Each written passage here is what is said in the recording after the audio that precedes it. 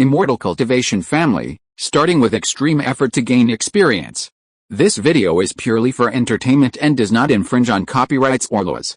The rights to the novel and image belong to the original author. We do not claim ownership. Don't like waiting and want to listen to this fanfic in full now? Subscribe to our Patreon, where you'll find the best fanfics. Chapter 401 Visiting Card. The translucent wings of the Only King Sea Cicada began to vibrate, and then slowly stopped under Lu Dingbo's disappointed and worried eyes. Just when the Only King Sea Cicada completely stopped and Lu Dingbo was about to put it into the storage ring, its wings began to vibrate again. Lu Dingbo's eyes lit up instantly, and his heart, which had been hanging in the air, finally fell to the ground. Patriarch, I am Lu Yang, you little bastard. Of course I know you are Lu Yang. Lu Dingbo couldn't help cursing in his heart, and then he began to input mana into the Only King Sea Cicada. Lu Yang, have you arrived at the Demon Abyss? Is the journey smooth? We have arrived at Yunhei City in Wulianhaya, and are waiting for the start of the Disciple Recruiting Conference. Thousands of miles above the sky, Lu Yang stopped his steps, and the Only King Sea Cicada in his hand was vibrating its wings hard. It vibrated for a long time before Lu Dingbo's voice came out. Have we arrived at Wulianhaya? Lu Yang repeated it, and then said to Only King Sichin, I have returned from the Demon Abyss. The matter here has been resolved. I will arrive at Wulianhaya in the near future. What? It has been resolved? It's good to be resolved. Lu Dingbo was shocked at first, and then he was happy, and said repeatedly, if it is resolved, leave that place quickly. By the way, Lu Yang, before you left, didn't you tell us to remember to visit Jiang after arriving at Wulianhaya? It just so happens that City Lord Yun and his people have been looking for me to inquire about this matter these days. When do you think it is appropriate for us to submit a formal visiting card? Visit Jiang. City Lord Yunlang and his party?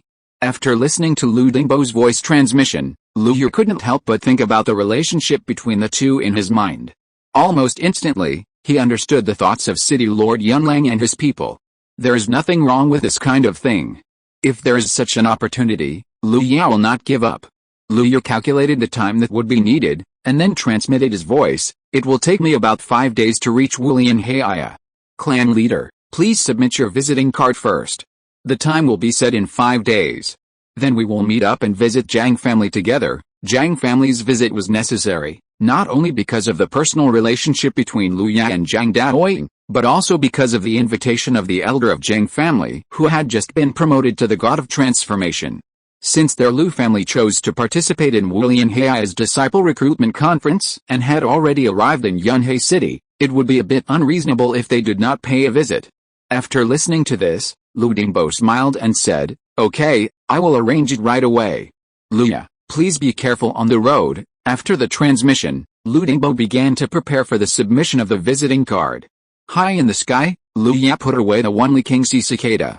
The mana in his body has also recovered a little at this time, so he simply continued on his way. The speed of the Golden Crow transformation technique was really too exaggerated. Compared to the nervousness and anxiety when he came, Lu Yu was much more relaxed when he returned. He was not even so anxious about the journey. But even so, Lu Yu was still about to reach the Wulian Mountains where Wulianhaya was located in just 5 days. In the study of Lu's family, Lu Dingbo. The bright lights illuminated the study. There were 4 people occupying one side of the desk next to the lights. They were Lu Dingbo and the other 3 forces. Compared with Lu Dingbo's calmness, the heads of the other 3 families seemed a little worried. The Lord of Yunlang City almost twisted his brows into a rope, and looked at Lu Dingbo and said, Brother Lu, is fellow Taoist Lu Yu really coming soon? It's the 5th day, and tomorrow is the day to visit. That's right, Brother Lu, give me a definite answer. Zhou Zhuangzi continued on the side. Lu Dingbo looked at the 3 people. The day after he communicated with Lu Yang, he informed the 3 forces of the news of visiting Zhuang's family in 5 days. In this regard, the 3 forces were extremely happy and expressed their gratitude to Lu Dingbo, which made Lu Dingbo very happy for several days. At this time, facing the eager eyes of the 3 people, Lu Dingbo first cleared his throat, and then said slowly, don't worry, Lu Yan has arrived at the Wulian Mountains and will definitely arrive in Yunhei City tonight. Tomorrow morning, everyone must not be late. After Lu Dingbo finished speaking, the 3 people were suddenly a little surprised. Don't worry, Brother Lu, I will definitely arrive early tomorrow morning. That's right, I won't meditate tonight, I will wait until tomorrow. Lord Yun, Lord Zhou, cultivation is a matter of not advancing or retreating. You must not let external affairs affect your own cultivation. Grandpa Key stroked his beard and said, but privately he was ready to meditate all night. After getting a satisfactory answer, the three people left contentedly. Not long after the three left, Lu Ya's figure appeared outside the gate of the Lu family's temporary mansion. He tapped the formation at the entrance of the temporary mansion with his fingers, and a crisp knocking sound was transmitted to the gatehouse through the formation. The gatehouse was not a member of the Lu family, but an old monk hired to guard the mansion. At this time, the gatehouse old monk, after hearing the knocking sound from the formation, slowly got up from the cushion, came to the main door, and opened the main door a crack.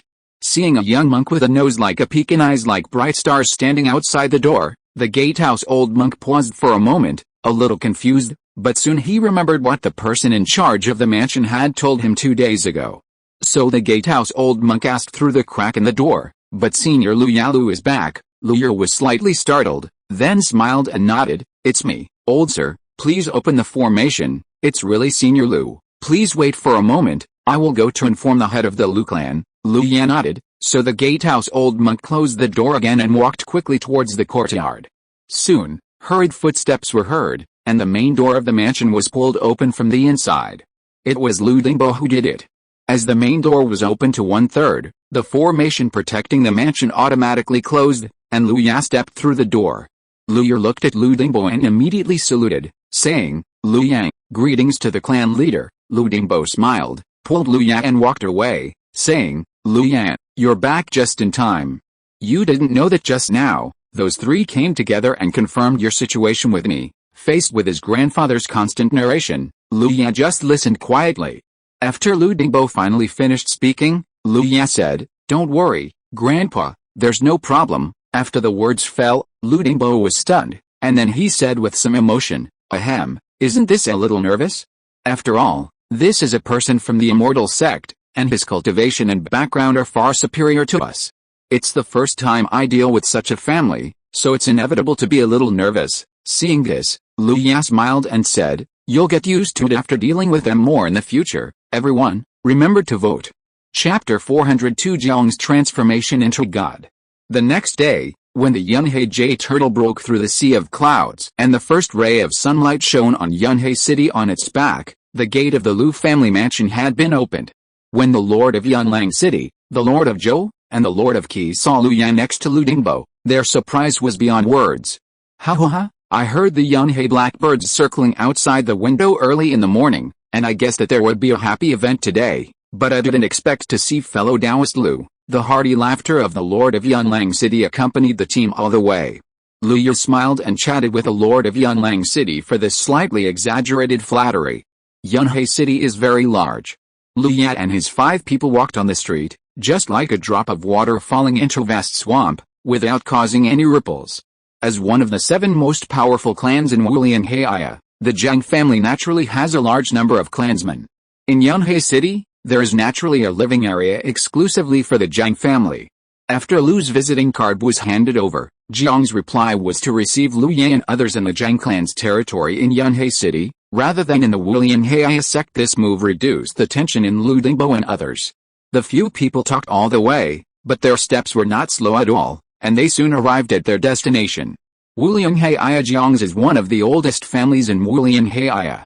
Together with Yan's, Yu's and Wulian's, it is listed as one of the 4 branches of Wulian Heiya. It is as glorious as the immortal sect, with a deep foundation and a large number of great repairers in the clan. Although the latecomers such as Bigong's, Zhao's and Ruan's 3 branches may not be inferior in strength, they are inevitably inferior in the past.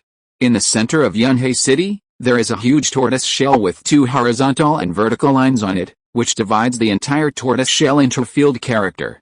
The area in the upper right corner of the field character is the Zhang clan's territory.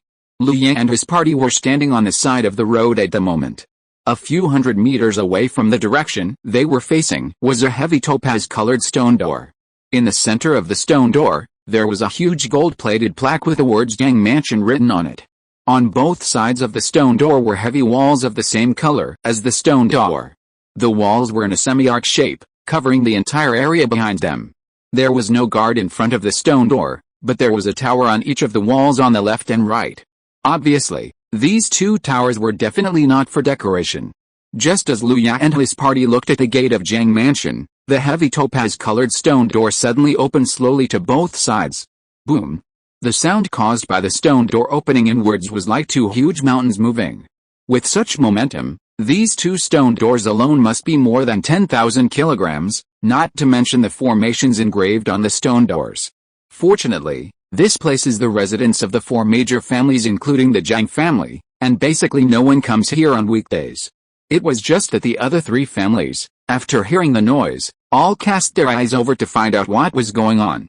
However, when they saw that the Zhang family's door, which was rarely opened on weekdays, suddenly opened today, they looked at Lu Ya and his group with some surprise. When the stone door opened, a gentle old man who looked like a housekeeper walked out of the door. The old housekeeper walked in front of Lu Ya and others, looked at Lu Ya, bowed and asked, "I am Zhang Si, the housekeeper of the Zhang Mansion. Are you a friend of the Lu family?" "Yes," Lu Ya returned the greeting, "I am Lu Ya. This is the head of my Lu family and three friends. Meet Senior Zhang Si." Lu Ya looked at the gentle old man in front of him, but his heart was shocked. This seemingly gentle old man, the aura exuded from his body, is a genuine nascent soul cultivator. It is indeed Mr. Lu. Daoying is exactly as I said. He is handsome and dignified. Butler Zhang Si looked at Lu Ya with satisfaction, then turned around and said as he walked, "Mr. Lu, friends, follow me into the mansion. Master Jiu has told me that if Mr. Lu comes, I must notify him as soon as possible. I don't deserve your kindness, senior. It should be Lu Ya, the junior, who visits you." Lu Ya followed behind Butler Zhang Si and said immediately after hearing the words, "Haha, don't worry, Daoying is also in the mansion. Daoying will take Mr. Lu around the mansion later." As they talked, they walked into the stone gate. The first thing that came into view was a corridor paved with yellow jade bricks. The bricks were engraved with complex but not messy array patterns, which were somewhat similar to the patterns on the stone gate. Lu Ya was not familiar with arrays, but it did not prevent him from feeling the looming threat from the array patterns. The corridor was not long, and soon several people walked out of the corridor. What was coming to them was a stream that looked like a jade belt, and an arch bridge spanned the two banks of the stream. On the other side, several people were coming to them, including Zhang Daoying's slightly shy figure. When he got closer, Zhang Daoying looked at Lu Ya and said with a smile, "Brother Lu, I haven't seen you for half a year. You are more elegant than before." Lu Ya also smiled. Brother Zhang is the same. Next to Zhang Daoying was a middle-aged man with a dignified face. Zhang Daoying introduced, "This is the head of my Zhang clan, the head of the clan. This is the Lu Ya Lu Dao that Xiaoying and you talked about. Ha ha ha, I am Zhang Chengsun, and you are really a young talent." Zhang Chengsun looked dignified, but there was no sense of majesty when he smiled. Lu Ya looked calm, and said, "Lu Ya greets the head of the Zhang clan." "Hello, head of the Zhang clan." Yun Lang and others who followed Lu Ya hurriedly greeted and said. Several people crossed the arch bridge and soon saw a large area of buildings. Zhang Daoying pulled Lu Ya and said, "Clan leader, Grandfather Jiu has told Xiaoying that I will take Brother Lu to Grandfather Jiu first. Go, I know about this too. Speaking of which, I have to thank little friend Lu. Clan leader, you are too polite. Then I will go to visit Senior Jiu with Brother Zhang," Lu Ya said. "Go, Xiaoying, remember to take good care of little friend Lu." Zhang Chengsu nodded and smiled. After the two separated from the main force, they went straight to the depths of the Zhang clan under the leadership of Zhang Daoying. Grandfather Jiu is a kind person. He was also a true disciple of Wulian Heir in the past.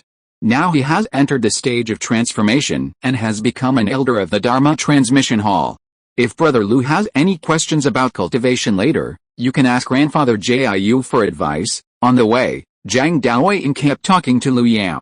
While Lu Ya was enjoying the scenery of the Zhang clan, he smiled and said, "Thank you, Brother Zhang, for reminding me." Not long after passing through most of the Zhang clan, Lu Ya and Zhang Daoying came to a courtyard. The courtyard was not big, but it was a little higher than the average building, but it was much more exquisite. Zhang Daoying motioned Lu Ya to wait, then he stepped forward a few steps, knocked on the closed door, and shouted, "Grandpa Jiu, I brought Brother Lu to visit you." After shouting twice in a row, the originally closed door suddenly opened, revealing the scene in the courtyard. In the courtyard, Two tall peach trees were attached to the walls on both sides.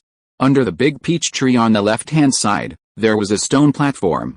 At this time, on the stone platform, a middle-aged monk was sitting cross-legged with his eyes closed. Everyone, remember to vote. Chapter 403 Cloud Sea Gladiolus. He was tall, with a pair of sword-like eyebrows quietly laid over his drooping eyelids, and a faint smile hung on the corners of his mouth. He just sat there quietly, but he seemed to be the center of the whole world. A faint spiritual light emanated from his body, as if the world had put on a cloak of rosy clouds for him. The courtyard, the peach tree, the stone platform, the monks, the light, everything, all seemed so natural in the eyes of Liu Yat and the others. Liu Yat carefully observed the other party. This Jiang's ninth grandfather was different from the sixth grandfather he had seen in the human devil ruins. If the two were compared to the sun, then the sixth grandfather was a warm and gentle sun, and the ninth grandfather at this time was a rising, energetic and new sun. After Liu Ya stepped into the courtyard, the Jiang's ninth grandfather, who had been sitting quietly, also quietly opened his eyes and looked at the two people at the gate. Liu Ya was startled and his whole body was slightly tense. The moment Zhang Jingwei looked over, he could clearly feel the other party's sword-like gaze searching around him, looking for his vital points. The strong chill caused Liu Ya's mana to stagnate. There seemed to be countless voices roaring fiercely in his body. Get away from here. Leave him. Fortunately, Zhang Jingwei's gaze only stayed for a moment, and the next moment the feeling of being sharp disappeared without a trace. Then, a gentle voice came out of his mouth. I guess this is the brother Liu you mentioned, Xiaoying. Zhang Daoying nodded quickly, and Liu Ya forced himself to suppress the idea of staying away from Zhang Jingwei, and bowed his hands and saluted, saying, Junior Liu Ya, meet Senior Zhang. Well, your mana is strong and your physique is amazing. You are really talented. Even compared to me in my youth, I am afraid you are not as good as you, little friend Liu. Zhang Jingwei looked at Liu Ya, just like an elder looking at his own outstanding junior, with satisfaction. Liu Ya smiled slightly and said, Senior, you are too kind. No, you should know that when I was in the Jinden stage, I was only a disciple of Wu Lianheia, and even Xiaoying couldn't compare to me. Zhang Jingwei waved his hand, indicating that Liu Ya didn't need to be modest. After that, he didn't make any big movements, just waved his hand casually, and under another big peach tree, a few tables appeared, on which were placed all kinds of fruits and spiritual tea. Why are you standing at the door?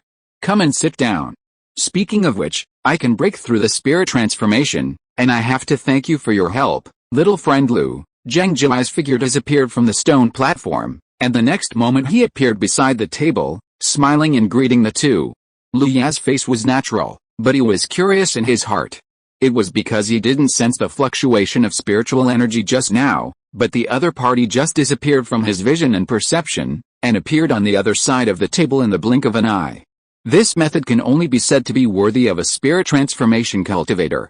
Fortunately, he had no hostility towards himself, otherwise facing such an opponent, Liu Ya would have no chance of survival. Liu Ya and Zhang Daoying walked under the big peach tree. The fragrance of peach blossoms mixed with the fragrance of the spiritual tea on the table and penetrated into Liu Ya's pores. Just a sniff. Liu Ya felt his mind cleared up a bit. Cloud Sea Gladiolus.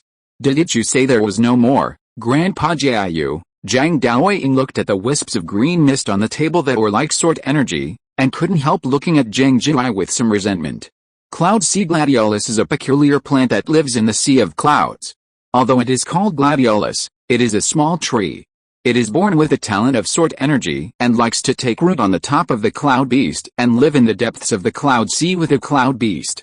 Its flowers are like chrysanthemum petals, and Cloud Sea Gladiolus refers to its flowers. After making tea with this, there is a certain chance to comprehend the sword energy and killing ability of Cloud Sea Gladiolus. For cultivators, especially sword cultivators, it is really a priceless treasure. Because it lives in the depths of the sea of clouds all year round, its number is extremely rare. In addition, its strength is not weak, so collecting flowers is even more dangerous. A long time ago, there were still some Sea of Clouds gladiolus, but after the monks discovered its terrifying effect, the number dropped sharply, and now it is almost rare. Ahem, aren't Xiaoying and Liu Xiao here? This is Grandpa's last treasure. Facing the question of whose strongest contemporary genius, Zhang Jingwei explained with a guilty conscience. Try it quickly, Grandpa Jiayu only has a little bit here." Facing Zhang Jiai's call, Lu Ye and Zhang Daoying sat down on both sides. Lu Ye looked at the sea of clouds gladiolus tea that was slightly rippling in the white J teacup pushed in front of him, and his nose was full of fragrance. "Thank you, Senior Zhang." After saying that, Lu Ye picked up the teacup and took a sip. As soon as the tea was in his mouth, the originally light fragrance suddenly burst out in his mouth. Lu Ye could even taste the hint of killing power in this strong taste. Then the tea went into his stomach, and this killing power also went into his stomach, and was wrapped up by the magic power and turned into strands of sword energy and merged into Lu Ye's body. At the same time, a little bit of strange perception emerged from the depths of Lu Ye's mind. This perception was extremely mysterious, like mist in gauze. Whenever Lu Ye was about to grasp it, he was always a hair's breadth away. So, in order to grasp this perception, Lu Ye drank the spiritual tea in his hand one mouthful after another. After a few sips of spiritual tea, Lu Ye finally grasped that perception completely. A flash of joy flashed in his heart, and without the slightest hesitation, he began to comprehend this perception.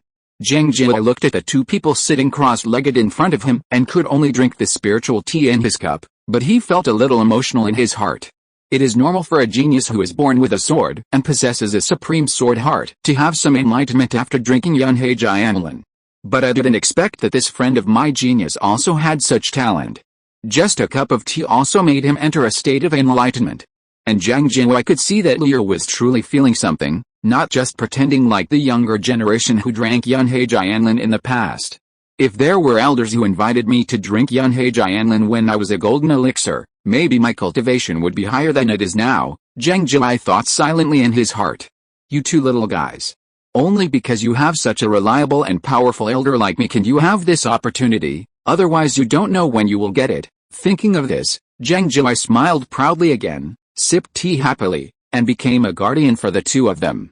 Dear all, things have not been dealt with in the past few days, so the update will be unstable. After a few days, it will be restored. Liu is very sorry. Chapter 404, Swords and Blades. Liu seemed to have sunk into a vast sea of sword energy. All he saw, heard, and felt were swords, and the sharp sword intent enveloped his body. In this vast sea of sword energy, Liu Ye's soul saw endless killing. Gradually, Liu Ye's palms clenched, as if holding an invisible knife, and began to swing the knife in this vast sea of sword energy. Huh? In the small courtyard, Master Zhang Jiayu looked at the two people opposite whose auras were gradually becoming dangerous, with inquiry in his eyes. But then, he looked up in the direction of Xianjian Peak, waved his hand, and the invisible aura spread out, completely blocking this courtyard. After doing all this, Master Zhang Jiayu picked up the teacup again and looked at Liu Yat and the others. Clang. Suddenly, a crisp sword sound rang out from the courtyard, and peach blossoms like a canopy fell from above his head. In Master Zhang Jiayu's sight, Zhang Daoying's body was like a scabbard, and a sharp sword intent rose from the scabbard to the sky. The strength of this sword intent almost pierced through the concealment method that Master Zhang Jiayu had casually arranged. Master Zhang Jiayu looked at his peerless genius with satisfaction, and at the same time waved his hand again to reinforce the original arrangement. Although this concealment method was casually done by him, if it was broken by his junior, it would always damage the image of his elder. The sword intent is condensed and sharp. Not bad, not bad. Even the cultivators in the middle stage of the nascent soul have to avoid this kind of sword intent. Looking at the entire Wulian Heia, I am afraid that only the other three true disciples can fight Xiaoying. Master Zhang Jiayu was very satisfied. If Zhang Daoying continued to grow at this speed, at present, the next or the next clan leader should appear in their Zhang family. Zhang Daoying might not care, but the master of a clan is also the clan leader of an immortal gate, and their Zhang family cannot not care. Perhaps in 100 years, no, it may not even take 100 years, Xiaoying will be able to grow into core force of the immortal sect. If so, Master Zhang Jiayu looked thoughtful, as if hesitating about something. Clang. Just as Master Zhang Jiayu was thinking, a knife sounded, and murderous ore came like a rolling Yangtze River. In the courtyard, the light red knife intent instantly filled it. Everything was cut open by this almost solid knife intent. The pink peach blossoms on the tree above fell down, and all the peach blossoms were separated from the middle, and the fracture was smooth as if it was originally like this.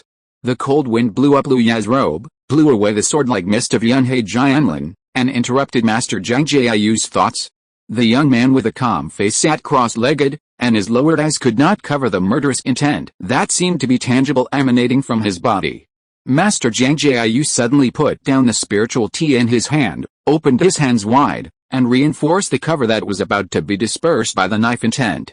But even so, there was still a trace of sword intent that broke through his cover and rushed out of the courtyard. Sword intent.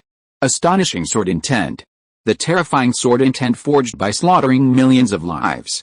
Master Zhang Jiayu looked at Lu Yao opposite him in disbelief. On Lu Yao's body, he seemed to see the roaring sea of corpses and blood behind Lu Yao. How is it possible? Why would a cultivator in the late Jiandan stage have such a terrifying killing intent? How many lives must he have killed to breed such a monstrous murderous aura? Master Zhang Jiayu muttered to himself.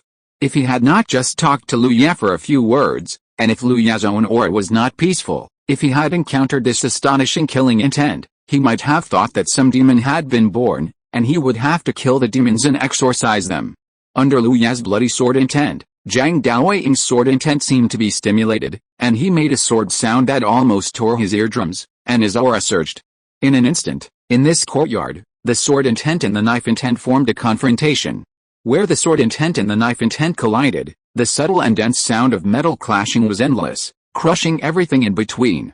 Zhang Jia looked at the courtyard that seemed to be swept by a hurricane, and his eyes twitched unconsciously twice, and then his fingers gently tapped on the table.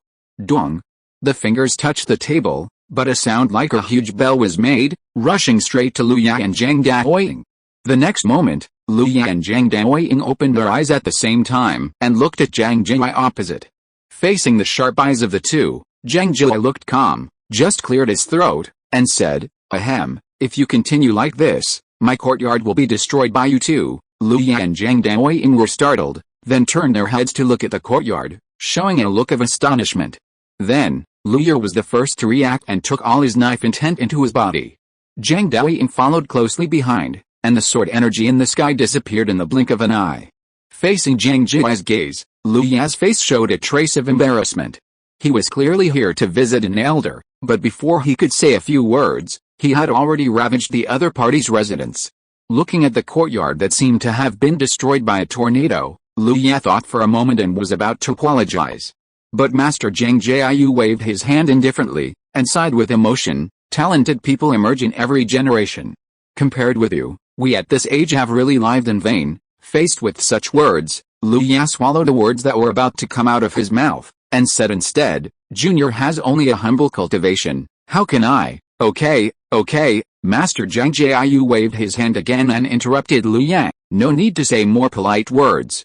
I heard Ziaoying say before that this time you came, in addition to meeting an old man like me, your family also came to participate in the Immortal Sect's disciple recruitment, right?" Lu Ya nodded. "Indeed. Well, every disciple recruitment conference is called the Ascension Conference. There are many highlights. Counting the time, there are only 20 days left.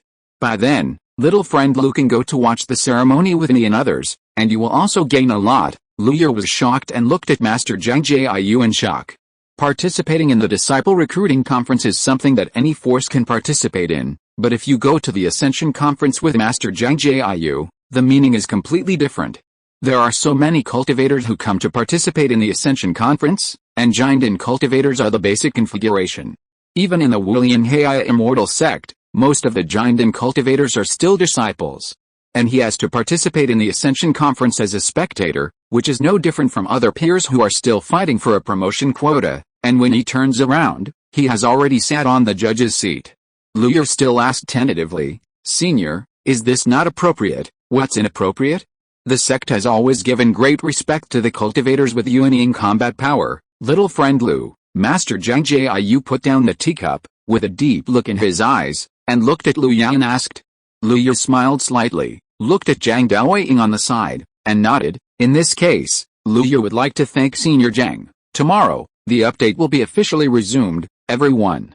P.S. The eunuch will not become a eunuch, so don't worry, everyone.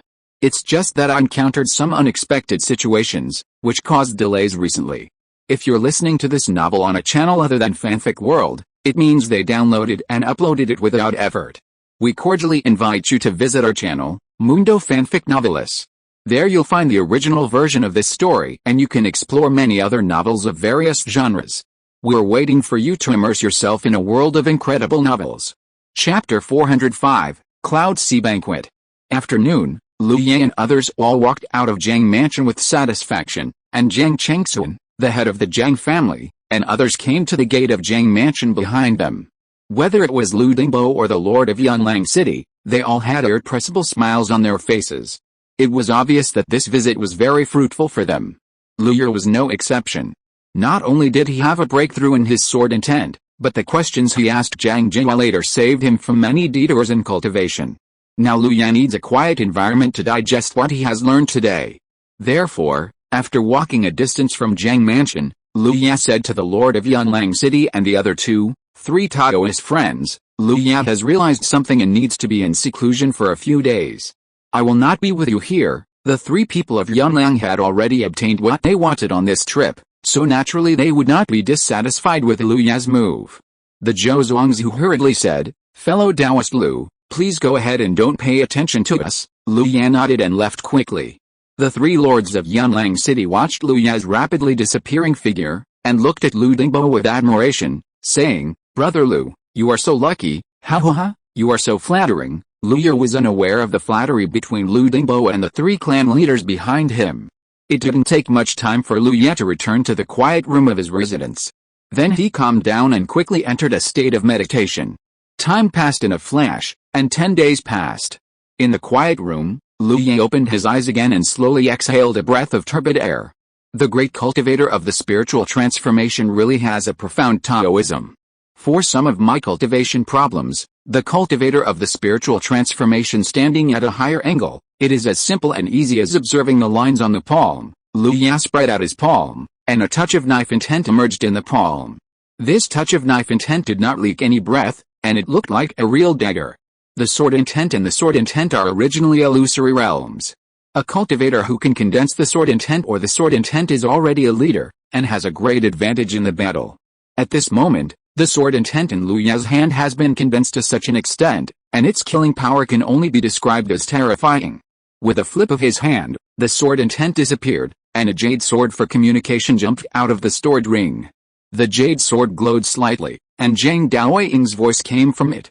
"Brother Lu, if you come out of retreat, you can come to find me." Recently, Yunhei Longzhu Pavilion is holding a Yunhei banquet, which is quite lively. It just so happens that Brother Su has also arrived in Yunhei City. We can go together, Yunhei Longzhu Pavilion. Although Lu Ye has just arrived in Yunhei City, he has heard the name of Yunhei Longzhu Pavilion more than once. People in Yunhei City always mention this name when chatting. The reason is that Yunhei Longzhu Pavilion is the property of a senior who is said to be above the level of God transformation.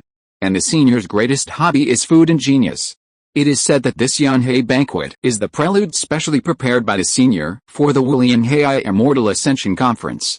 Everyone can come to participate in the Yunhei banquet. As long as they perform well at the banquet, they may be personally received by the pavilion master and be able to taste the dishes made by the pavilion master himself. This is not an ordinary dish. This is made by the pavilion master himself. The materials used are all treasures, and there are many natural treasures. Therefore, each dish can be regarded as the essence of the sun and moon of heaven and earth, and it is not an exaggeration to call it an immortal dish. In previous Yunhei banquets, there were also stories that some cultivators broke through the realm in a short period of time after eating the immortal dishes made by the pavilion master himself. All the information about Yunhei Longzhu Pavilion and Yunhei banquet flashed through his mind, and Lu Ye had a smile on his lips. It is said that the current Yunhei banquet has developed into the best place for talents from various forces to show themselves. In this case, it seems that it is not bad to go and take a look. Lu Ye took a step, and the door of the quiet room opened automatically. Soft light fell from above, illuminating the quiet room. Lu Ye walked out of the quiet room, and the door behind him closed automatically.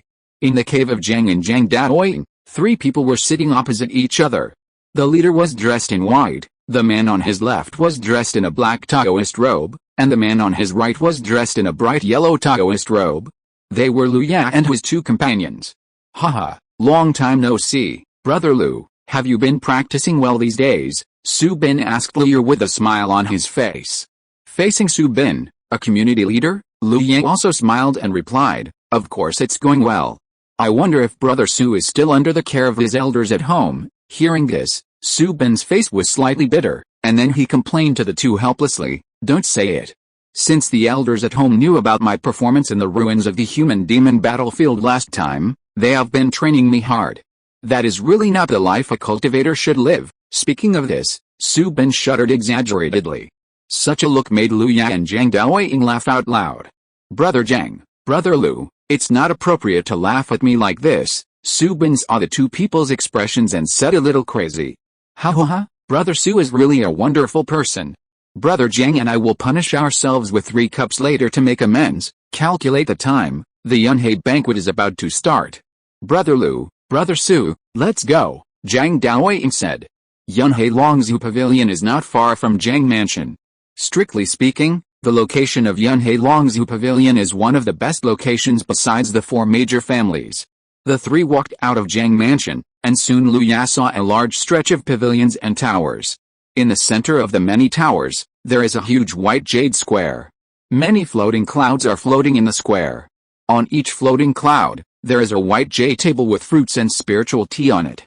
At the top of the floating cloud, there is a huge white jade bead that is as round as a full moon, and the light as moonlight is shining from this white jade bead. Anyone who looks up at this white jade bead can see what they are thinking in this moonlight-like light. This is Longzhu. According to legend, this Longzhu is a dragon bead in the body of a divine dragon.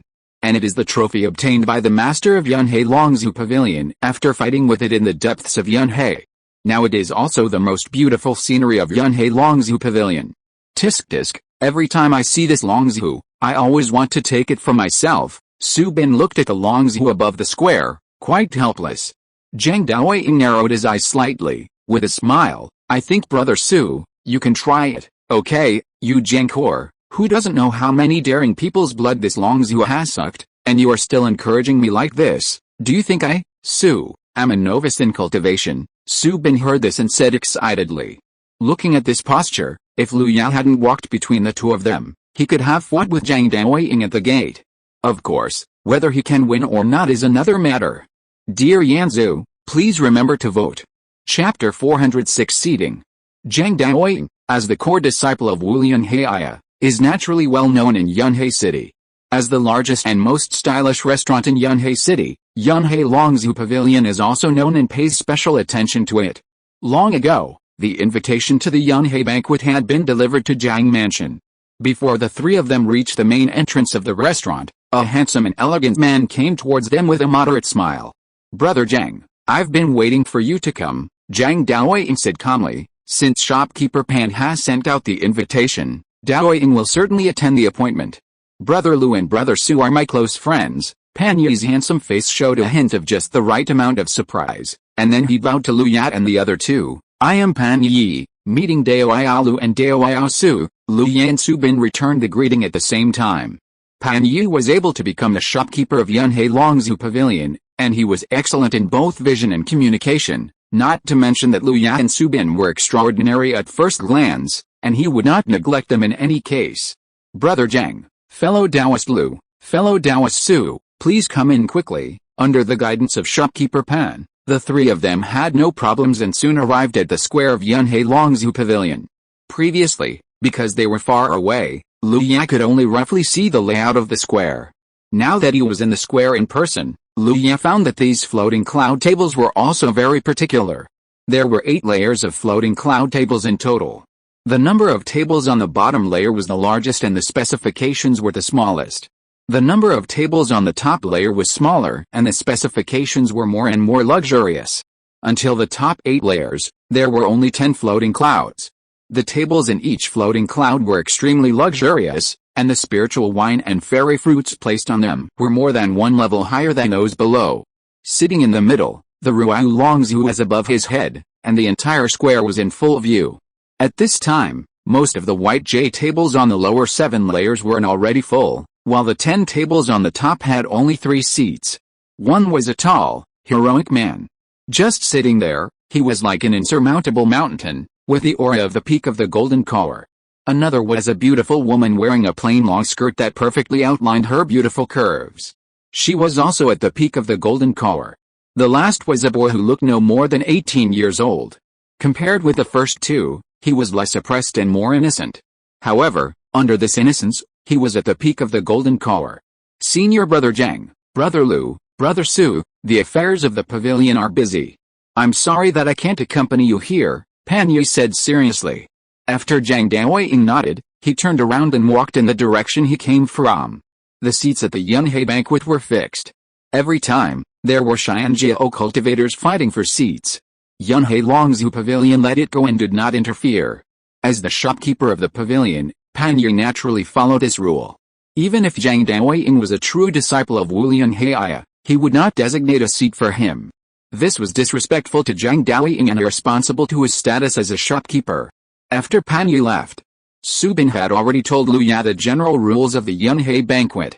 Brother Lu, are you listening to me? After Su Bin finished speaking, he saw Lu Ya's indifferent look and asked immediately.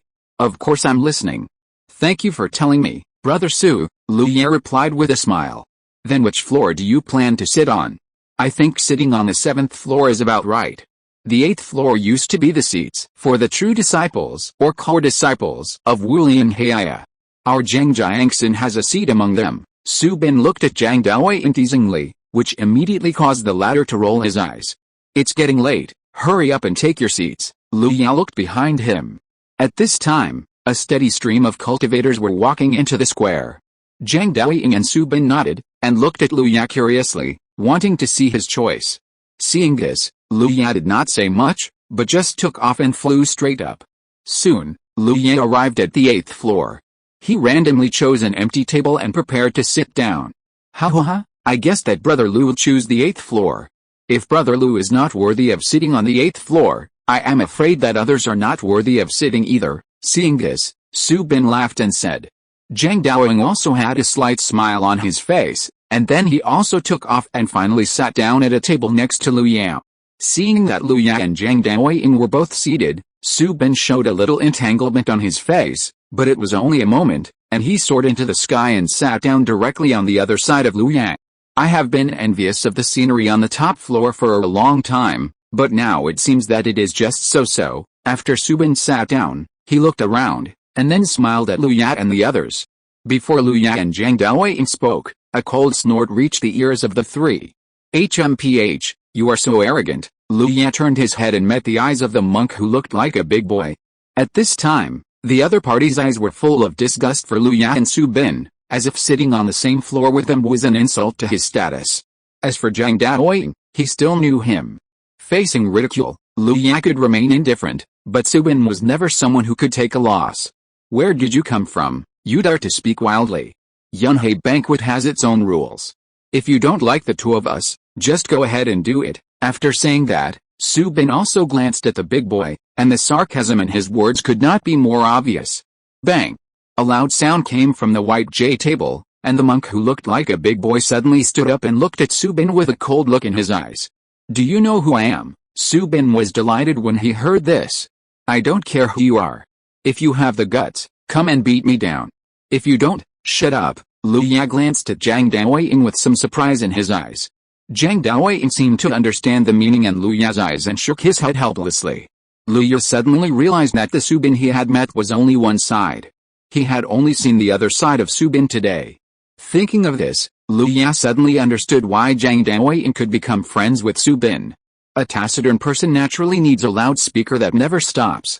Get out of here. Su Bin's repeated provocations finally made the other party unable to bear it. After a roar, a spiritual light as wide as a foot burst out from the big boy's hand and attacked Su Bin at a very fast speed. The angry blow of the peak of the golden elixir, its terrifying power, immediately made the cultivators below hold their breath involuntarily, staring at the scene on the top floor. Upon seeing this, Su Bin immediately shut his mouth. As his magic power surged, a huge Kaki shield appeared in front of the table, as if to take the blow head-on. Chapter 407, The Fury from the Flower Guardian. Boom! The spiritual light column collided with the shield, and the huge spiritual energy wave spread out from between the two. If such a terrifying aftermath was allowed to spread, the area within a radius of 10 miles would be turned into ruin. Fortunately, the aftermath spread out more than 10 feet and disappeared into thin air. Above their heads, the huge Longzi was shining. Under the huge impact, the floating cloud where Subin was pushed out several feet, but in the end he managed to resist it without any damage. Is that all the strength? Are you trying to tickle me? Subin waved his hand to disperse the spiritual energy aftermath, and looked at the other party with a sneer. Facing Subin's appearance of asking for a fight, the young monk who took the lead had a distorted face, and the magic power around him surged like waves. Okay, sit down. This Taoist friend is qualified to sit here. Just when the young monk made up his mind to fight Subin thoroughly, the heroic monk spoke. His voice was deep and full of unquestionable power. The young monk was relieved when he heard this, but on the surface he snorted coldly and sat down again with a look of great dissatisfaction. What's the matter? That's not enough? If you want to play, I can play with you for a day. Seeing that the other party had stopped, Subin mocked again. Okay, Brother Su, stop talking, the banquet will start soon. Seeing this, Lu Ya looked at Subin helplessly. He didn't expect that Subin would be so fierce. Fortunately, Subin did not suffer any loss, but with Lu Ya and Zhang Daoying present, they would not let him suffer any loss. A battle between late giant and monks ended here, which made the monks who were waiting to watch the battle on the lower floors feel a little regretful. After the episode, more and more monks came here, and soon the 7 floors below were full, and even the top floor where Lu Ya and others were located had only 2 vacant seats. That's Fairy Bhiksha, the eldest disciple of the Purple Cloud sect. She has been practicing for less than 60 years, but she has already reached the late stage of the Golden Core. Subin's slightly gossipy voice came to his ears. Lu Ya paused while raising his glass, and turned around to see Subin winking at him. Following his gaze, Lu Ya saw a woman with skin as white as cream and eyebrows as dark as the moon. The most eye-catching thing was her pair of lavender eyes, which made people want to find out more. What do you think, Brother Lu? I think she is a good match for you. Why not take this opportunity to get to know her? Subin smiled and sent a message, but he didn't notice that the male cultivator sitting next to Fairy Bhiksha frowned and glared at him and Lu Ya. Lu Ya didn't know whether to laugh or cry. He shook his head and was about to send a message, but he found that a gaze with extremely strong emotions fell on him. He tilted his head and saw the frowning male cultivator behind the table next to the Fairy Bhiksha mentioned by Subin. Lu Ya looked at him, then at the Fairy Bhiksha, and immediately understood something. At the same time, he was a little curious about the other party's methods. They were all in the Giant realm, so it was reasonable that the sound transmission between each other would not be eavesdropped. But Subin's sound transmission could be eavesdropped by the other party. If the other party was not hiding his cultivation, then the other party had some unique methods. Brother Lu, please speak. As long as you nod, Zhang Zhenshan and I will help you connect. Seeing that Lu Ya did not speak, Subin became more and more interested, and this time he also pulled Zhang Daoying in. Shut up. Before Lu Ya could speak, he heard a loud shout in the ears of the 3 people. The male cultivator who sat next to Fairy Bhiksha suddenly stood up and ran straight to Subin without any hesitation. On the way, he opened his mouth and sprayed a sword ball, and countless sword energy shot towards Subin and the other 2 like rain. As the main target of attack, almost half of the sword energy was aimed at his vital points. The speed of the sword energy was so fast that it flew in front of Subin in almost a blink of an eye. Ling, ling, ling. Almost at the same time, a huge shield was placed in front of Subin, and all the sword energy attacking Subin was blocked by the shield. Lu Ya looked at the sword energy attacking him, feeling its sharpness. Almost every sword energy could easily kill a cultivator in the late stage of foundation building. He sat upright in his seat, his body did not move at all, but there was a clanging sound in the void. Countless black marks the size of rice grains appeared in front of Lu Ya. Every time a black mark appeared, a sword energy must have been chopped off. When the clanging sound dissipated, all the sword energy attacking Lu Ya dissipated and turned into a breeze and disappeared without a trace. Lu Ya drank the spiritual wine in the cup, did not speak, but looked at the male cultivator opposite him coldly. At the same time, Zhang Daoying also did not move at all, and his own sword intent suddenly appeared, subduing all the sword energy. The 3 of us, the Taoist priests, have never met you, a sly villain, yet you want to attack us? Why do you think we are not serious? After Subin blocked the opponent's attack, he looked at the opponent's fierce eyes and was immediately furious. He cursed. HMPH, don't think that you 3 are doing dirty things. Others don't know what kind of person Fairy Ziksha is. I, Meng Qing, will never allow you, a bunch of scoundrels, to slander her. The male cultivator named Meng Qing also glared at Su Bin, and the words he said caused an uproar. Fairy Ziksha is top-notch in terms of appearance, figure and qualifications. Most of the cultivators present have heard of her name, and there are countless people who have fantasies. What? These three dare to slander Fairy Ziksha? It's so shameless. Many cultivators cast their eyes on Lu Yat and the other two, and the chaotic voices instantly filled the ears of the three.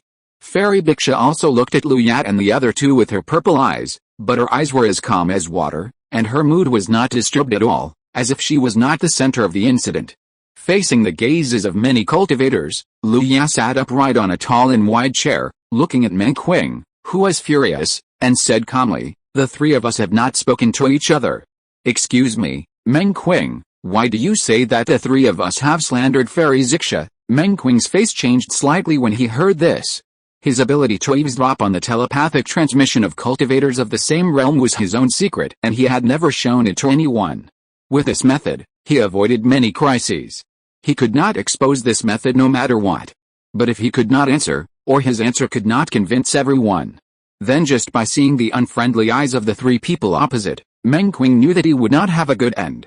In a flash, Meng Qing gritted his teeth and said, "I was sitting next to Fairy Ziksha, and I saw the three of you drinking with great joy, and looking at Fairy Ziksha carefully from time to time. I don't need to think about what you three are discussing in private. Everyone, remember to vote." Chapter 408 Thunderous Means. After Meng Qing finished speaking, the originally noisy square quickly quieted down. The cultivators are not fools. The cultivators who can participate in the Yunhei banquet are at least in the late stage of foundation building. Although they are generally young, they are not the ones who can be fooled. Just based on the expressions and eye contact of the three people, they suddenly attacked and concluded that the three people on the other side had ill intentions. Such behavior is no different from child's play. Su Bin laughed out loud, with sarcasm in his laughter. "Ha ha ha, what a fart.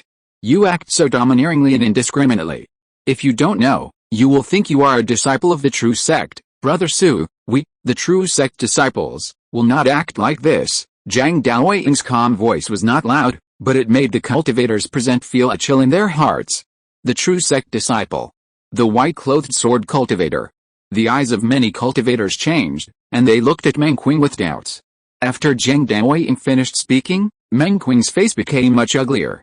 He originally just wanted to show off in front of his sweetheart, but he didn't expect that the few people he randomly selected actually had the true sect disciple. Lu Yu shook his head slightly and asked, "If you are following what you said, Meng Qing, we can judge others' behavior just by their facial expressions, and we can throw dirty water on others at will. Then, your behavior this time is not intended to assassinate the true disciple of the immortal sect and the direct disciples of the Su family. You slandered me." Meng Qing trembled all over. This crime was not only for him, but also for the sect behind him. "Slandering me, isn't that what you did just now?" Lu Ya smiled coldly. "Why can you do it, but we can't? Or are you only allowed to show off your power in front of the beauty, and we who are slandered are not allowed to refute it?" Meng Qing's face flushed when Lu Ya said what he was thinking. Just as he was about to speak, he suddenly saw the cold light overflowing from Lu Ya's lowered eyes. The next moment, his hair stood up, his consciousness was pierced, and a great terror enveloped him. In the illusion, Meng Qing seemed to see the sky suddenly open, and a ferocious giant knife that spanned the sky slowly fell from the sky. Under this ferocious giant knife that seemed to split the world apart, Meng Qing felt like an ant.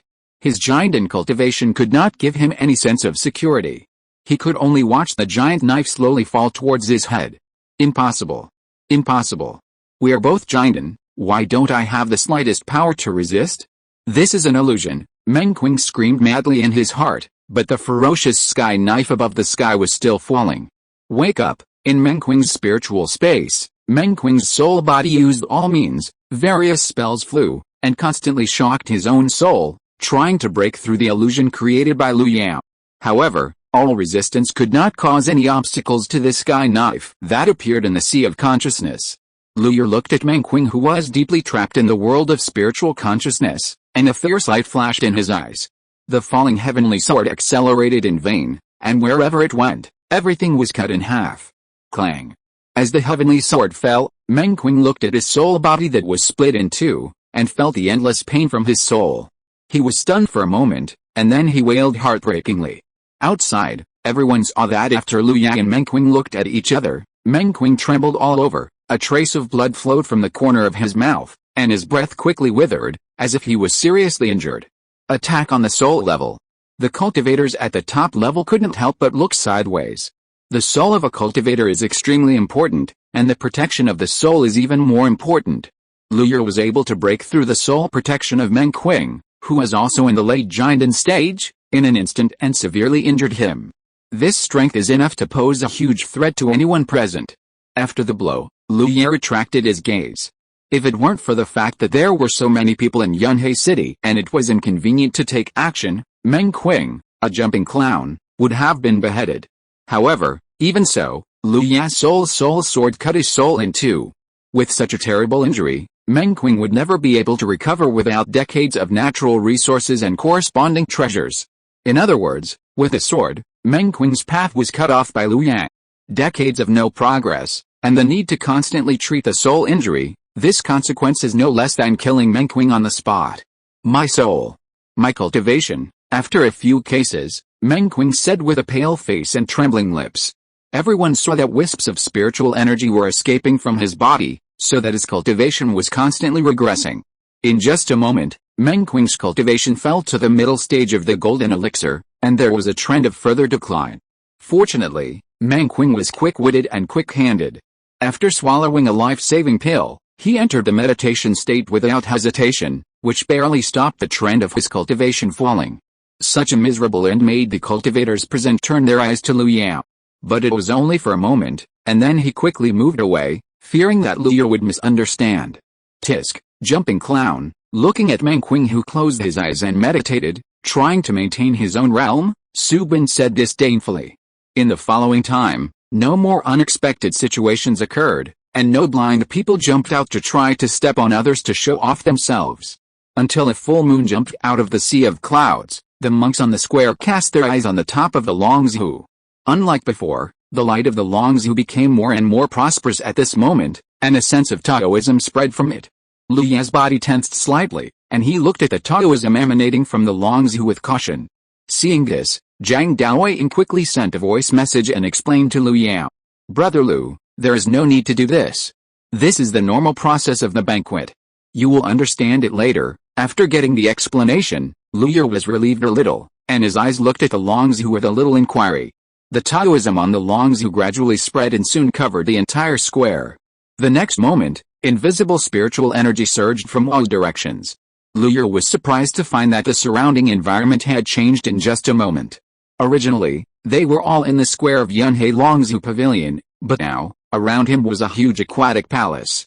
While the water flow was full, many clam girls held fruits and spirit wine and kept adding them to the table. Illusion? Lu Ya thought for a moment and denied this guess. Whether it was the water flow or the clam girls shuttling around the monks, they were extremely real. If you have to describe it, it was as if they had originally lived here, and Lu Ya and his friends suddenly came to this dragon palace and accepted the hospitality of the dragon palace. Is this the method of the pavilion master? It's really mysterious. Lu Ya was full of admiration in his heart. This method that could be called changing the world, he couldn't do it yet. But Lu Ya believed that as he continued to practice, he would be able to do it one day, and he would do it easily. Everyone, remember to vote. Chapter 409, Like a Dream or Like Dew. As everyone was surprised, a graceful figure appeared in the center of the dragon palace. A clear and melodious song came out of her mouth. At the same time, the rhythm of Taoism emanated from the Longzhu again. All the monks who participated in the Yunhei banquet could not help but focus their eyes on the figure. Endless scenes burst out from this figure, and everyone's eyes were filled with these endless scenes. Lu Ya just took a look and was completely trapped in the illusion woven by the figure. In the hall, there was a peaceful atmosphere with wine and food. The graceful figure in the center disappeared like a dream bubble after doing everything. After a long time, Lu Ya's eyes gradually regained clarity. There was still a trace of amazement in his eyes, amazed at the specialness of this Yunhei banquet, and even more amazed at the efficacy of the immortal dish. On the table in front of him, there was only an empty plate. Just now, there was a very ordinary meat soup, But it was the most delicious meat soup Lu Ya had ever enjoyed in his life. Not only is the aroma fragrant, but it is also delicious and memorable.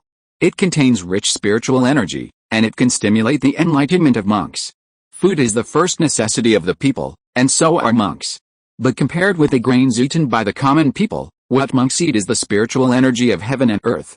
Flowers, trees, birds, beasts, insects and fish eat the spiritual energy of heaven and earth, and give it to all living things in heaven and earth. Senior Yunhei Pavilion Master can fully stimulate the essence of it, which is directly absorbed by the monks. Although it is just a plate of meat soup, it has the effect of a panacea. It is incredible. Before this, Lu Ya believed that great monks must have the ability to move mountains and fill the sea, catch stars and take the moon to be considered powerful. But this fairy dish at the Yunhei banquet completely broke Lu Ya's cognition. For a true great monk, every move is the great way. All things in the world exist in the way, and everything a great monk does has its own way. Lu Ya sighed with satisfaction, and it is better to meet countless people than to travel thousands of miles. Although he had not yet been able to communicate with a pavilion master, he could get a glimpse of his back from just this immortal dish. "Brother Lu, let's go, the banquet is over," Zhang Daoying's voice came from the side, pulling Lu Ya back to his thoughts. Hearing this, Lu Ya nodded, stood up from his seat, and left with Zhang Daoying and the others. Behind them, many cultivators were still thinking about what they had just experienced, and many of them were obsessed and still immersed in it.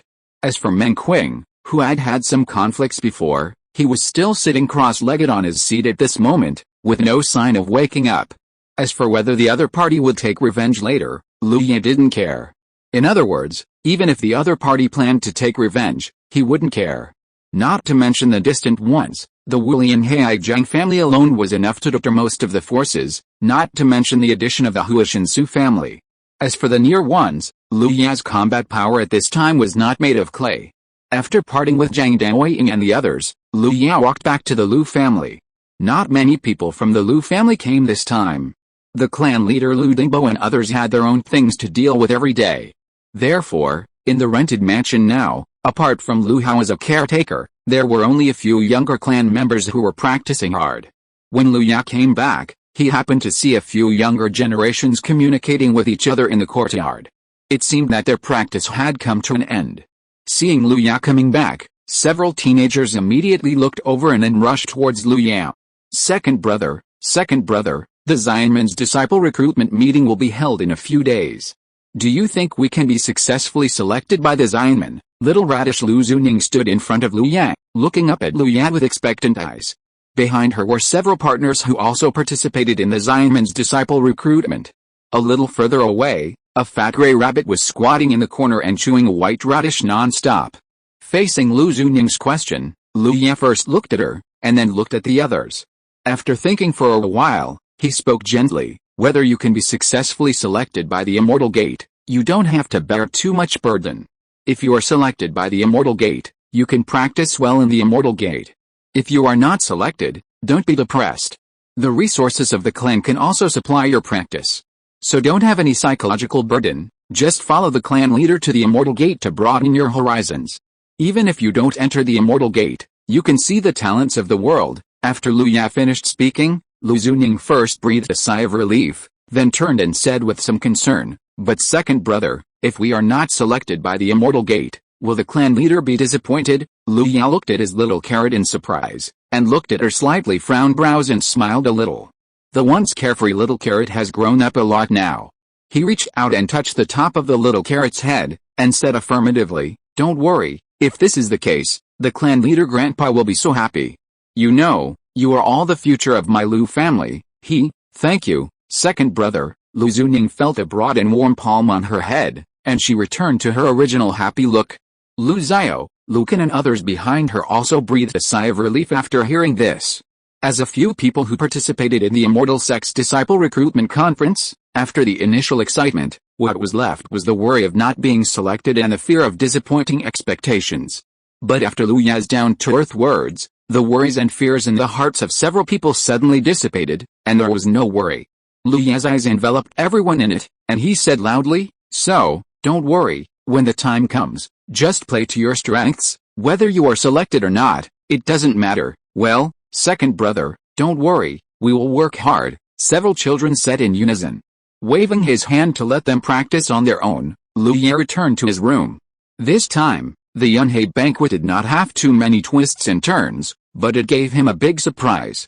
First, there was the method of changing the scenery, then the real environment, and finally the fairy food that almost involved the avenue. All these things expanded Lu Ye's knowledge and made Lu Ye's understanding of the path of cultivation gradually richer. Especially the fairy food he had eaten before.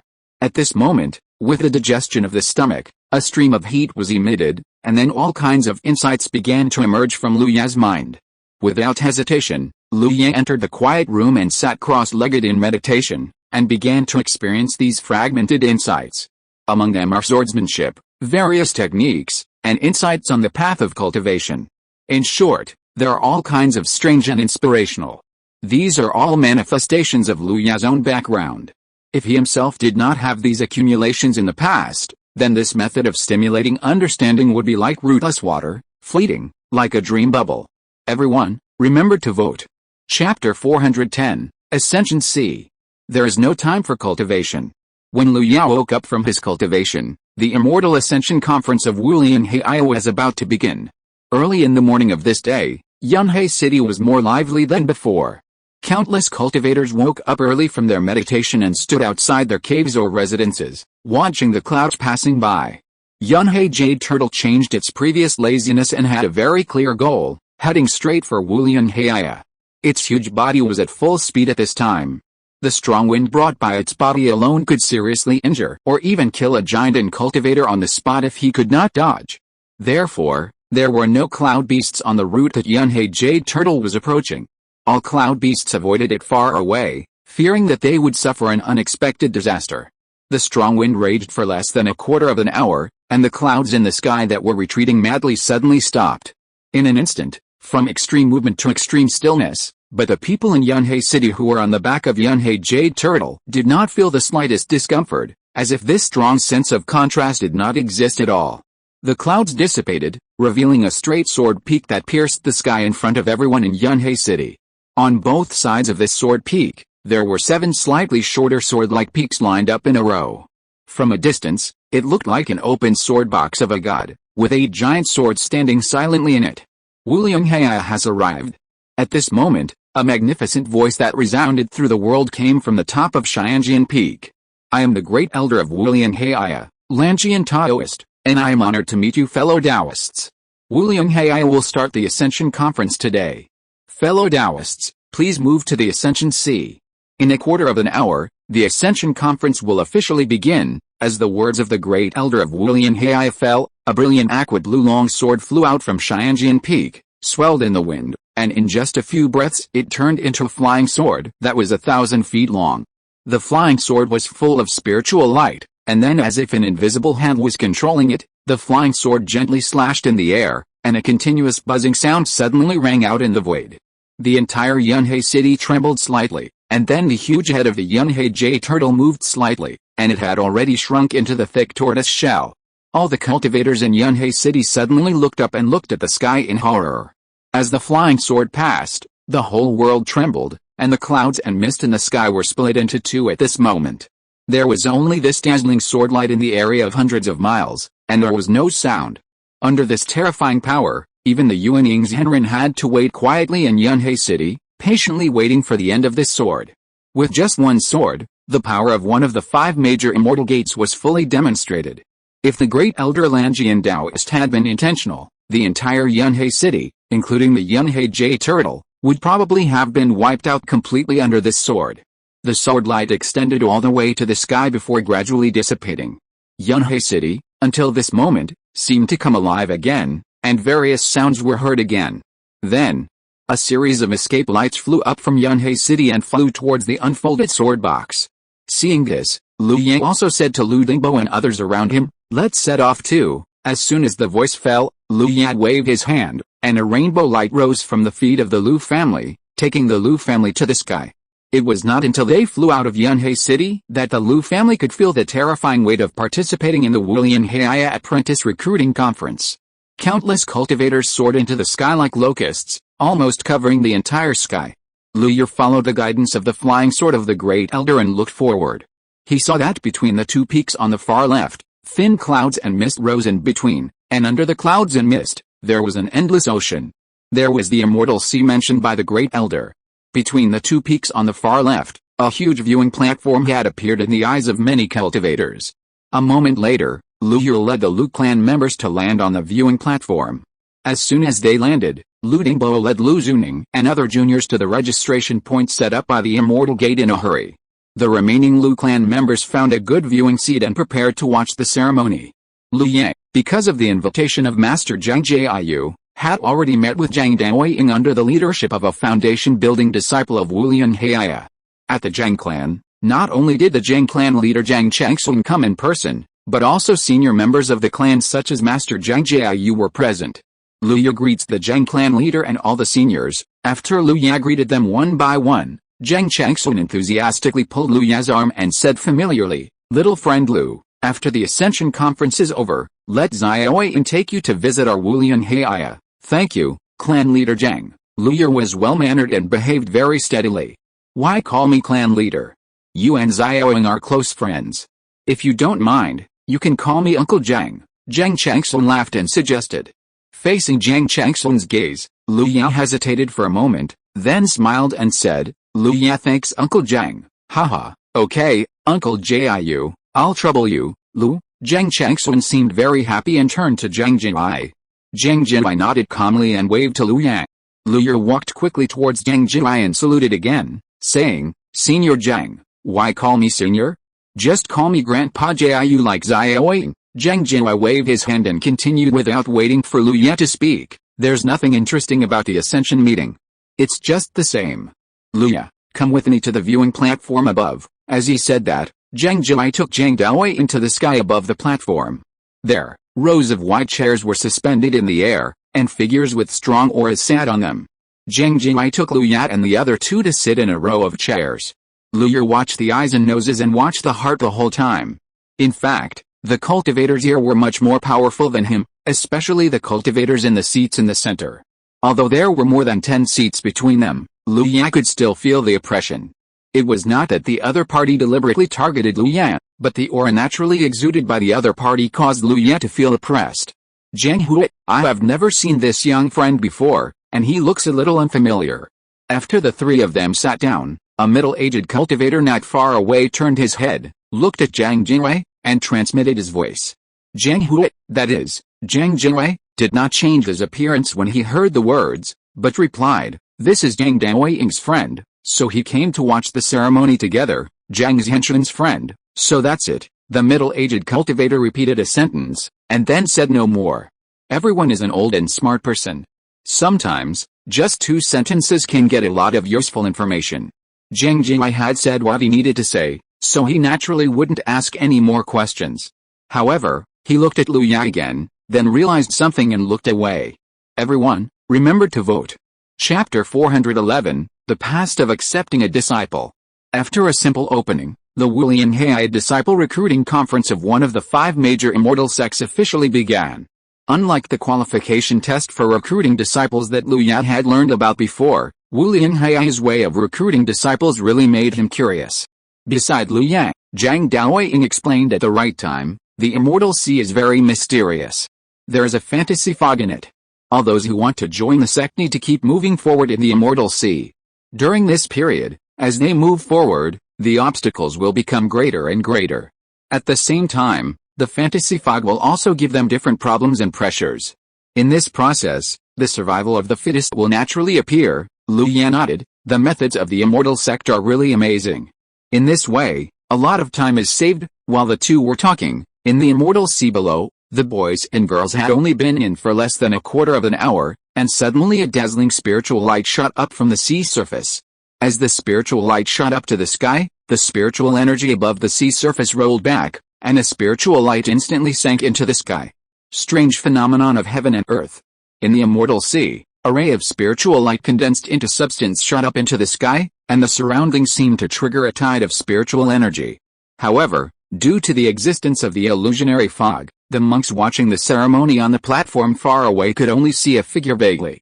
But they couldn't even tell whether it was a man or a woman, let alone see its appearance clearly. On the viewing platform where Lu Yu was, many monks cast their eyes towards the position where the spiritual light shot up into the sky. Master Zhang Jiayu looked at it carefully, then retracted his gaze and nodded with satisfaction. The spiritual light is through the top, born with a strange phenomenon, and has some talent. Lu Yu was a little surprised when he heard this. Such a strange phenomenon of heaven and earth. In the mouth of Master Zhang Jiayu, it became some talent? Should Wulian Hei's standard for accepting disciples be so high? If according to this standard, Lu Yu couldn't help but think that his brothers and sisters might have no hope of joining the immortal sect, and could only be runners-up. At the moment when the spiritual light that shot straight into the sky appeared, many monks on the big platform were both envious and looking forward to it. They envied this kind of proud talent that could cause the strange phenomena in the world, and they hoped that it was their own children who caused such phenomena. Lu Dingbo and others from the Lu family were looking at the spiritual light that soared into the sky with envy. How great would it be if this kind of proud talent was in their Lu family? There were many cultivators who thought the same as the Lu family, but everyone understood that it was a foregone conclusion that this person who caused this strange phenomena in the world would become a disciple of the immortal sect. The spiritual light that soared into the sky only appeared for a few breaths, and then it extinguished again and disappeared. However, this period of time was enough for the cultivators in charge of recording in Wulian Hei to record this person. He has ascended to heaven in one step. On the big platform, a cultivator who was watching the ceremony exclaimed. Seeing this, Lu Hao said apprehensively, with such qualifications, they want to join the immortal sect. Do Zai Arlo and the others still have hope? Hearing this, Lu Dingbo couldn't help but feel a little nervous, but this emotion was fleeting. He said, don't worry. This time I came here to broaden my horizons. No matter what the result is later, you must not show it in front of the children and don't let them feel pressured. This is natural. I know this. Don't worry, Grandpa, Lu Hao nodded and said. Keep watching. After the first spiritual light appeared, a full quarter of an hour passed, and no second spiritual light appeared. On the edge of the Ascension Sea, from time to time, there were teenagers who fell into coma and were washed ashore by the seawater, and then rescued by the immortals who had been waiting there for a long time. Being washed ashore by the seawater means that you are eliminated with a high probability. After understanding this, the monks on the viewing platform could not sit still. Whenever someone was washed ashore, it would always attract a lot of attention from the monks. When they were nervous, they would carefully observe the appearance of the unconscious person. When they found out that it was not their own disciple, they were relieved in their hearts, otherwise they felt regretful. Fortunately, everyone knew where this place was, and no one behaved inappropriately. After a while, a blue spiritual light rushed out of the Ascension Sea again, and compared with the first spiritual light, this blue spiritual light was stronger, and it lasted for more than 10 breaths before gradually disappearing. Water element Taoist body? Practicing water-based skills and Taoist methods, the speed may be called 1,000 miles a day. After seeing it, Zhang Jilai commented calmly. Lu Yu had a blank expression on his face, as if only in this way could he suppress the desire to complain in his heart. But then, Zhang Jilai's words immediately made Lu Yu look sideways. Speaking of which, Zai Oing, you were born with a sword species back then. After entering the Ascension Sea, the strange phenomenon was triggered, which made all the monks' swords ring together. Grandpa Jiayu, it's been a long time since this happened, don't mention it again. Zhang Daoying was a little embarrassed, as if something that had been forgotten with great difficulty was mentioned again. Why can't we mention this? I am the proud son of the Zhang family. Such deeds have been recorded in the sect records. Zhang Jilai looked very confident. This kind of thing can greatly enhance the honor of himself and his family. Why can't we mention it? Okay, Zhang Hui, I have to listen to you bragging every time. Zhang Zhenchuan is indeed the proud son of our Wulian Heiya, but there is no need to compare him every time at the Ascension meeting. The middle-aged cultivator who had talked with Zhang Jilai before couldn't help but say after hearing this. Huh? What's wrong? Is Elder Fu envious? Zhang Jilai laughed after hearing this. Of course I am a little bit. Lu Ye originally thought that the two would quarrel about this matter, but he didn't expect that Elder Fu would admit it openly. But Zhang Zhenchuan is already a true disciple of the main peak of Wulian Heiya. Old Fu, don't use swords, so I just envy him. Elder Fu paused, and then said in a low voice, and the innate phenomena can only reflect the excellence of the disciples in the past. As for the future, it is hard to say. Master Zhang Jiayu seemed to have thought of something, and he didn't want to debate with Elder Fu. He just said calmly, Elder Fu, as a cultivator, we should not regret our moves and should look forward. Lu Ye was a little confused. He didn't know why the two of them suddenly became depressed, so he sent a voice transmission to Zhang Daoying to ask. As for this matter, Elder Fu is actually a pitiful person. Zhang Daoying's voice transmission successfully aroused Lu Ye's interest. Without waiting for Lu Ye to urge him, Zhang Daoying continued to transmit his voice. A long time ago, about 200 years ago, at an ascension meeting, Elder Fu, who was still in the nascent soul stage at the time, accepted a disciple. At that time, the qualifications of that senior brother could only be regarded as average, but Elder Fu did not have any grudges because of this. Instead, he tried his best to teach him, and that senior brother also knew that his qualifications were average, so he practiced very diligently, almost to the point of being possessed. In this way, under the desperate practice of the senior brother and the true disciple of the sect actually maintained synchronized practice progress, at most a little while in the evening. Practicing key, building the foundation, and forming the elixir, step by step, the senior brother followed closely behind the most dazzling genius of the sect, without falling behind a step. Such a heart of seeking the Tao is worthy of respect. Lu Ye couldn't help but admire him. I guess, Elder Fu must be very satisfied with his senior brother. No, Zhang Daoying shook his head. Every time Elder Fu mentioned the senior brother, he always looked gnashing his teeth. Lu Ye was a little confused. Since the other party is so diligent, why does Elder Fu still treat the senior brother like this? Because the senior brother is dead. Zhang Daoying's sudden words made Lu Ye stunned on the spot. Dead? Yes, dead. He died in the cave of 10,000 monsters. Zhang Daoying's tone was terrifyingly calm. At that time, the peerless monster in the cave of 10,000 monsters intended to walk out of the cave of 10,000 monsters and lead hundreds of millions of monsters to invade the human land. As one of the 5 major immortal sects, and the immortal sect specifically responsible for suppressing the cave of 10,000 monsters, we naturally took the lead and pinned the monsters in the cave of 10,000 monsters to death. During that period, the sect and the cave of 10,000 monsters had an extremely tragic fight. When my brother was on a mission with several true disciples of the sect, they were ambushed by the monsters. At that time, all the true disciples of the sect were seriously injured. My brother took the initiative to cover them and won hope of survival for several true disciples. At that time, my brother had reached the peak of the Golden Core, but opposite him were more than a dozen peak Golden Core Monster Kings and a unyielding Monster King. It stands to reason that after encountering such a terrifying lineup, ordinary cultivators would have little hope of escaping. However, senior brother, a sect disciple who usually only knew how to practice hard, showed his extreme strength in front of the world for the first time. In just one battle, all the demon kings at the level of unyielding and 13 joined and died on the spot. And none of them escaped. Lu Ye's pupils shrank when he heard this. This terrifying fighting power was really shocking. Zhang Daoying continued, however, after this battle, the brother who had burned out his soul, spirit and blood also died on the spot. After Elder Fu heard about this, he was furious, and broke into the God transformation realm in one fell swoop.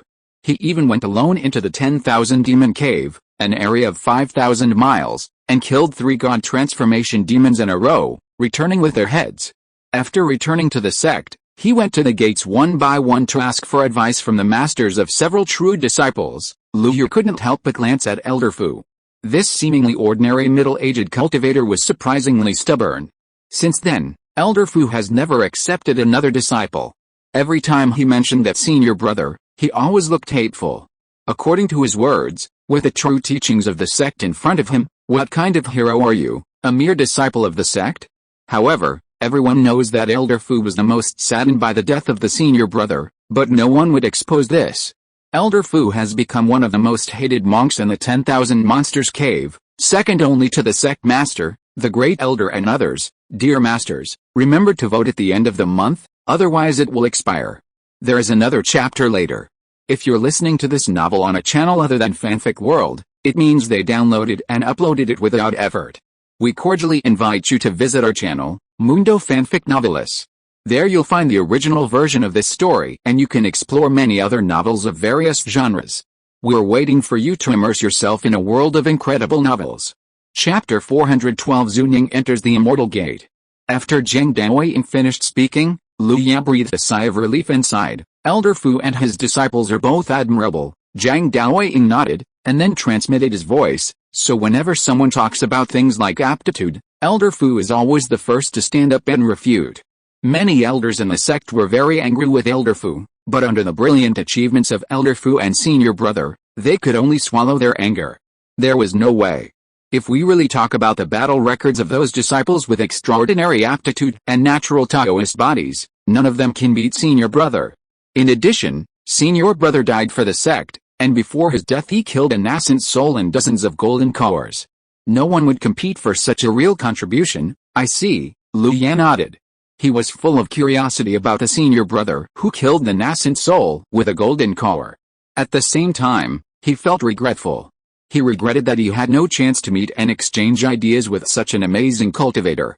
The sword intent flashed on Zhang Daoying's body. 200 years have passed in the blink of an eye. Recently, the sect has more tasks against the 10,000 Monsters Cave. It seems that the 10,000 Monsters Cave has accumulated a lot of power and has begun to stir again. The 10,000 Monsters Cave is restless, Lu Ye repeated silently in his heart. It seems that Wulian Hei is not calm, or the 5 major immortal sects all have their own responsibilities.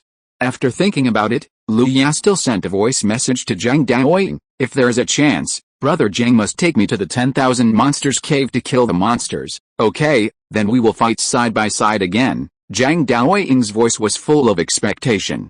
The Ascension Conference was still going on. From time to time, some strange phenomena rose into the sky, showing their own talents, but for Lu Yang, his mind was no longer on watching the ceremony. Finally, after a spiritual light with a thickness of 100 meters rose into the sky, setting off a strange phenomenon of winds and thunder in the sky, this Ascension Conference finally came to an end. There were a total of 16 phenomena, which means there are 16 monks with extraordinary qualifications. These monks are likely to compete for the core of the Immortal Gate, or even the seats of the true disciples in the future. There were more than 12,000 people who came to participate in the Ascension Conference, and only 600 of them were able to worship Wulian Heia. On average, there are only more than 70 people on each of the 8 peaks. Such strict recruitment conditions can only be said to be worthy of the word Immortal Gate. It is worth mentioning that Lu Zuning, the little carrot of the Lu family, also successfully worshipped Wulian Heia. Although there was no earth-shattering vision, Lu Zuning still met the standards for Wulian Heia to recruit disciples. This made Lu Dingbo and others laugh excitedly. The 3 teams on the side kept congratulating Lu Dingbo, and the envy in their words was almost overflowing. The Lord of Yunlang City walked over quickly, bowed to Lu Dingbo and congratulated him. Brother Lu, congratulations, there is another proud child in the clan. In time, I am afraid that he will become a Jinden's Henren, and there is even a great possibility that he will achieve Yuanying in the future. No, the junior is mediocre. But the junior has better luck, Lu Dingbo said very modestly. If you ignore his smile, this sentence must be more convincing. The 3 families ignored Lu Dingbo's Versailles speech and kept congratulating him. The Ascension Conference ended. Some families were happy and some were sad. Lu Zuning came to where the Lu family was, with a bright smile on her face. Grandpa, clan leader, 3rd uncle, 2nd brother, 3rd brother, I have entered the Immortal Sect. Lu Dingbo suppressed his excitement, nodded calmly, and said, Little 13 has done very well. Entering the Immortal Sect is the first step. The foundation of the Immortal Sect is not comparable to that of the Lu family. After entering the Immortal Sect, remember not to waste time and practice diligently every day. Do you understand? Lu Zuning nodded vigorously and assured, I know, Grandpa. Little 13 will. After Lu Dingbo finished speaking, he turned his gaze to Lucan and other people who had not yet entered the Immortal Sect, and asked, Did you gain any insights from this practice? Several people nodded one after another, and Lu Bu said, Today I know that there are so many people with outstanding talents. Compared with them, our talents are not the same. But I think that outstanding talent does not determine everything. We will not be slow in practicing in the Lu family. Lu Dingbo nodded with satisfaction. Lu Bu and Lu Buhan may have figured out the way to survive while struggling in the slums. They have their own code of conduct in dealing with people. That's right. This time we are worshipping the Immortal Sect. It's a small matter to be admitted to the Immortal Sect, seeing the genius is real.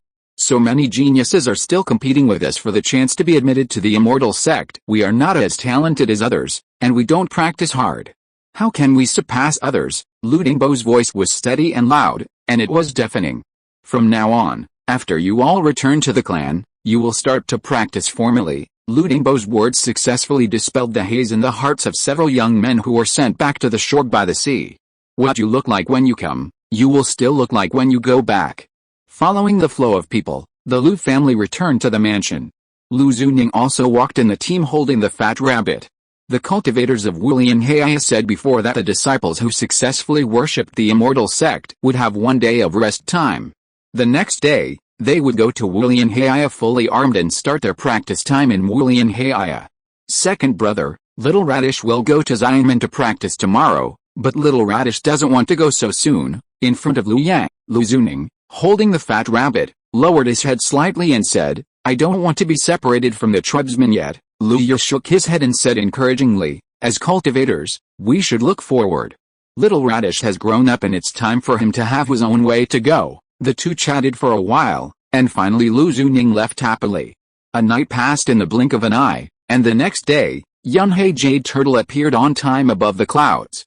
After the warm sunshine sprinkled in the courtyard, Lu Zuning, with a face full of reluctance, followed a beautiful woman with lingering charm, stepped into the rainbow light, and flew towards Wulianhaya.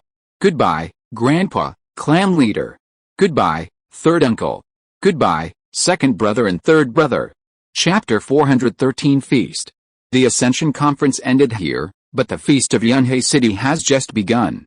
After every Ascension Conference of Wulianhaya, there is a carnival for all forces.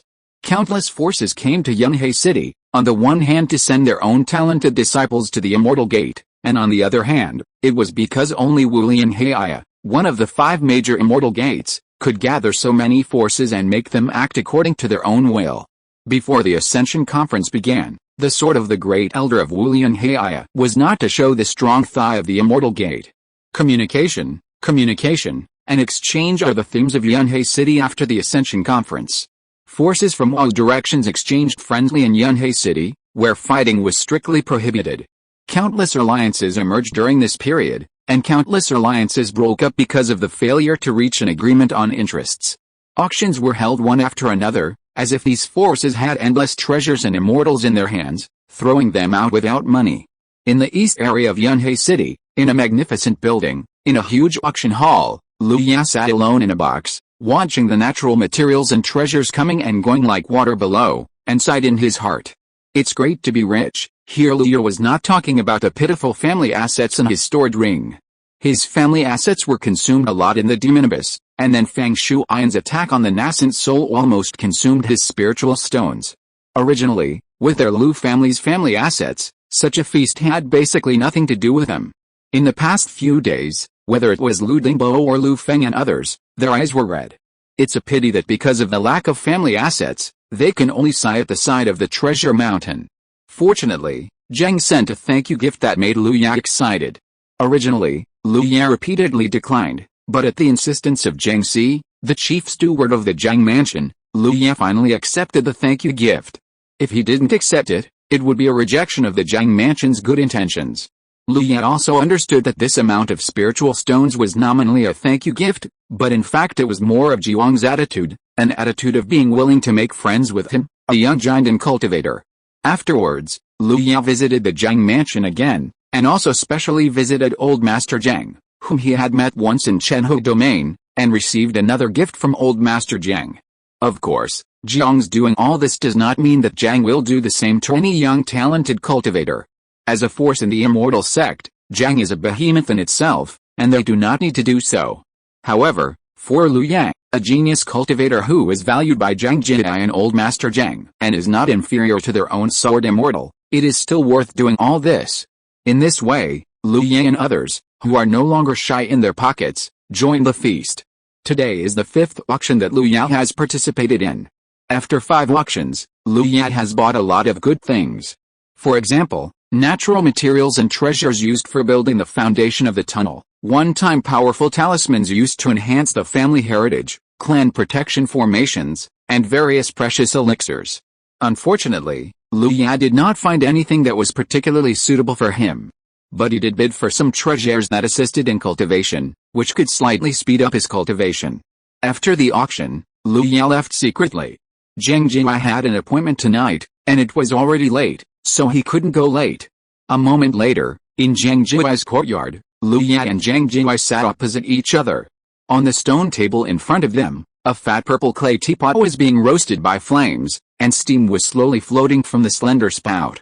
When the water in the teapot was completely boiling, Lu Ya reached out and picked up the purple clay teapot to pour tea for Zhang Jiai. Lu Ya put down the purple clay teapot, and Zhang Jiai picked up the teacup, gently blew away the tea leaves floating on the tea, and then drank it in one gulp. Satisfied, Zhang Jiai put down the teacup and savored it for a moment. He opened his eyes and looked at Lu Ya, with a smile on his lips, and said, "Lu Ya, do you know why I invited you to come this time?" Just a short sentence made Lu Ya pause, his hand in the air. He thought about it carefully in his mind, and finally said bluntly, "Lu Ya, I don't know." Zhang Jiai smiled proudly, then leaned forward, and his two sword-like eyebrows were full of teasing in Lu Ya's eyes. "I haven't seen a few old friends for many years. You will go with me to meet these old friends later." Meet old friends? Lu Ya's head was full of question marks. He didn't know what medicine Zhang Jiai was selling in his gourd. But since he was Zhang Jiai's old friend, I think his cultivation would not be low. It would be a good thing to ask for advice when the time comes. However, Lu Ya looked at Zhang Jiai's irrepressible smile, and still had a sense of familiarity and strangeness. It was as if.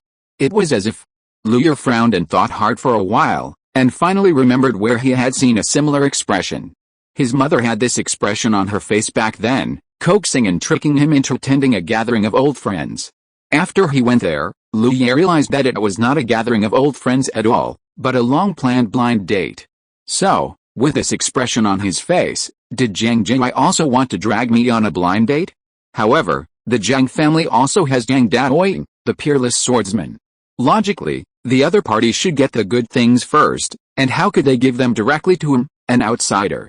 Lu Ya shook his head, threw away his speculations in his mind, and then looked at Zhang Jiai and nodded. "The elders have invited me." Lu Ya dare not refuse. "Okay, relax, my old friends are easy to talk to, and if you have any questions, you can ask them directly." Seeing Lu Ya's agreement, Zhang Jiai's sword eyebrows were stretched, and he was obviously in a good mood. Seeing this, Lu Ya wanted to change his words, but Zhang Jiai did not give him any time to react, and immediately took him out of the courtyard. Lu Ya's idea of changing his words died before he could even implement it. The two of them left Jiang's house and soon disappeared from the sight of ordinary cultivators. Lu Ya looked at the deserted tea house in front of them and was a little confused. Logically speaking, with Zhang Jiai's status, he would not choose such a seemingly ordinary place to meet his old friend. Even the most luxurious place in the entire Yunhei city is just a matter of words for Jiang's house. However, Lu Ya's doubts did not last long. Zhang Jiai took Lu Ya and walked into the seemingly deserted tea house. As soon as he stepped in, Lu Ya's eyes changed slightly. When he stepped through the door just now, Lu Ya clearly felt the power of the formation. With the strength of that formation, cultivators below the Jinden level would basically have no power to resist and would be suppressed by the power of the formation and kneel on the ground. However, under the aura of Zhang Jiai, the fluctuations of the formation sensed by Lu Ya disappeared without a trace in the next moment. Pop! With a sound of bubbles bursting, Lu Ya and Zhang Jiai finally entered the building of the tea house. The scene they saw made Lu Ya's eyes change slightly. After the tea house, the first thing that caught his eye was a huge, translucent screen, and a clear and winding stream extending from the screen to the back. On both sides of the stream, various rare and precious spiritual plants that are rarely seen in the outside world live on the banks of the stream. Walking further back, Lu Ya faintly heard the sound of stringed instruments, but the sound was extremely weak, so weak that Lu Ya really couldn't tell whether it was real or an illusion. However, as the two gradually moved forward along the stream, the faint sound of stringed instruments became much more obvious. Someone is playing? It should be a singing girl, right? This tea house is not simple. Lu Ya realized it when he approached. But soon, Lu Ya's guess was answered. As the two walked forward, a small lake appeared in their eyes. A pleasure boat was quietly swaying with the waves. The clear sound of stringed instruments came from the brightly lit pleasure boat. It's a different world, Lu Ya couldn't help but complain in his heart after seeing the lake and the pleasure boat. This style of painting looked like those seemingly inconspicuous places that specialized in serving the rich in his previous life. However, Lu Ya didn't say anything, but followed Master Zhang Jiai onto the pleasure boat. As soon as he got on the pleasure boat, Lu Ya saw that there were already several people sitting in the pleasure boat.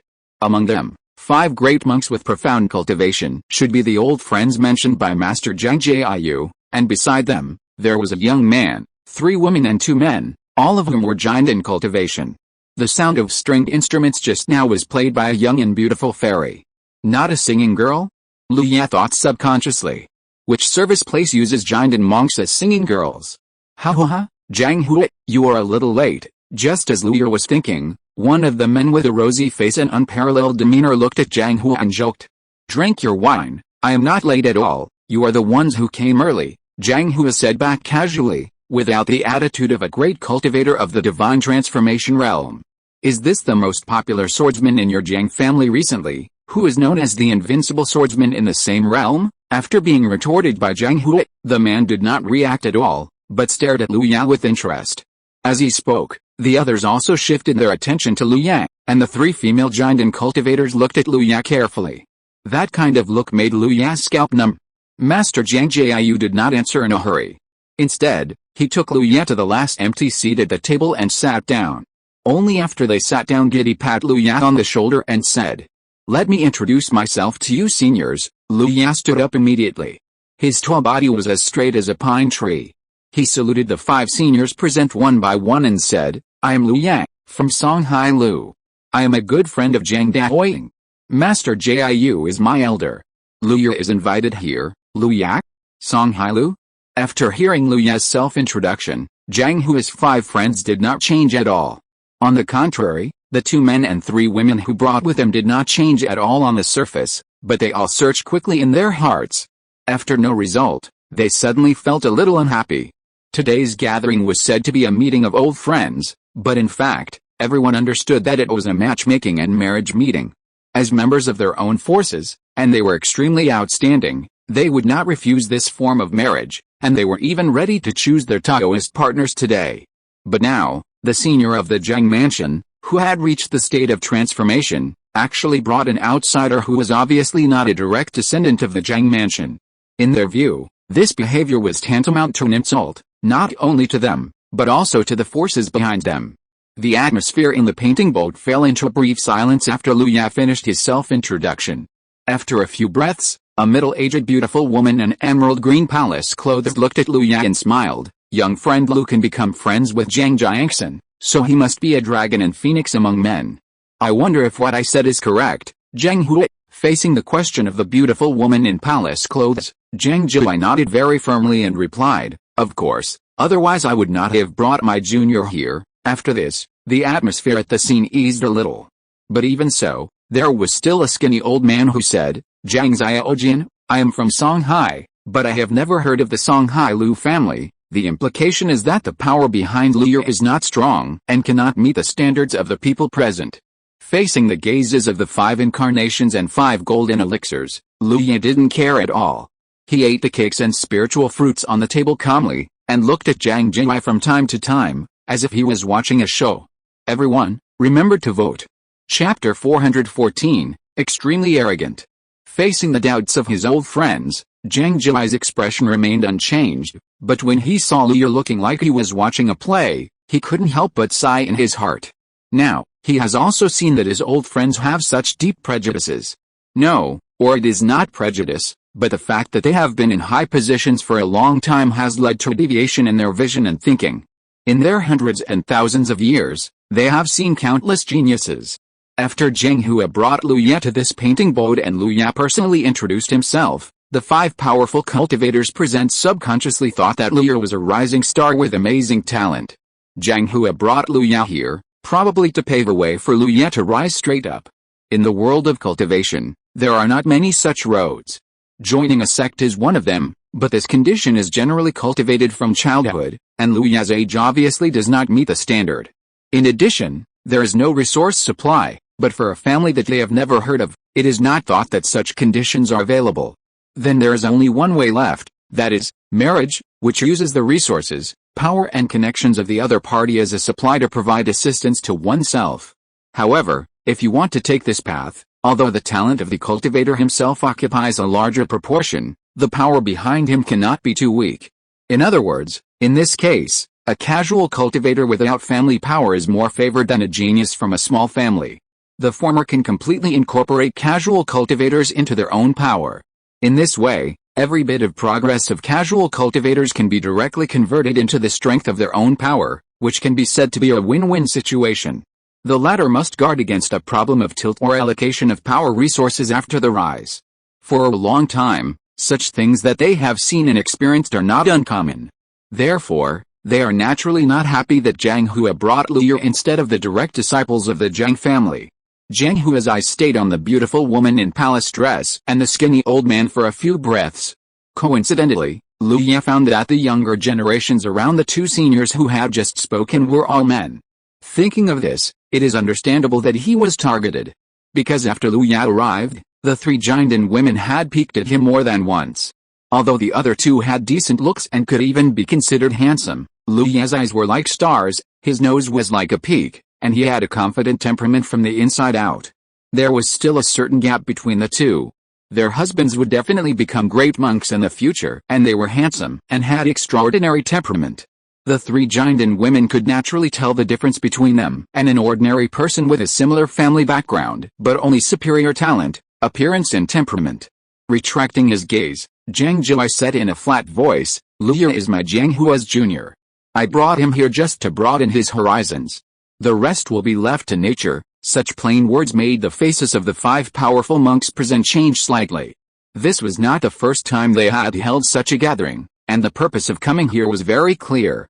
But now Jiang Hua said something like let it be for a junior in the Jiangdan period, and the meaning was obvious. Jiang Hua, what do you mean? The skinny old man raised his eyebrows and couldn't help but ask in a voice transmission. But Master Jiang Jiayu just replied calmly, it doesn't mean anything. We are just discussing the Dao to let the younger generation broaden their horizons. After replying, Master Jiang Jiayu looked at the golden elixir woman who had just played, clapped his hands and praised, Nanguang Rui's music is really eye-catching. If it is combined with the Nanguang family's unique music secret method, it can be used for attack and defense. I am afraid it can be superior to the same level. After receiving the praise from Master Jiang Jiayu, Nanguang Rui bowed slightly, exhaled like orchids, and said in a graceful voice, Senior Jiang, you are too kind. There was no rebuttal, no modesty, and it was as calm as stating a fact. From this alone, we can see that this woman named Nanguang Rui is confident in herself. It's easy to get started in the field of music, but it's very difficult to make achievements. Niece Rui is extremely talented and outstanding in the field of music. With hard work and practice, it's inevitable that she will achieve such success. After Jiang Hua's indifferent reply, the skinny old man, who was already a little impatient, immediately praised with a smile on his face. There is a wind tunnel in Qingshu Mountain, where there are strong winds all year round, which is very suitable for the field of music. If you have time, you can let Liang Ling take you there to experience and practice. After saying that, the handsome man next to the skinny old man smiled at Nanguang Rui. His manners were measured and his etiquette was complete. He was worthy of being an excellent disciple cultivated by a big force. Seeing that the others had no intention of speaking, the skinny old man laughed and suggested, we can only get together once every few decades or even hundreds of years. Why don't we let the younger generation show what they have learned first, and then we can discuss the Tao after we answer their questions and solve their doubts. Here we go. Lu Yu looked at the skinny old man from Qingshu Mountain calmly. Even though he couldn't guess the other party's thoughts exactly, such obvious directions were like lice on a monk's head. Jiang Jui glanced at Lu Yu. Although he had confidence in Lu Yu and learned about Lu Yu's strength from Jiang Daoying, he had never seen it with his own eyes. However, when he saw that Lu Yu still looked indifferent, he understood. Therefore, Jiang Jiuhu did not speak to the skinny old man's proposal, and the other three did not object. Many times, no objection means that it can go on. Just like the young girl in her youth, with her head down, fingers entangled, standing still, as long as she bravely ate at this time, then a youthful campus romance will officially begin. Liang Ling stood up with a gentle smile on his face. He first bowed to the seniors present, and then spoke loudly, in this case, let me throw out some ideas. I have never touched upon the music of Fairy Ruai, but because of the advantage of the mountain gate, I am more proficient in the art of wind.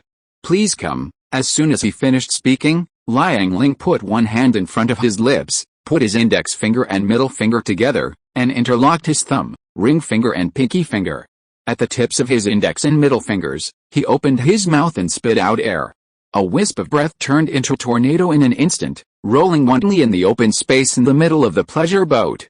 However, no matter how raging the tornado was, it always remained in a small area, and even the curtains in the pleasure boat were not blown.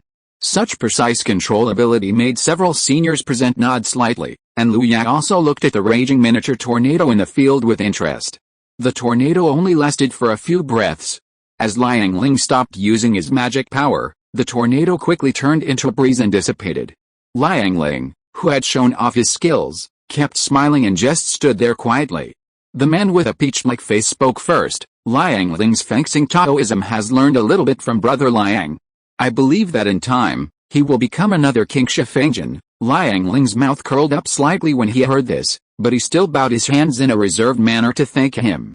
Could Brother Liu give some comments? Liang Ling somehow looked at Liu Yang, who was concentrating on the food in front of him, and spoke politely with a faint smile. Liu raised his head, swallowed the food in his mouth, and then said, Brother Liang's Taoism is exquisite. I can't compare with him. After saying that, he lowered his head again and ignored him. Liang Ling's face froze. Anyone could see the perfunctory meaning in Liu Yan's tone. Master Jiu couldn't help but whispered, Liu Yan, you better be serious. Don't let me. Master Jiu? Liu's face, however, Liang Ling didn't get angry. Instead, he bowed and sat down again. After the remaining three great monks commented on it and pointed out some shortcomings, another young Taoist in the late Jinden stage stood up. Brother Liang's fencing Taoism is superb. Although I don't know fencing Taoism, I have some confidence in thunder magic thanks to the inheritance of the sect. I hope you can appreciate it. As soon as the voice fell, a rumbling thunder sounded in the painting boat. The moment the thunder sounded, countless silver birds appeared out of thin air and filled the field of vision. Looking more closely, these birds were actually made up of lightning. Squeak, squeak, chirp, chirp, countless silver lightnings intertwined, and under the dazzling lightning, a piercing sound like thousands of birds chirping. Thousands of birds chirping. In the center of the thousand birds, a young monk in a Taoist robe was standing in it, with dazzling lightning flowing all over his body. The young Taoist looked up at the silver birds flying in the pleasure boat, stretched out his hand slightly, and a bird condensed from lightning fell into his palm. The bird in his palm looked around, and from time to time it pecked the palm of the young Taoist with its small blue beak, which was extremely agile. The young Taoist clenched his fist, pinched out the ball of lightning in his hand, and waved his hand again, and all the silver birds flying all over the boat turned into arcs and dissipated in the air. After doing all this, the young Taoist bowed his hands, his face indifferent. Liang Ling, who was earlier, now had his eyelids drooping slightly. It was obvious that the thunder method performed by the young Taoist had given him a great shock. Thunder and lightning create life and evolve everything. I believe that senior brother Wang is one step closer to evolving the thunder domain. This time, several great cultivators did not speak. But a female giant cultivator wearing a green dress and a delicate baby face spoke. Junior sister Du thinks highly of me. Evolving the thunder domain is so difficult. I still have a long way to go, the young Taoist priest surnamed Wang said with a face that was neither happy nor sad. The direction is correct. It is only a matter of time for subsequent improvement. Speaking of which, my nephew Wang once visited Kingsha Mountain with his elders, the skinny old man praised with satisfaction. Senior Fengjian, you are too kind, the young man surnamed Wang bowed his hands to thank him. I admire senior brother Wang's thunder law. If there's a chance, why don't we have a discussion? Liang Ling also said immediately. As Liang Ling finished speaking, the skinny old man called Fengjian's eyes lit up slightly, and then nodded and said, it's better to have a day than to wait for a day. Why don't we have a discussion? How about we sit down and discuss? Don't refuse, show me your skills. Liu Yao looked normal after receiving the message from Zhang Jinwei, but put down the food in his hand. Seeing that no one refuted his opinion, Fengjian waved his hand, and a jade pot appeared in his hand. Wind and Sand Realm. You really spared no effort. Zhang Jinwei recognized at a glance that this jade pot was the magic weapon that Fengjian relied on to become famous. It has a cave in the sky and can be used as a magic weapon. It is powerful. Don't resist. After Fengjian finished speaking, the invisible wave enveloped everyone present. The next moment, Liu Ye appeared in a vast desert of yellow sand. Liu Ye looked up at the sky without the sun but still bright, and then turned his head to look around. All he could see was yellow sand. Dao Ayalu, how about we have a sparring match? Liang Ling looked at Lu Yan with a smile and asked tentatively. Dao Ayalang, let's have a sparring match first, and then we can have a sparring match with Dao Ayalu. The young man surnamed Wang showed a hint of excitement in his eyes and looked at Liang Ling.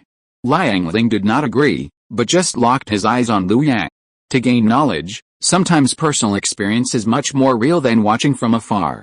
What do you Dao Ayao think? Lu Yan originally just wanted to be a nobody and wait quietly until the meeting of old friends with Master Zhang Jiayu was over, but he didn't expect that the cultivator from Qingsha Mountain had been staring at him. Nangguang Ruai just took out a slender and soft long sword. Although he didn't say a word, his attitude was very firm. The giant and female cultivator, surnamed Du, and the last giant and female cultivator, both nodded and summoned their own useful magic weapons at the same time.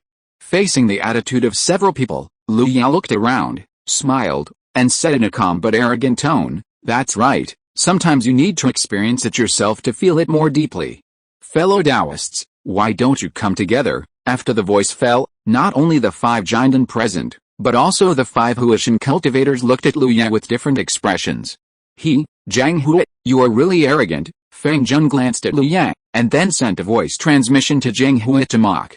Zhang Hui was also a little confused at this time. He just wanted Lu Yan to show off his skills before, that's all. Who would have thought that Lu Yan would slap everyone in the face with just one sentence? There are no unskilled cultivators present. They are all the pride of the great forces that are almost the same as the Zhang family. They are all the top people in the same realm. Even if he was in the Jiandan period, Zhang Hua would not dare to fight against these 5 people at the same time. Who knew that the first thing Lu Yan said when he came up was to fight 5 people alone? To put it mildly, it was just youthful arrogance. To put it more seriously, it was arrogant and made enemies for nothing. Dao Ayalu, it's too much to fight many alone. We are not that kind of people. Besides, it won't achieve the effect of learning from each other. Why don't we learn from each other alone, and then learn from junior sister Du and others? Taoist Wang frowned, looked at Lu Yan, and said sincerely. Senior brother Wang, since Dao Ayalu dared to say this, he must have thought it over carefully. If I object, wouldn't it be a disgrace to Dao Ayalu? If Fairy Nangguang, Fairy Du, and Fairy Li have no objection, Liang thinks it's better to fulfill Dao Ayalu's wish and let Dao Ayalu teach us. Liang Ling's words were sincere, but if you chewed them carefully, you could hear the deeper meaning in his words. One said that Lu Yan did things without thinking, and the other emphasized that he did this to please Lu Yan, and emphasized guidance, paving the way for the 5-on-1 fight later. Yes, just consider it as my wish.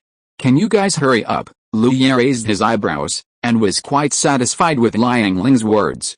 Although he understood Liang Ling's intention, it did not prevent him from thinking that Liang Ling was a good assistant. After a brief silence, several people nodded in agreement. Lu Yan took the lead and stepped out. When he appeared again, he was already several miles away. The other 5 followed one after another, and surrounded Lu Yan in the middle. In the distance, Zhang Hua and others gathered together, looking at the battlefield where Lu Yan and others were. The handsome man with a peach-like face looked at Zhang Hua and said, Zhang Hua, your junior is even more arrogant than when you were young? Zhang Hua raised his eyebrows and replied bluntly, my junior is not like me. Is he like you or Liang Goyan? Let's be prepared. Although it is in my wind and sand world, a single person fighting against 5 genius monks of the same realm will be seriously injured and die if he is not careful. Don't let this happen at that time, Feng Zhen said with a sneer. Although the other few people did not speak, their eyes were all cast in the direction of the battlefield. Dao Ayalu, you have to be careful. Taoist Wang took a deep breath, and dazzling thunder surged in his eyes. Nangguang Ruai continued, Dao Ayalu, if you can't hold on, remember not to hesitate. Lu Yan smiled and nodded, his face was normal, just one hand stretched out, made a gesture of invitation, and said, let's start. Boom.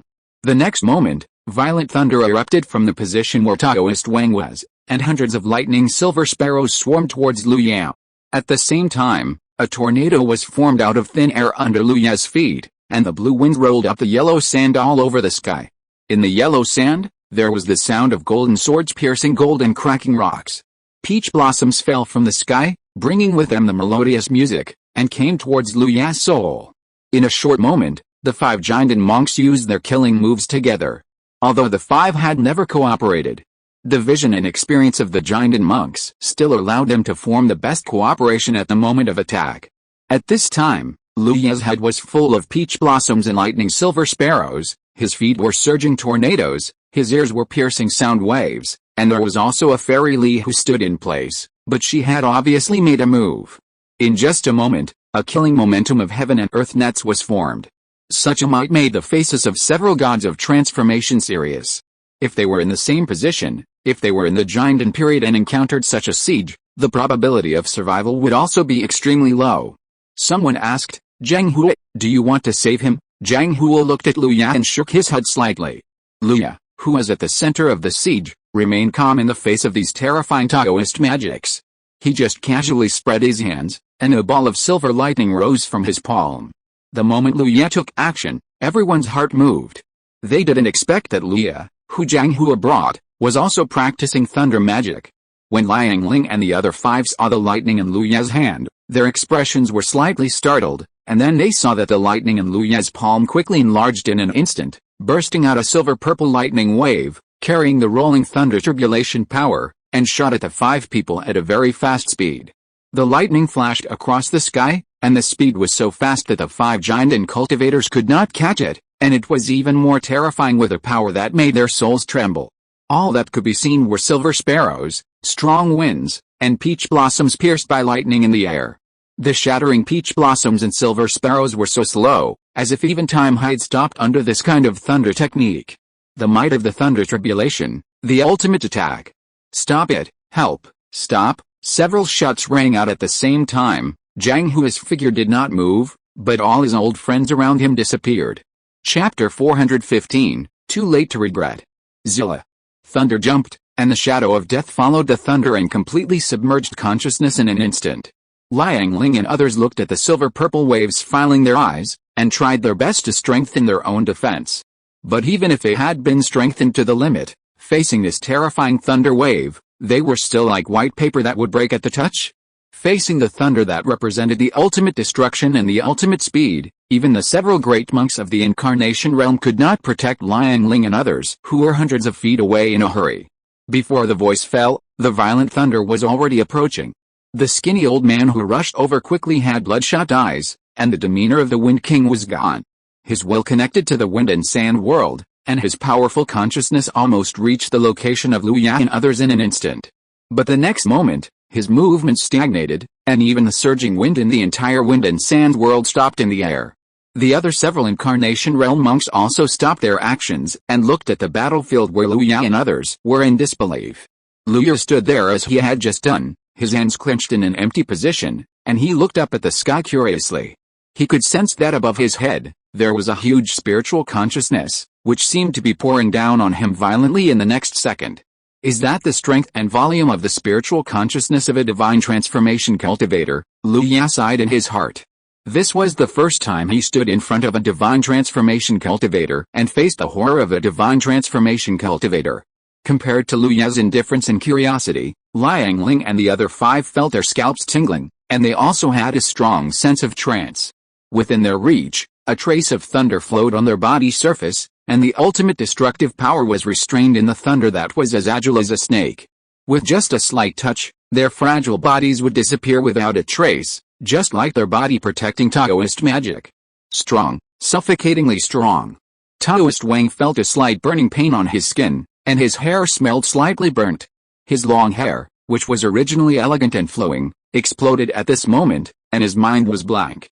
As they all practiced thunder magic, he naturally understood better than the other four how terrible the thunder he faced was. This kind of terrible thunder should not be mastered by a Jiandan cultivator.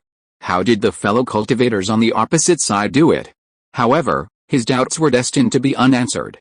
Lu Ye just waved his hand casually, and the terrifying thunder rushed into Lu Ye's body like a young swallow returning to its nest and disappeared. Without saying anything to given or mocking, Lu Ye just turned around and looked at the several Shenhe cultivators who were stopped halfway, and then his eyes passed them and fell on Zhang Jing'ai. It was not until the thunder disappeared that Liang Ling and the other five gasped for breath, with fear and relief in their eyes after surviving the disaster. Liang Ling looked at Lu Ye's back with a complicated expression, but he no longer wanted to compete with him. Taoist Wang's eyes were filled with enthusiasm. He bowed and thanked him, saying, "Thank you, Senior Brother Lu, for your guidance."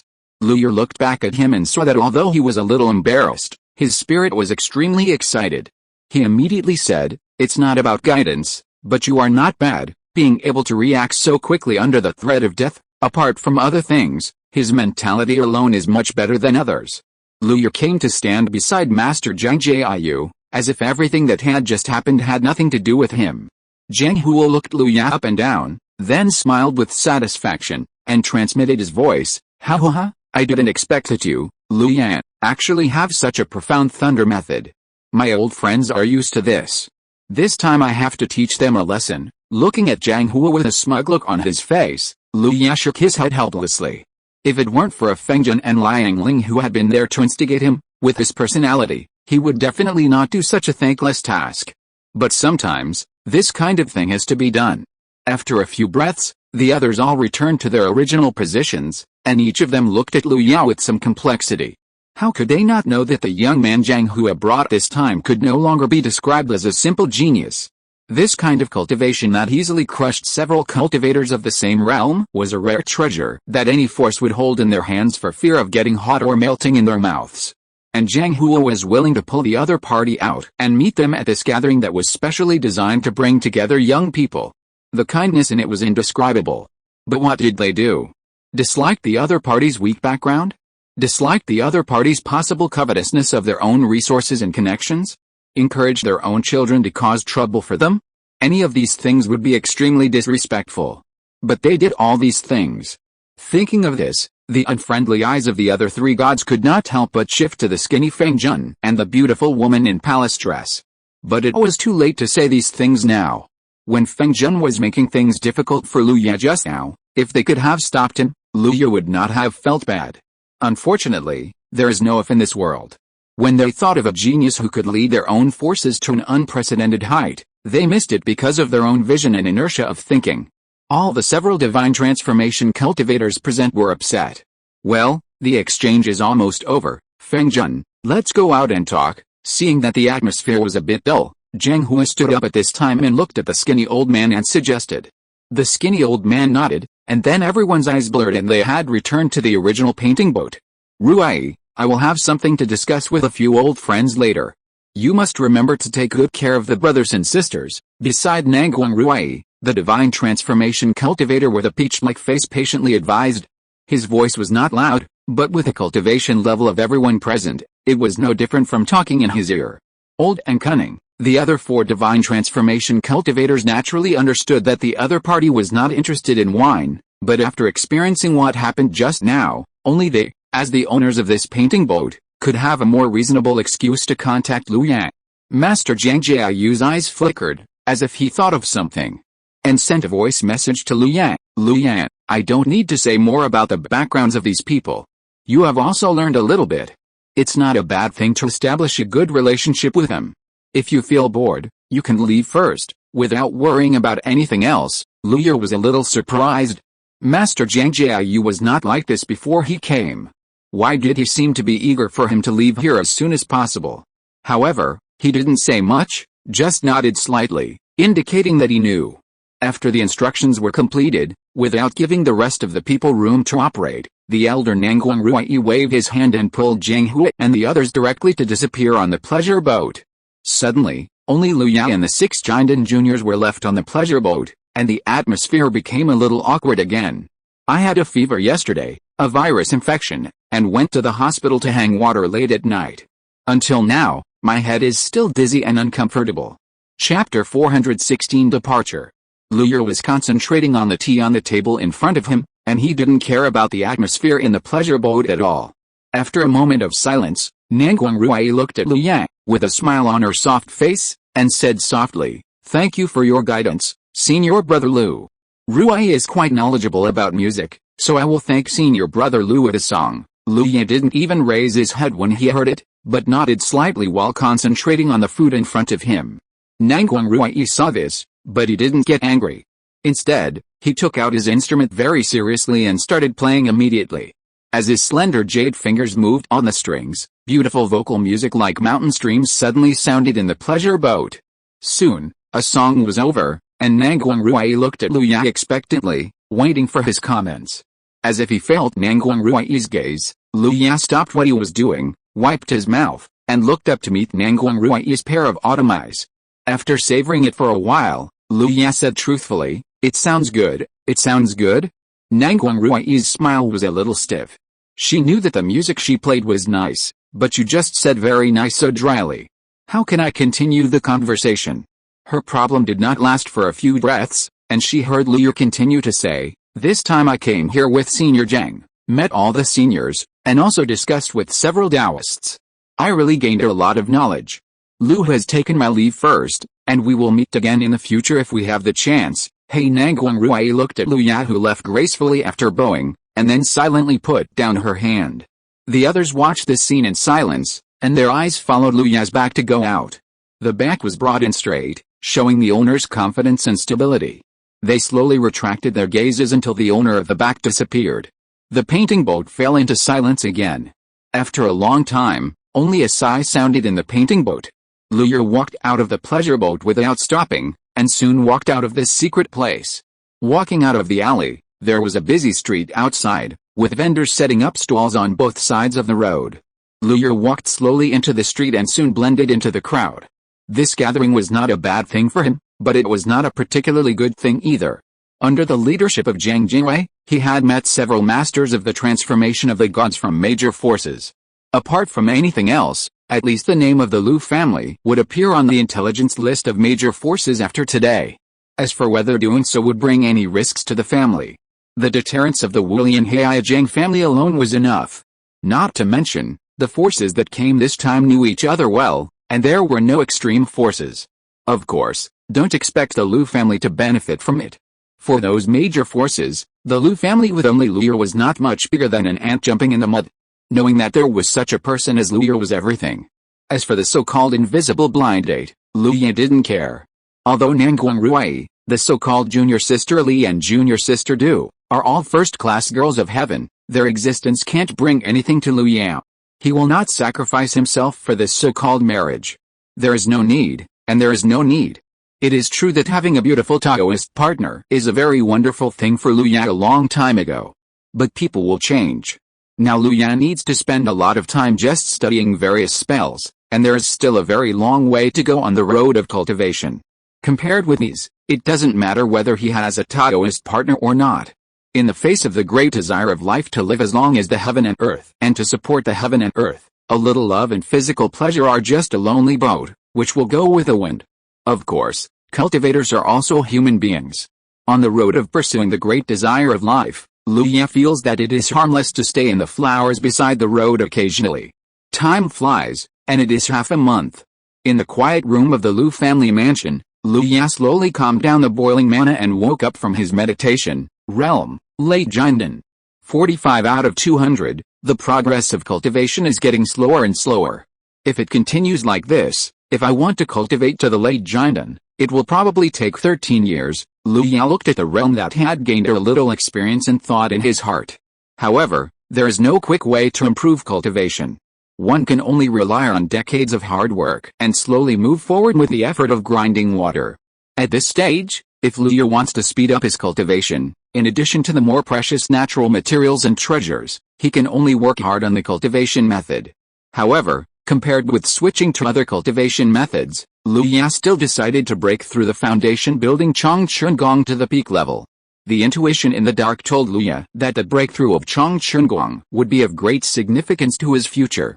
He looked at the others again. The spells were basically perfect. Except for the earth control spell, which was as high as 2 million experience points, the rest of the magical powers that should have been born had also been born. Lu Ya's eyes turned to the 5 methods of body refining. The 5 internal organs of the heart, liver, spleen, lungs and kidneys are now gradually completing the matching with the corresponding exercises. The object of matching is the magical power that Lu Ya has mastered. However, Lu Ya still has no progress in the way of gold. In this world of immortal cultivation, it seems that there are only 4 basic techniques of controlling fire, controlling water, controlling earth and controlling wind, but the technique of controlling gold is unheard of. He had previously escaped from Zhang Daoying and searched in the Sutra Pavilion of Wulian Heia. If he couldn't find it again, Lu Ya could only think of a way himself. As for what method to think of, he also had a little idea in his mind. As for other aspects, there is nothing to say. With many magical powers, he has an advantage in both fighting and searching for enemies. Now the only thing that can be regarded as a shackle is that Lu Ya's own cultivation level is relatively low. It just so happens that this matter can't be rushed. Maybe I have to practice in a different way next, Lu Ya muttered to himself. His spell library has not been updated for a long time, or in other words, the number of spells is meaningless to him now. No matter how many spells he has, it is meaningless to those who cannot block his magic power. Liang Ling and others who besieged Lu Ya before are the best example. As for those whose cultivation level is much higher than his, no matter how many magic powers Lu Ya has, it will not be so effective. Breaking all the magic with one force is sometimes so frustrating. I am already good at fighting, searching for enemies, and escaping. In the next practice, I can try to practice 100 arts, or divination, perception, etc. For Lu Ya now, there is no threshold for general Taoism or practicing 100 arts. The era when the Lu family had to tighten their belts to send a clan member to be an apprentice of refining without any sense of existence has passed. Now, as long as the Lu family and Lu Ya want to practice 100 arts, there are plenty of places to learn. Everyone, remember to vote. Chapter 417 Returning Home, A Simple Life of Cultivation. The first peak of the Lu family's spiritual land was covered with snow. The winter wind was particularly biting. In the snow, the birds and animals that usually run around were nowhere to be found. The gate of the cave on the top of the first peak slowly opened, and Lu Ya's figure appeared at the entrance of the cave. Looking at the snow-covered mountain outside the door, Lu Ya's eyes were dazed for a moment. He clearly remembered that before the retreat, the grass and trees were lush and full of vitality. How come it was already winter in a blink of an eye? Lu Ya's mind moved slightly, and the skill panel automatically appeared in front of him. Lifespan: 45 out of 899 years old. Old Lu, I can be considered to have entered the ranks of middle-aged. Lu Ya laughed at himself in his heart, and suddenly he became interested and walked out of the cave. Outside the cave, there was still snow and wind, but all the snow and wind naturally slid to the sides when it touched Lu Ya's body 3 inches away, and no snow and wind fell on Lu Ya. Lu Ya, wearing a black robe, walked slowly into the courtyard. An ancient pine tree that required 3 people to hug stood quietly in the courtyard. Despite the cold weather and the snow, the pine tree was as green as new and was not affected at all. Lu Ya came under the ancient pine. Because of the shade of the ancient pine, the original color of the land could still be seen in the area of more than 10 feet. However, the white frost spreading around was slowly eroding the few colors. Lu Ya waved his hand, and a breeze blew past, brushing away the dust on the stone bench and stone table that had not been visited for a long time. With another wave of his hand, a set of tea sets appeared on the stone table. With a flick of his finger, a bean fire jumped under the teapot. In a short while, the jade-colored teapot with a big belly and a small mouth began to emit wisps of steam. When the tea boiled, Lu Ya poured himself a cup of tea, and drank it all in one gulp, regardless of the scalding temperature. The hot spiritual tea entered his stomach, and the strong heat quickly spread inside his body, causing Lu Ya, who had long been immune to cold and heat, to breathe out a very comfortable breath. Ancient pine, Taoist priest, drinking tea, snow and wind. If this scene can be frozen, it must be a fine landscape painting. But Lu Ya just drank the tea quietly, watching the snow and wind a few steps away quietly. His mind was more relaxed than ever before. Once upon a time, Lu Ya's pursuit of life was this kind of leisurely and comfortable life. Unfortunately, in Lu Ya's previous life, the wheel of the times rolled forward, forcing everyone to run forward hard, not daring to stop at all. Lu Ya used to be such an existence, working hard every day, seemingly living a fulfilling life, but in the end he suddenly realized that nothing had changed. A satisfied sigh sounded. Lu Ya squinted his eyes comfortably, and his body slowly lay back. With his movements, the stone bench, which was originally just a round stone bench, suddenly grew, but it also formed a reclining chair that fit Lu Ya very well, and even the armrests grew out from under Lu Ya's elbows. It is not surprising that the earth control technique that is about to be perfected has such a small change. Lu Ya lay on the recliner, and the spiritual tea automatically flew to his lips.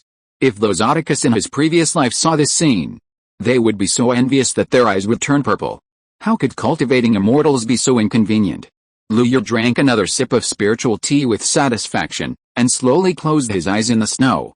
This time, Lu Yu slept very comfortably. When Lu Yu woke up, the previous heavy snow had stopped. Lu Yu felt as if his soul was washed clean and extremely relaxed. This feeling was like a car that had run 100,000 kilometers non-stop, and finally had a full-scale maintenance from the inside out. The feeling of being refreshed was very obvious. Unconsciously, Lu Yu's soul grew a little bit. Well, is this the so-called recuperation, or to put it bluntly, stopping for better progress? But no matter what, the improvement of the soul is a good thing, and Lu Yu is naturally not unhappy. Looking at the little yellow lying on the side, no, it should be the big yellow now, Lu Yu couldn't help but reach out and stroke its head. Today, the little yellow is already a demon beast in the foundation building period, and its body has grown greatly. Just standing up, its shoulder height is more than 2 meters, which is very intimidating. But only the Lu family members know that this puppy that Lu Yu has raised since childhood has no consciousness of being a demon beast at all, and its personality is gentle and lazy. Other demon beasts have muscular bodies, but looking at the big yellow now, it is no exaggeration to say that it is fat and strong. Even the Zhou sect master of the beast-taming sect was amazed at one time, and repeatedly exchanged experiences with Lu Yu on beast-taming. It is not easy to raise a dog demon into a pig demon. You lazy guy, if you keep eating like this, I'm afraid you can't even get up this mountain. Hurry up and lose some weight, otherwise sooner or later you will be eaten by the little gray. Lu Yu laughed and scolded. When Da Wang heard Lu Yu's words, his originally indifferent face suddenly became alert when he heard the words "I away." He raised his huge head and looked around carefully. When he didn't see the figure that frightened the dog, he was relieved and let out a dissatisfied whimper in his throat. If you want to say what is the biggest hardship in Da Wang's carefree and happy dog life, it must be Zhao Wei, the sky-flying eagle that flies high all day long. Since the two entered a period of rapid growth and development, Da Wang could only watch Zhao Wei become stronger day by day, and finally became so strong that it made him despair of his dog life. The biggest disadvantage of the widening growth gap is that Da Wang's dog life safety has encountered an extremely serious threat. Although Da Wang and Zhao Wei grew up together, the sharp eyes of Zhao Wei, a fierce predator, always made Da Wang feel uneasy, fearing that one day he would fall asleep and never wake up again. Of course, these are all Da Wang's unilateral concerns. Lu Yu told the sky-snatching eagle Zhao Wei a long time ago that the lives in the family need to be protected by it, not harmed. Although Zhao Wei did stare at Da Wang's fat body several times, he still remembered Lu Yu's rules and did not kill Da Wang, his childhood playmate. After slapping the fat Da Wang away, Lu Yu stretched his body comfortably, and the sound of popping beans came from Lu Yu's body. Hey, I don't know when I will get tired of this peaceful life. Lu Yu thought about it in his heart and came up with a rough answer. It may take 100 or 80 years, but by that time I will only be a little over 100 years old, and I may have become a unyielding, and my lifespan will be increased by another 1,200 years. I can't live to the end, I can't live to the end. Everyone, remember to vote. Chapter 418 Steadily Growing Lus. On the second peak, in the residence of Lu Dingbo, the head of the Lu clan, Lu Yu and Lu Dingbo sat opposite each other in an open courtyard. My Lu clan has been in Songhai for nearly 20 years, and the current development is smooth sailing without any problems, Lu Dingbo said casually as if he was chatting. Lu Yu nodded when he heard this. Songhai has always had a protection period for spiritual lands, and my Lu family is on good terms with several surrounding forces and is kind to everyone. Under such circumstances, it is difficult for problems to arise, Lu Dingbo continued. That's true. By the way, 4 months before your retreat this time, Chuladi had already successfully established his foundation.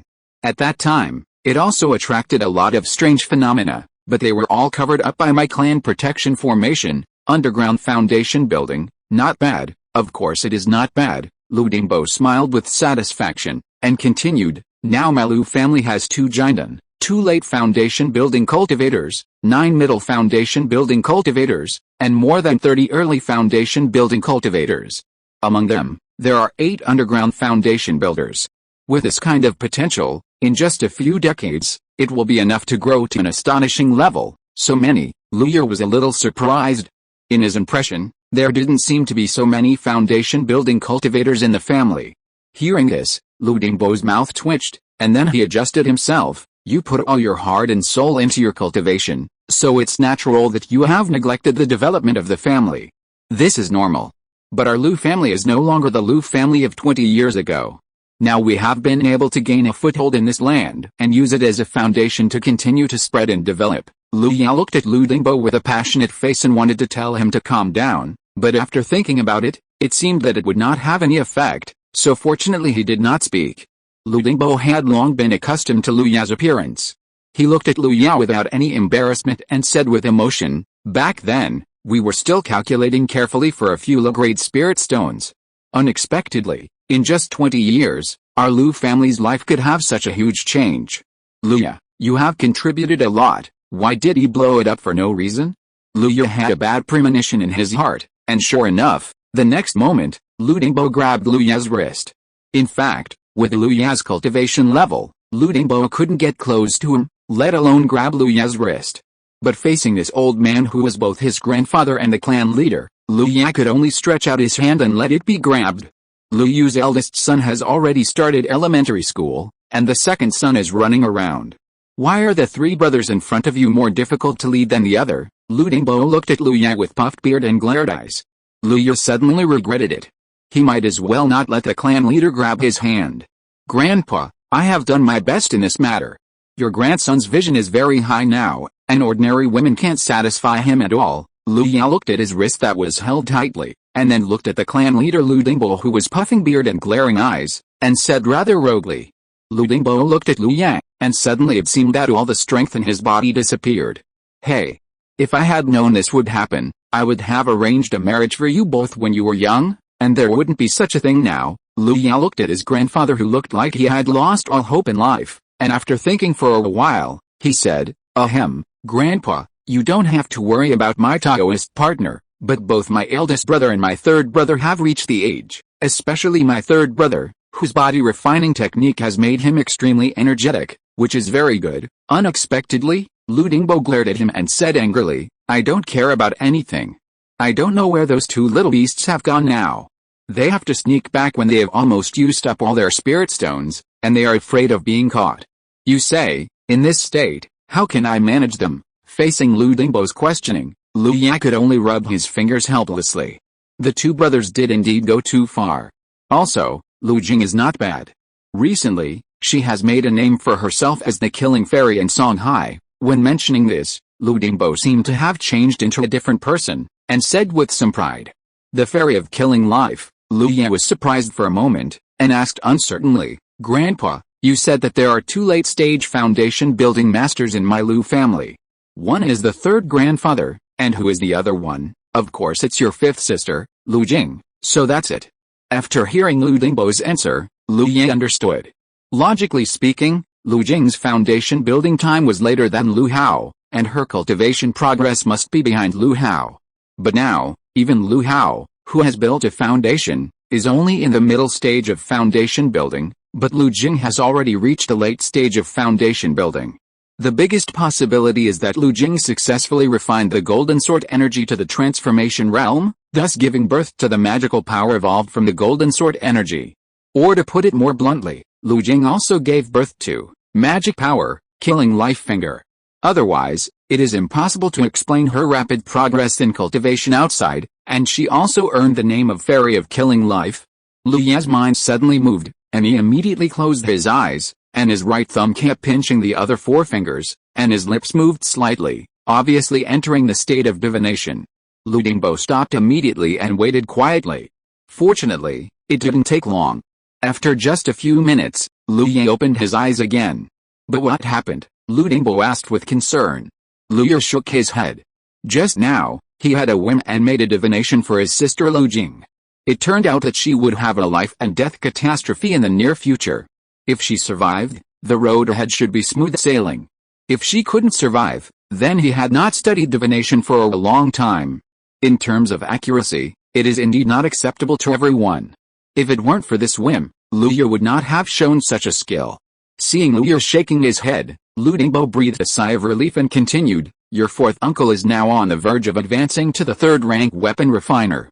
In a while, I plan to take advantage of the gathering in Songhai area to go with your fourth uncle to communicate with those weapon refiners, accumulate experience for your fourth uncle's breakthrough, and give those weapon refinery apprentices a little shock. Of course, there are also our Liu family's alchemists, but for now, let's forget about it. This turn of events almost made Liu Yan unable to react, and he hurriedly asked, "What's wrong with the alchemist? I remember that we have several members of the Liu family who have good talents, right?" Lu Dingbo sighed. "Not bad, but they have been exposed to alchemy for too short a time, and the training of an alchemist is not a simple matter. It requires the accumulation of countless resources. Unfortunately, our Liu family is currently unable to supply so many resources." Everyone, remember to vote. If you're listening to this novel on a channel other than Fanfic World, it means they downloaded and uploaded it without effort. We cordially invite you to visit our channel, Mundo Fanfic Novelis. There you'll find the original version of this story, and you can explore many other novels of various genres. We're waiting for you to immerse yourself in a world of incredible novels. Chapter 419, Breakthrough in Kung Fu. The Sutra of Freedom and Longevity. This is an unavoidable problem in the current development of the Liu family, and it is also a necessary process for the development of all forces.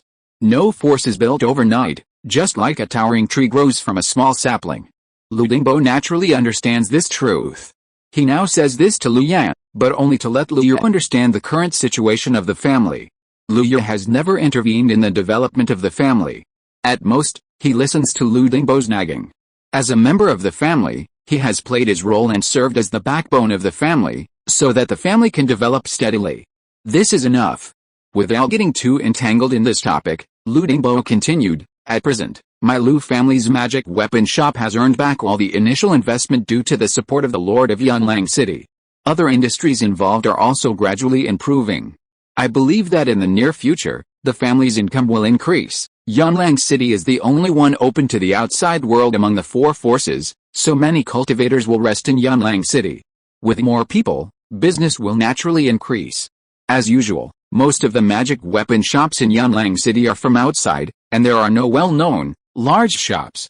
The appearance of Liu's family and the second-level weapon refiner are good news for the Lord of Yanlang City. With the full help of Yanlang City, Liu's family gradually opened up the situation in Yanlang City, and now occupies nearly 20% of the market share. This share will be higher in the future, but Lu Dingbo has already set a red line in his mind, and will not let this share exceed 40%. Lu Yu nodded and said, "Grandpa, you still have to worry about the family's affairs. As long as my Liu family takes one step at a time, it will be easy to become a 4th level or even 5th level force in the future." Lu Yu began to paint a pie for Lu Dingbo, the patriarch, and in just a few words, he painted the pie big and round. Lu Dingbo's eyes were full of yearning, and it was obvious that he had been dazzled by the pie. It was not because the pie Lu Ya painted was too tempting, but because Lu Ya had the ability and strength to turn the pie into reality. This was the reason why Lu Dingbo was so yearning. "I don't know if I will have the chance to see that day," Lu Dingbo suddenly sighed. Lu Yu was slightly startled, then smiled and said, "We, the Liu family, will move forward step by step under your leadership." "Ha ha ha, good." Lu Dingbo laughed loudly, slapped the table fiercely, and said heroically, "Now I am only a little over 100 years old. Even among the foundation-building cultivators, I am still in my prime. I may be able to make further progress in the future." Looking at his ambitious grandfather, the head of his family, a smile appeared on Lu Ya's face. Although the road of cultivation is full of ups and downs, opportunities and adventures have never been absent. There is still a lot of time, and anything can happen, right? Since returning from the second peak, Lu Ya has a few more jade slips in his hands. Back in the cave, Lu Ya sat cross-legged, placed the jade slips in front of him, and then called up the skill panel. Name, Lu Yan. Lifespan, 45/899 years old. Realm, Late Jinden. 112/200, Kung Fu, Foundation Building Chongchun Kung Fu Peak. 50000, 50000. Skills, Fire Controlling Technique perfected, Golden Sword Key perfected, Wind Controlling Technique perfected, Water Controlling Technique perfected, Palm Thunder perfected, Rainbow Transformation Technique perfected, Gale Escape perfected, One Key Capture Technique perfected, Earth Controlling Technique perfected, Red Sun Immortal Body perfected, Blood River Giant Body Technique perfected, Wind Shocking Curse Peak. 50,000, Spirit Purification Technique Peak. 50000/50000, Soul Bewitching Technique Peak. 50000/50000. Zuanilin Spirit Shield Peak. 50,000. Key Viewing Technique Peak. 50,000. Divination by Heaven Peak. 40058/50000. Kidney Key Meridian Peak. 50000. 50000. Heart Nerve Peak. 50000/50000. Lung Soul Meridian Peak. 50000. 50000. Liver Soul Meridian Peak. 50000/50000. Spleen Will Meridian Peak. 50000/50000. Equipment Refining Technique Level 3.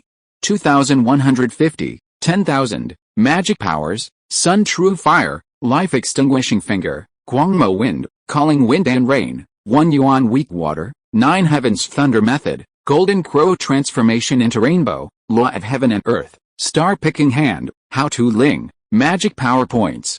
2. Status, 3 flowers gathering at the top of the head, looking at the 2 magical PowerPoints that he had finally saved in the magical PowerPoint column. Luya made a decision.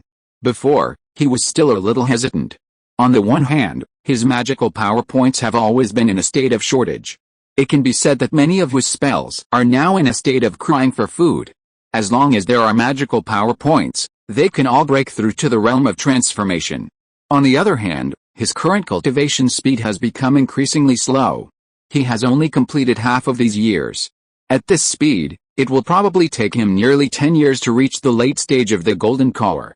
Luya's previous cultivation speed can be described as taking a plane. Now he suddenly changed to a car. Although the speed is still okay, the visible decrease in speed still makes Luya a little irritated. In the past few years, Luya's magic has not made much progress.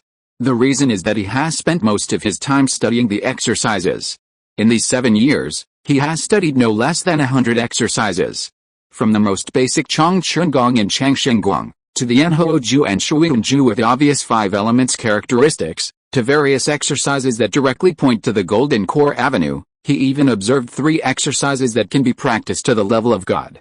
Although all exercises, in theory, can be practiced forever, why do those treasured Taoist scriptures appear? Isn't it because these treasured Taoist scriptures can shorten the time of practice, have all kinds of incredible abilities, and even provide help for breaking through the realm? For example, the Chong Chun Gong that Luya himself practiced, the main feature is that it is neutral and peaceful. If he wants to switch to any other exercises later, he can switch to other exercises without any hindrance. It is favored by the majority of low-level cultivators. Of course, the obvious characteristics and shortcomings are also obvious. The neutral and peaceful means that the operation route is simple, and the spiritual energy that can be absorbed by the operation of this Haoshan is less than that of other exercises, and the speed of practice will be slower than other exercises.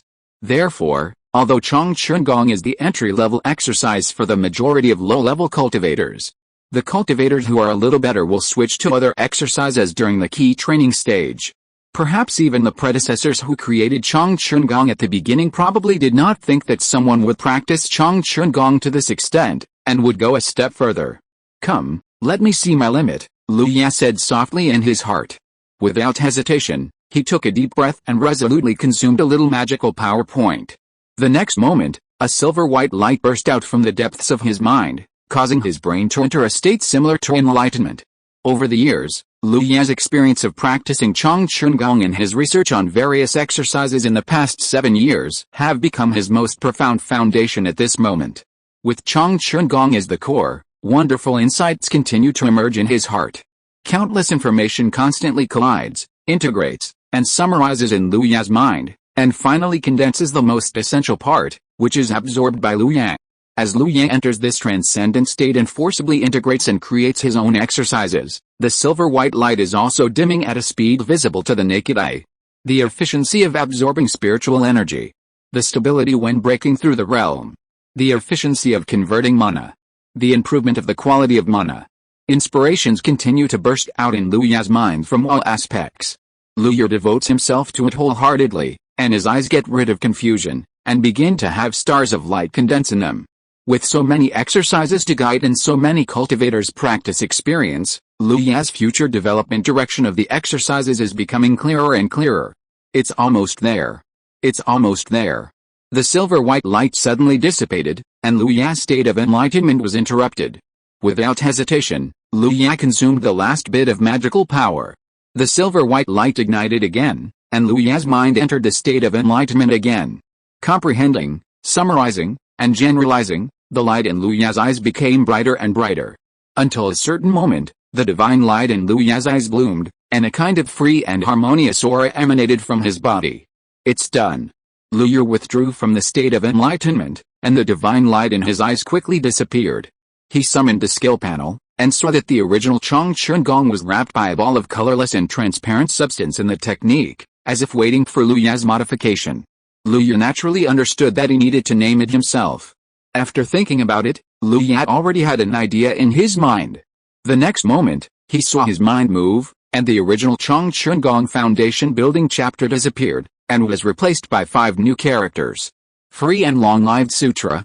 At the same time, the skill panel changed accordingly. Kung Fu, Introduction to the Easy Longevity Sutra. 1/100, these 5 simple words contain all of Lu Ya's pursuits for cultivation. The so-called cultivation and cultivation of immortals. What Lu Ya pursues is the carefreeness of traveling in the North Sea in the morning and Kangwu in the evening, the freedom of going to all the great places in the world, and the longevity of living as long as the heaven and earth, and living in harmony with the world. Therefore, Lu Ya named this method Eternal Life Sutra, which is also a specific summary of the way he cultivated. After naming it, Lu Ya suddenly had an epiphany. Is this the so-called Great Tao or Path? By accident, Lu Ya suddenly realized that many spiritual cultivators had not yet realized their own Great Tao, but he, a golden elixir, actually realized it. From now on, he only needs to follow his Great Tao step by step, and then the various obstacles on the road of cultivation will no longer be obstacles for him. But, is it really that easy to achieve longevity? If it was so easy to achieve, then the world of cultivation would have been filled with powerful cultivators. Lu Ya closed his eyes and comprehended it carefully.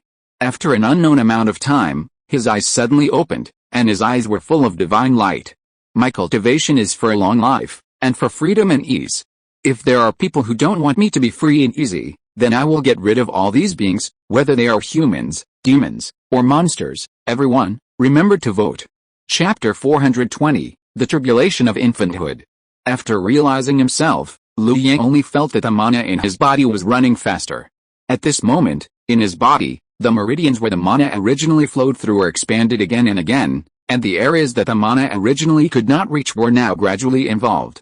In other words, Lu Ya could only use mana to refine a limited area of the human body, but now this area has been enlarged to every corner of the whole body. There are only a few parts that cannot be refined by mana for the time being. This means that when Lu Ya has finished refining himself with all his mana, he will be able to become a stainless body in the sense of cultivation.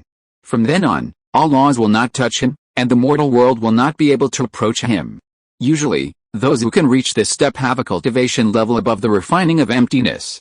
Lu Ya slightly circulated the Free and Longevity Sutra, and the surrounding spiritual energy immediately swarmed towards his body. If a giant cultivator practices with all his strength, the intake and exhalation of the spiritual energy of heaven and earth is very amazing. If it is not restricted, the spiritual energy within a radius of 100 miles will flow back to the location of the giant cultivator. After practicing for several cycles, Lu Ya came out of his practice. Although this new technique was only for beginners, its efficiency was comparable to the speed of breathing in and out of the Changchun technique when it reached the great success stage. In other words, as long as he could gain experience from this technique to the small success stage, Lu Ya's practice speed would exceed his original level and reach a higher level. Lu Ya was very satisfied with this, as these 2 magical points were worth spending. After walking out of the quiet room, Lu Ya's mood had completely calmed down. Now that the problem of the technique had been solved, it meant that he was about to embark on the fast track of practice again. He was now in the late giant stage, and was only 1 step away from the nascent soul stage. Preparations for nascent soul stage also needed to be arranged in advance. Cultivators seize the spiritual energy and fortune of heaven and earth to achieve themselves. This is the way of people who sacrifice what is insufficient to serve what is abundant. Therefore, Cultivators are cultivators, and the way of heaven is the way of heaven. Therefore, the so-called opportunity to become a nascent soul does not exist.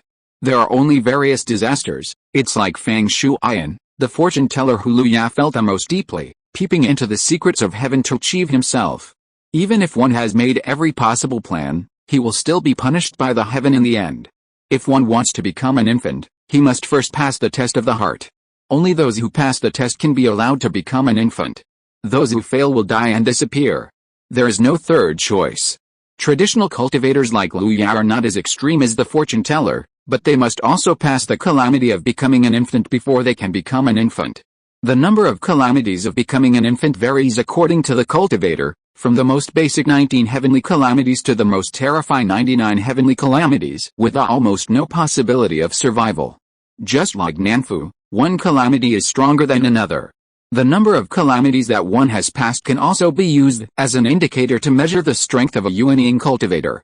As for Lu Ya, after reflecting on it, he felt that the probability of the heavenly way only sending down 19 heavenly calamities was probably not as high as the probability of winning the lottery jackpot.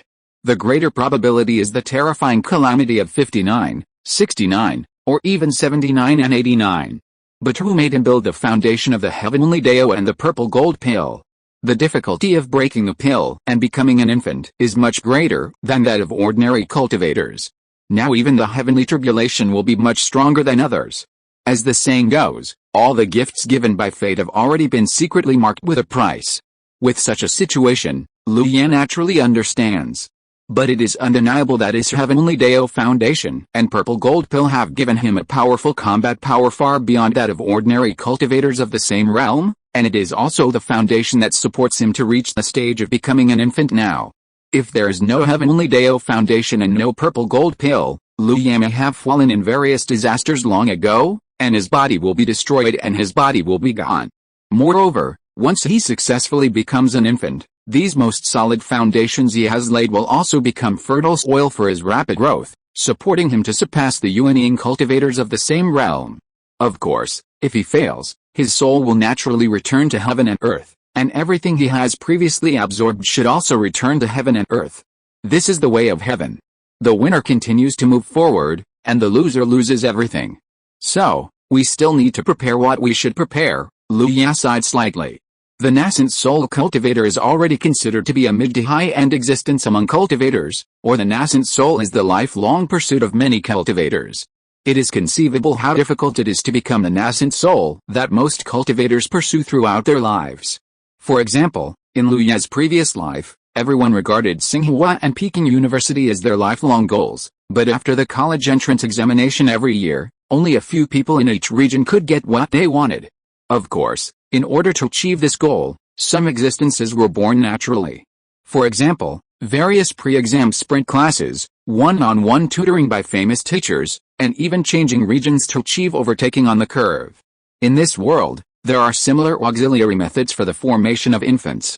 For example, in the unyielding heir, there is a special place for the formation of infants. The average rate of the formation of infants in this place is 20% higher than that in other places. This is also the foundation of an immortal sect, and it will not be easily shown to others. Of course, such rumors will naturally exist. After all, this is also a means to attract cultivators, and it can also be used as a diplomatic bargaining chip. In addition to this natural treasure, the rest are common elixirs and arrays.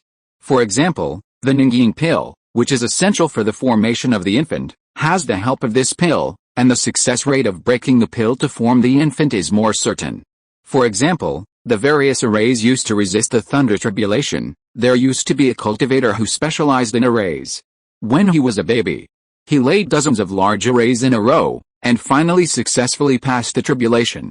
It once became the best story for the arrays in various sects to attract people. Unfortunately, for Lu Ya and the Lu family, the Ningying pill is so precious that even if the entire Lu family or even several Lu families are involved, they cannot buy it. They can only go through special channels, such as unyielding heir. However, there are a lot of Jinden disciples in unyielding heir, and there are also many who have perfected Jinden. They are all waiting in line to exchange for Ningying pills and then form infants. He, Lu Ya, an outsider cultivator, wants to get a Ningying pill in this situation where there are more wolves than meat. which is nothing but wishful thinking. Even if Zhang was able to do it, Lu Ye would not let them do it, because there would be many costs that Lu Ye could not see and that Zhang would have to pay. Lu Ye was unwilling to accept this kind of cause and effect. However, Lu Ye was not a rigid person, and there was no problem in using Jiwang's channels to ask him to help find the nascent soul pale. As for the formation, Lu was not a wealthy force, and they could not use dozens of fourth-order formations just to survive the nascent soul tribulation. In other words, there were not many people in the entire cultivation world who could do it. Moreover, the nascent soul achieved in this way did not mean that you could sit back and relax. Everyone, remember to vote.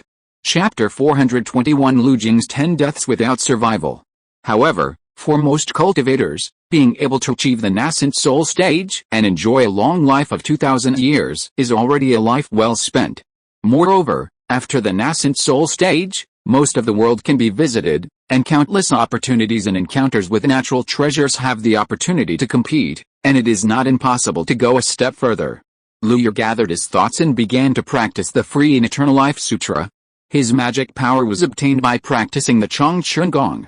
Although the Free and Eternal Life Sutra was created by Lu Ye based on the Chongchen Gong, it was still inevitable to switch to another practice.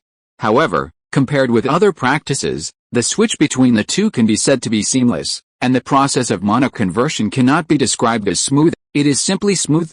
If other cultivators want to switch to another practice, even if they use the Chongchen Gong as the foundation, it generally takes a long time. If the practices are compatible, then more than a month of practice will be enough, and if the practices are very different, it is not impossible to take several years. During this period, you need to practice the technique over and over again, and polish your mana persistently, using the water grinding skill to convert your mana into the technique of transformation. During this period, you need to avoid contact with people as much as possible, so as not to have to use your mana. Lu Ye only spent 3 days, and all the pure mana of the late Jinden stage was transformed into the mana unique to the Free Changsheng Sutra. After the transformation, Lu Ye measured it slightly and found that the mana in his body was only about 65%. In other words, the quality of the mana formed by Chongchen Gong is only more than 60% of that of the Free Changsheng Sutra. If the two use the same spell, the latter will definitely be more powerful than the former. Moreover, this is only the state of the Free Changsheng Sutra when it has just completed a small success. If the level of the Free Changsheng Sutra becomes higher and higher as time goes by, its increase in mana will become more and more obvious, and the benefits it brings to Lu Ye will only be greater. Clapping his hands, Lu Ye got up with satisfaction and made a divination. Lu Ye's eyebrows slightly raised. When he predicted a few days ago, Lu Jing's calamity was only a matter of life and death. Now, it is a matter of life and death, with no possibility of survival. In other words, there is a being with a cultivation level far beyond Lu Jing's own to attack Lu Jing. Only in this way can it lead to a situation of life and death. This progressive situation makes Lu Ye easily think of the situation of beating the younger, and the older one comes. Only in this way can it explain why the difficulty of the calamity that Lu Jing has to experience has increased. It is not appropriate to use the big to bully the small, and the many to bully the few. You are not the only ones who have backers, Lu Ye muttered to himself, and then he moved and disappeared from the quiet room. In a valley, a cold and suppressed painful panting sound rang out in the dark cave at the bottom of the valley. The sound was drowned out by the noisy sound outside the valley before it flew away for more than 10 feet. Inside the cave, there was a young woman wearing red clothes and with a cold face. With a dim light in the cave, a trace of blood could be seen flowing from the corner of her mouth. It was Lu Jing who was out on the road. If she returned to Lu's now, it would definitely surprise many people.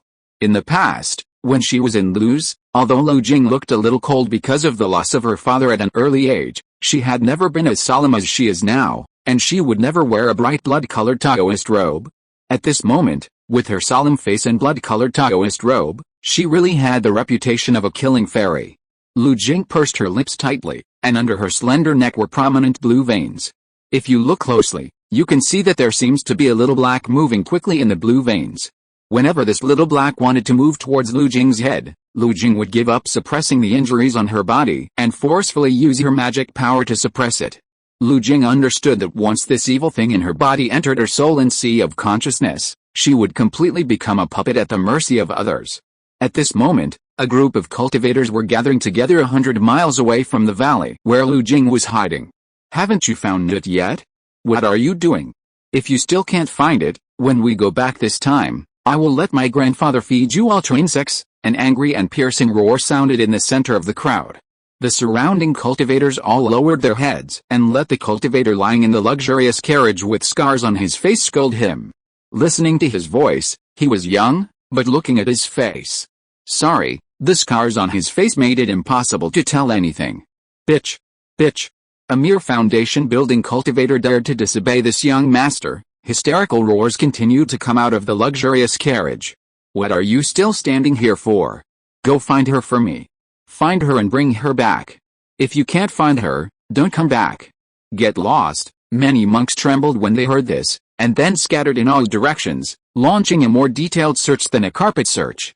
After all the monks around had left, the people in the carriage gasped heavily and looked at the monk who had been silently standing next to the carriage in a black robe. Guki, you also go and find that bitch. The monk called Guki did not move at all.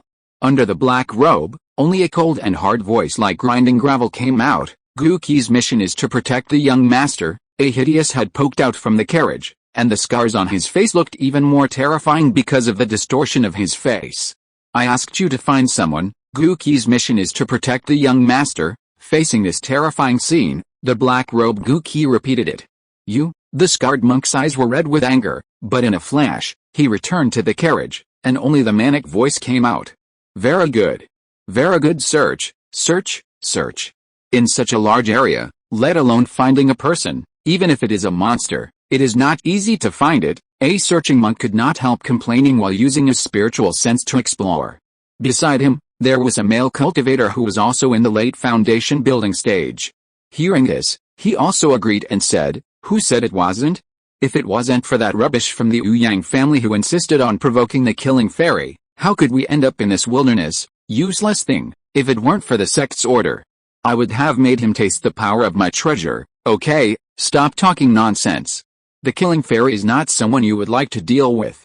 She killed dozens of fellow disciples who were chasing her earlier, and even sixth brother died in her hands. His sixth brother, aren't you already in the Falston realm? You were killed by a cultivator in the late foundation building stage? Humph, don't you think about it? People who can make a name for themselves are not easy to deal with. Be careful, don't accidentally lose your life. Hell, you talk as if our lives belong to us. It's better to live one more day than to die directly.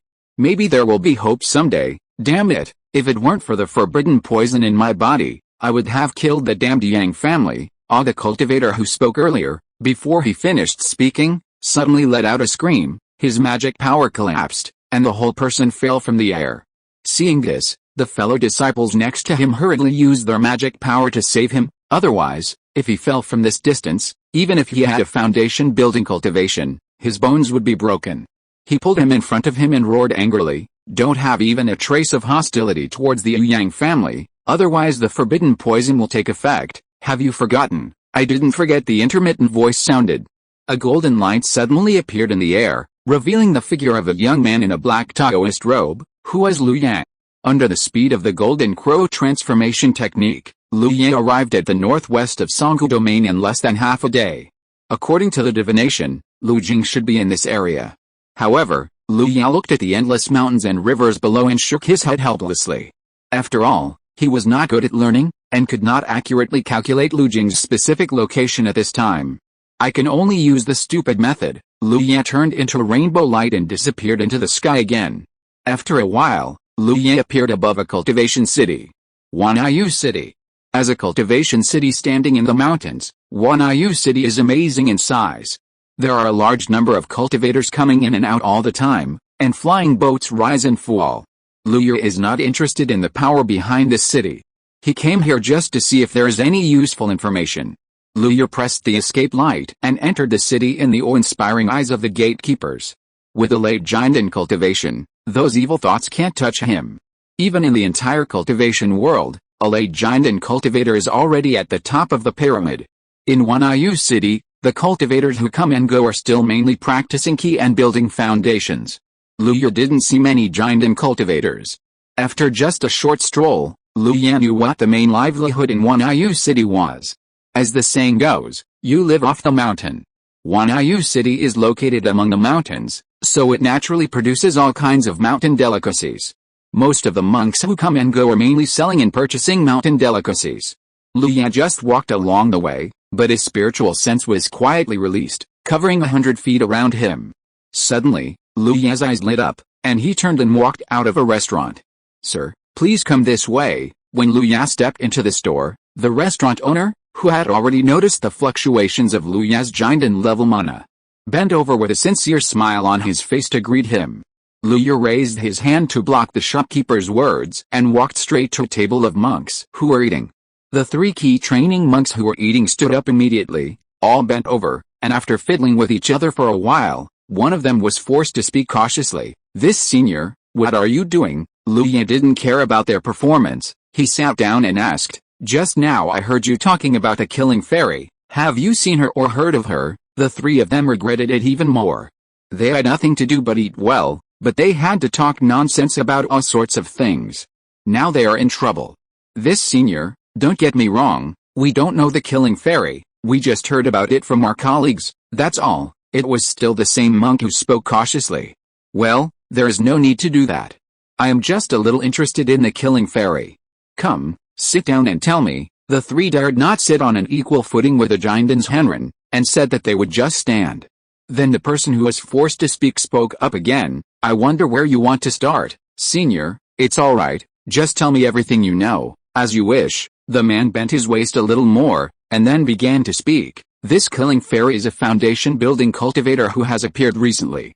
It is rumored that she is a beautiful fairy who is as cold as the moon. Her finger techniques are superb and powerful. She hates evil and has an attitude of killing monsters. So far, she has slaughtered more than a dozen small monster tribes, which once caused us little cultivators to have no monsters to hunt. But recently, I haven't heard about her deeds." Lu Ya listened quietly at the side. When he heard Lu Jing slaughtering monsters, he sighed slightly in his heart. Fifth sister still hasn't let it go. Lu Ya raised his eyebrows and asked softly, "Why haven't you heard about her deeds?" "Senior, I know." The cultivator in the middle of the 3 spoke quickly. "Speak." "The last time I went into the mountains, I heard from my companions that recently there were people from the Changsan sect in the mountains. All of them were like crazy, as if they were looking for something. So I asked around and found out that the Changsan sect was looking for someone, the killing fairy." The man was very tactful and didn't dare to keep Lu Ya in suspense, but spoke quickly. "I heard that a young man named Huo Wei from the Changsan sect had taken a fancy to the killing fairy and wanted to take her in as a furnace. He led people to surround the killing fairy, but in the end, not only did he fail to keep the killing fairy, but he was crippled and a large number of Changsan sect disciples died at the hands of the killing fairy. Then, the killing fairy fled all the way, and the Changsan sect's people chased after her, and finally the killing fairy fled to the mountains." The man in the middle said the last sentence, and he also carefully glanced at Lu Ya secretly. Just one glance, he felt cold all over. The face of the Jinden senior was so gloomy that water could almost drip out of it.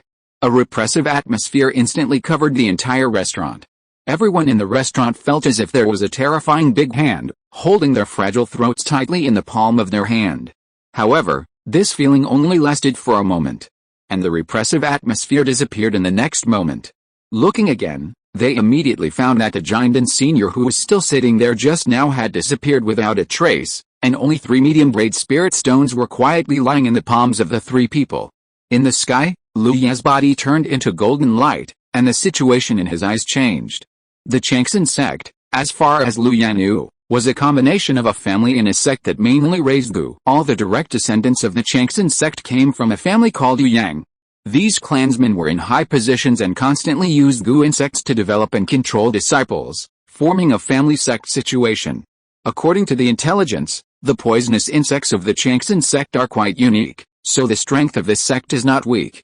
There is one unyielding, and the number of Jinden is too many to count. There are more than 500 foundation-building cultivators below, and the strength is strong. And with Lu Jing's late foundation-building cultivation and a magical power, he can still give Lu Jing a dead end. It is obvious that the other party has sent out Jinden cultivators, and there are even more than one Jinden.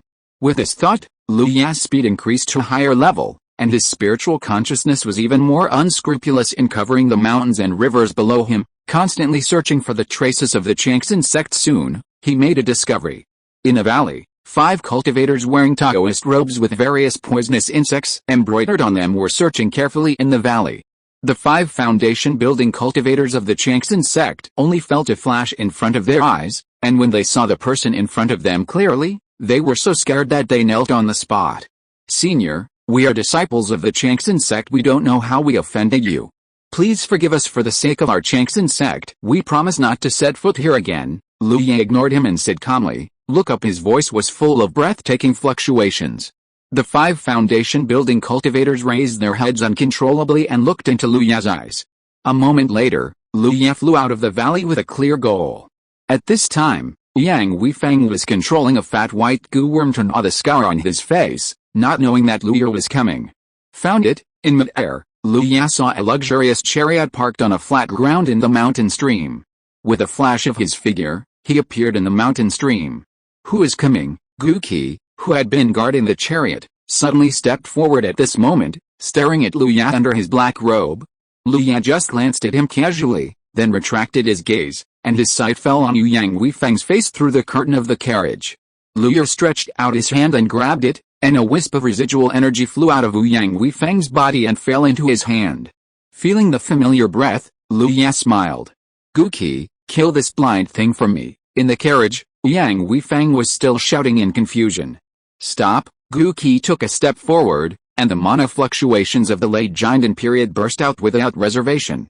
The terrifying breath directly suppressed the useless young man in the carriage behind him and made him breathless. Facing Gu Qi, whose breath was fascinating, Lu Ye just glanced at him lightly.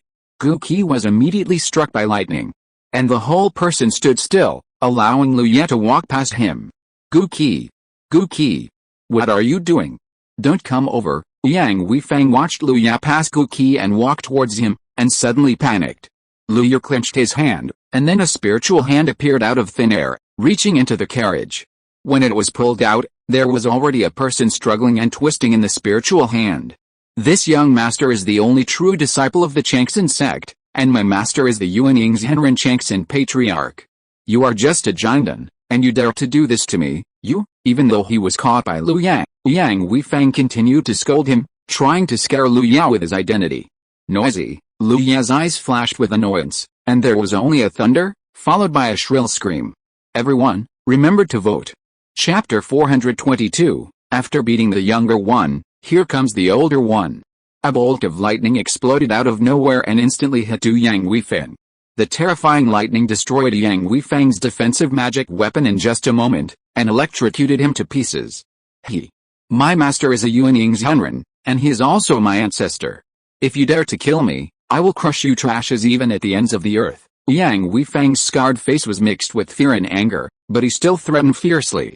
Lu Ye looked down at him, then pressed him to the ground with his spiritual hand, and asked, "I ask you questions, you answer them. If you answer wrongly, you die. If you lie, you die. If you hesitate, you die." "You?" Before Yang Weifeng could speak, Lu Ye interrupted him and said, "I heard that you have evil intentions towards the fairy of killing life." Yang Weifeng was slightly startled when he heard this, and then asked back, "What is your relationship with that bitch fairy of killing life?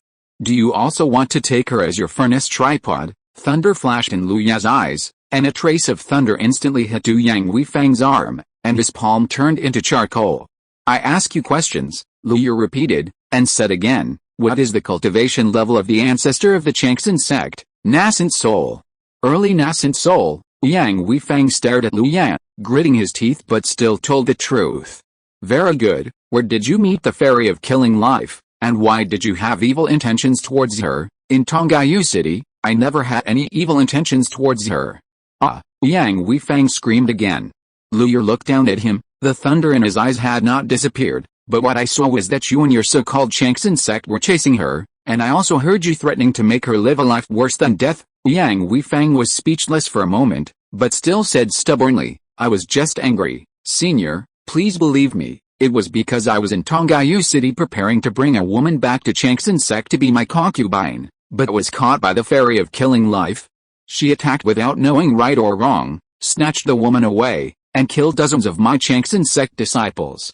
Dare to ask, Senior, if it were you, would you take revenge for this kind of revenge of slaughtering your fellow disciples? As Ouyang Weifang spoke, his thoughts gradually became clearer, and his voice unconsciously became much more indignant, and he almost stood up and pointed at Liu Ya's nose and asked, "Pa pa pa." Liu Ya clapped his hands. Looking at his expression, if someone didn't know the inside story, he might really be fooled by his words. But unfortunately, Liu Ya first met the disciples of Changxin sect, and then found this person.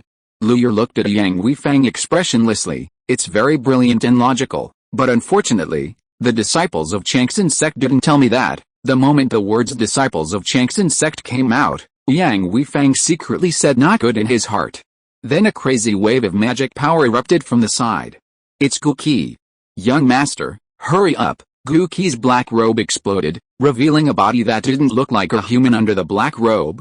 His body was purple-red, with thick blue veins swimming on his body like snakes, and his muscles bulged high like rocks. The most terrifying thing was that his arms were a pair of curved and sharp claws, and there was a spider head as big as a basin on his chest. With 16 dark green compound eyes staring at Liu Ya. Squeak!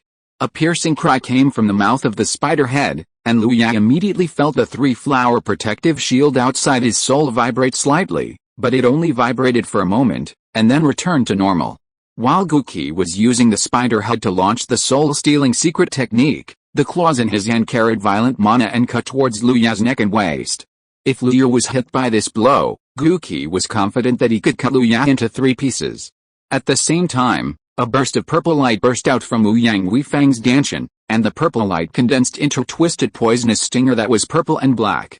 This is a one-time magic weapon, the 1,000 Poison Thorns, which was personally given to Yang Weifang by his ancestor for self-defense.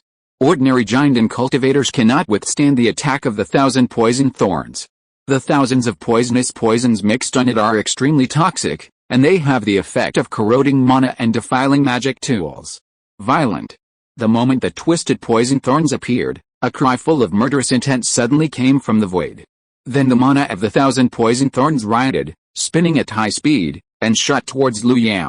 Zzz. The 1,000 poison thorns collided with his spiritual palm, and the 2 powerful mana fluctuations entangled with each other, and the aftermath of the fight even lifted the chariot on the side and shattered it.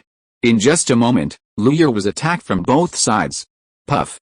The 1,000 poison thorns and the spiritual palm were deadlocked for less than a moment, and the fierce poison on the tip of the thorns corroded the mana at the position where the spiritual hand touched, and instantly broke through the blockade and shot towards Liu Ya's forehead.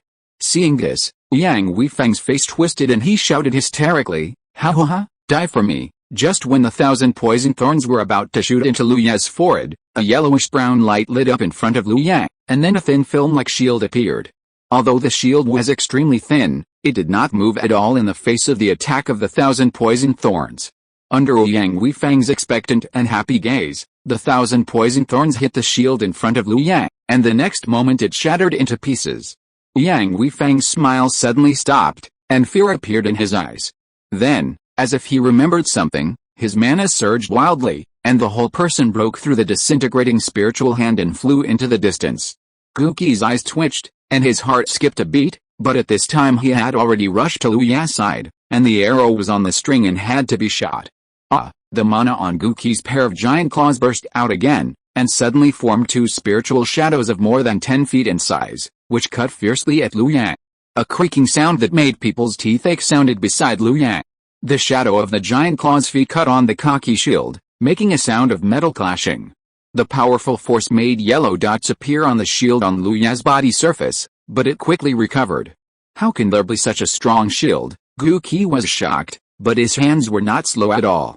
The spider head on his chest popped out instantly, spitting out a mouthful of purple and red saliva like lightning, and instantly hit the cocky shield. This is Gu Qi's last killing move. The poison of the 10,000 poison spider is a first-class poison.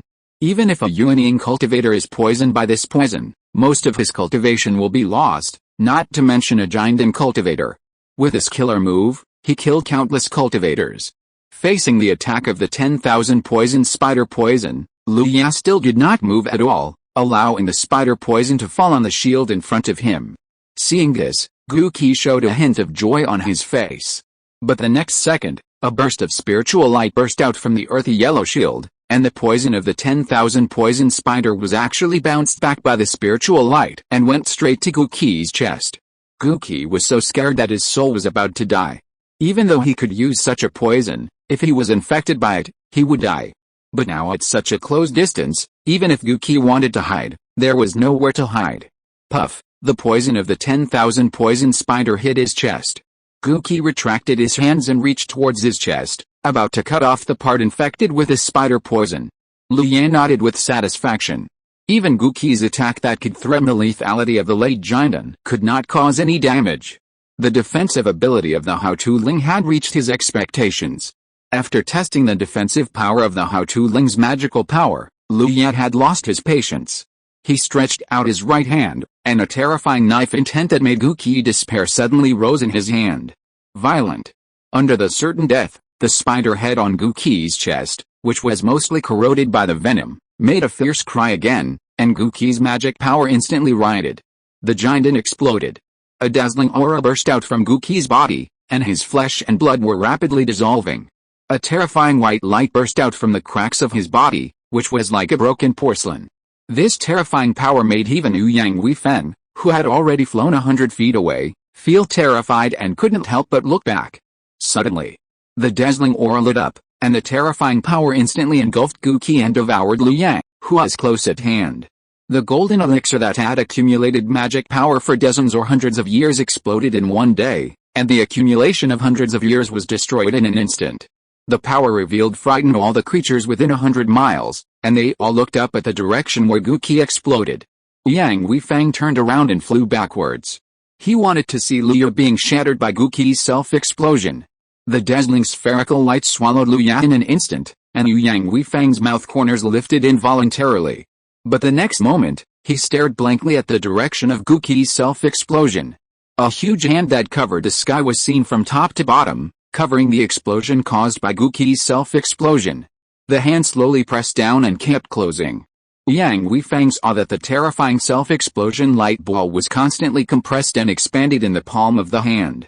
The light ball became smaller and smaller, gradually shrinking, and finally the white light was completely closed, forming an extremely dazzling light ball held in the palm of Liu Yang, who was unharmed. The giant self-explosion was forcibly pressed. Yang Weifeng, who witnessed this scene with his own eyes, looked sluggish, his brain crashed. And his heart was dead silent. He still couldn't believe what he had just seen. Impossible, absolutely impossible, this must be an illusion. I must have been caught in your illusion, Yang Weifeng screamed wildly. Compared to believing that Liu Yang forced a giant in middle stage self-explosion, he hoped to believe that all this was an illusion cast by Liu Yang. Liu Yang held a dazzling ball of light the size of a longan in his hand, and there was no effort on his face. He glanced at the shouting Yang Weifeng. With just one step, he appeared beside Yang Weifeng, and then slapped him with a palm, intending to kill him on the spot. At the moment when Liu Yang's palm fell, Yang Weifeng's body suddenly burst out with purple-black magic power, which turned into rolling black clouds and turned into a huge human face above Yang Weifeng's head. This person had no eyebrows, and the original eyebrows were replaced by a pair of black compound eyes. The hair on the top of his head was sparse, and compound eyes grew all over his head. It was the head of the Changsan sect, the ancestor of the Yang family, Yang Qianhuan. Yang Qianhuan's voice was like thunder, and all the compound eyes looked at Liu Yang. You are just a giant and junior, how dare you hurt my grandson? Liu Yang looked up at the huge human face in the air, his eyes were calm. Seeing Liu Yang remain silent, Yang Qianhuan spoke again, let him go, I will spare your life, otherwise even if you hide in the demon abyss or the infinite sea, I will crush you to ashes. I will give you 10 breaths to leave, otherwise don't blame me for being ruthless. In fact, Yang Qianhuan was already on his way, and as long as he was given another 10 breaths, he would be able to arrive. By then, Liu Yang would have no choice but to die. Liu Yang looked at the huge face, with a hint of amusement in his eyes, and then he stopped there carelessly, neither killing Yang Weifeng nor turning around to leave, as if waiting for something. Seeing him like this, Yang Qianhuan felt relieved and happy at the same time. Liu Yang's behavior was exactly what he wanted. He moved his mind and flew up another level. In just 8 breaths, a huge dark cloud appeared not far away, and then the dark cloud was completely gathered, revealing a hunchbacked old man wearing a poisonous robe, with chicken skin and skinny skin, and a snake-headed cane in his hand. The fluctuations of the mana of the early nascent soul were revealed without any concealment. Yang Qianhun was in midair, with all eyes fixed on Ouyang Weifang below. After seeing Ouyang Weifang's palms turned into charcoal and his whole body burnt black, his eyes were filled with murderous intent. He looked down at Lu Ya below and sneered, "Haha, you are so brave that you dare to wait for me here. I don't know whether I should praise your courage or sigh at your stupidity." Lu Ya looked up at the high and mighty Ouyang Qianhun. Hearing this, he just sneered and said, "Of course I will wait for you here, until you see this waste eye in front of you with your own eyes." Ouyang Qianhun was stunned at first, and then anger surged in his heart. After so many years, he was actually threatened, and by a giant and cultivator. He laughed in anger, "Haha, are the youngsters nowadays so ignorant? It seems that I have killed too few people and have been underestimated." The next moment, Ouyang Qianhun stomped the snake-headed crutch in his hand heavily, and his terrifying cultivation burst out. A stream of poisonous and evil spirits turned into wild snakes, rushing towards Lu Ya. Lu Ya stepped forward, and the shield formed by Hao Tu-ling suddenly expanded, including Ouyang Weifang. The next moment, the poisonous and evil wild snakes rushed forward and bombarded the cocky shield. The huge smoke and dust submerged the figures of Lu Ya and the other person. Ouyang Qianhun looked down with a cruel smile on his face. He was slightly stunned until the smoke and dust dissipated. In the smoke and dust, the cocky shield was still standing firm in place, and the young giant was still standing there with his hands behind his back, not moving at all. Lu Ya reached out with one hand and flicked his finger on the shield in front of him. The shield made a crisp sound. He asked casually, "That's it?" Ouyang Qianhun's face changed, and his eyes took it a little more seriously. "I admit that you, a junior, have some skills, but I just hit you casually. If I use my full strength, how should you, a junior of Jinden, deal with it?" "How to deal with it?" Lu Ya looked at him with a smile, and then he made a move with one hand, and Ouyang Weifang suddenly appeared beside him like a dead dog. Lu Ya retracted his right hand from behind his back, pinched the dazzling ball of light in his hand, and stuffed it into Ouyang Weifang's mouth. Seeing this scene, Ouyang Qianhun was startled at first, and then he was shocked. In the dazzling ball of light, he clearly sensed the breath of the poisonous spider daughter he had planted in Guqi's body. Then, he suddenly thought of the terrifying fluctuations he felt when he came just now. That was the fluctuation caused by Guqi's self-explosion. Previously, he was still wondering why Guqi's self-explosion did not cause great damage to the surrounding environment. Now everything is clear. It was the Jinden Jr. below. He actually suppressed Guqi's self-explosion and forcibly compressed the self-explosion that had already unfolded into that dazzling white bead. No, it can't be the Jinden cultivation. How can a Jinden cultivator suppress the self-explosion of a cultivator at the same Jinden realm? Even if it is him, if he really faces the Jinden self-explosion, he can only choose to avoid it. Ouyang Qianhun shouted loudly, "Who are you? I was blind before, please talk to me nicely." Lu Ya paused, then glanced at Ouyang Qianhun above, and continued to stretch out his hand. Ouyang Qianhun's eyelids twitched wildly. If Ouyang Weifang was forced to swallow the white bead formed by the Jinden self-explosion, even if he was a unyielding cultivator, he would be blown to pieces. No, absolutely not. Ouyang Weifang is his hope to further his cultivation and even become a god, and he must not lose. Anxious, Ouyang Qianhun no longer dared to maintain the posture of a nascent soul cultivator, and quickly descended from midair. At this time, he looked at Lu Ya with an equal attitude instead of looking down on him. Ouyang Qianhun said in a gentle voice, "If my wicked grandson has offended you in any way, I will apologize to you on his behalf. Please let this wicked grandson go for my sake." Ouyang Weifang couldn't believe that his ancestor, who is usually unfathomable, would be so humble. The most important thing is that all this was done to save such a useless grandson. Ouyang Weifang was grief-stricken. He glared at Lu Ya and shouted, "Ancestor! You don't have to do this for Fenger. Fenger can die, but the dignity of the ancestor cannot be insulted." "Shut up." Hearing this, Ouyang Qianhun was very anxious and wished he could slap this useless thing to death with his own hand. "I have been so humble to save your worthless life, and you, a piece of trash, are actually causing trouble for me. If you, a piece of trash, were not useful to me, I would not care whether you live or die." He said quickly, "Don't listen to the nonsense of this wicked grandson. To be honest, when I was still immortal before I became an immortal, I also had a son, but my son died young. My wicked grandson is 80% similar to my poor son who died young, so I have always doted on him, but I didn't expect that it would lead to the disaster today. I apologize to you here. I am willing to pay any price as long as you can calm down." Lu Ya glanced at Yang Qianhuan. Yang Qianhuan's tone was sincere and his attitude was sincere, which made people unable to find any fault. He sighed in his heart at the moment. He was indeed an old and experienced man. In just a few words, he redefined the matter. The key was that he did not have the attitude of a unyielding cultivator at all. His tone was so sincere and earnest that people could not find any fault. Lu Ye first made some calculations in his mind, and after confirming that Lu Jing had not encountered any accidents, he said, "You, grandson, wanted to plot against my loved ones, and even wanted to take them as furnace tripods. Now that you have failed, you have sent people to hunt them down, causing my loved ones to be missing. Let me ask you, if it were you, what would you do if you caught the culprit?" Everyone, remember to vote. P.S. Everyone, Li Hu will make some additions and modifications to the chapters released in the past 2 days. If you have read it first, you can read it again to avoid any disconnection in the content, or you can read it later. Chapter 423 Rescue and Compensation. After hearing this, Yang Qianhuan was furious. He looked at Yang Weifang and angrily said, "You evil creature, I taught you to be kind to others and practice peacefully, but you ignored me? How dare you do such a thing that angers the heaven and the people?" Yang Weifang was scolded, and his mind was confused at first.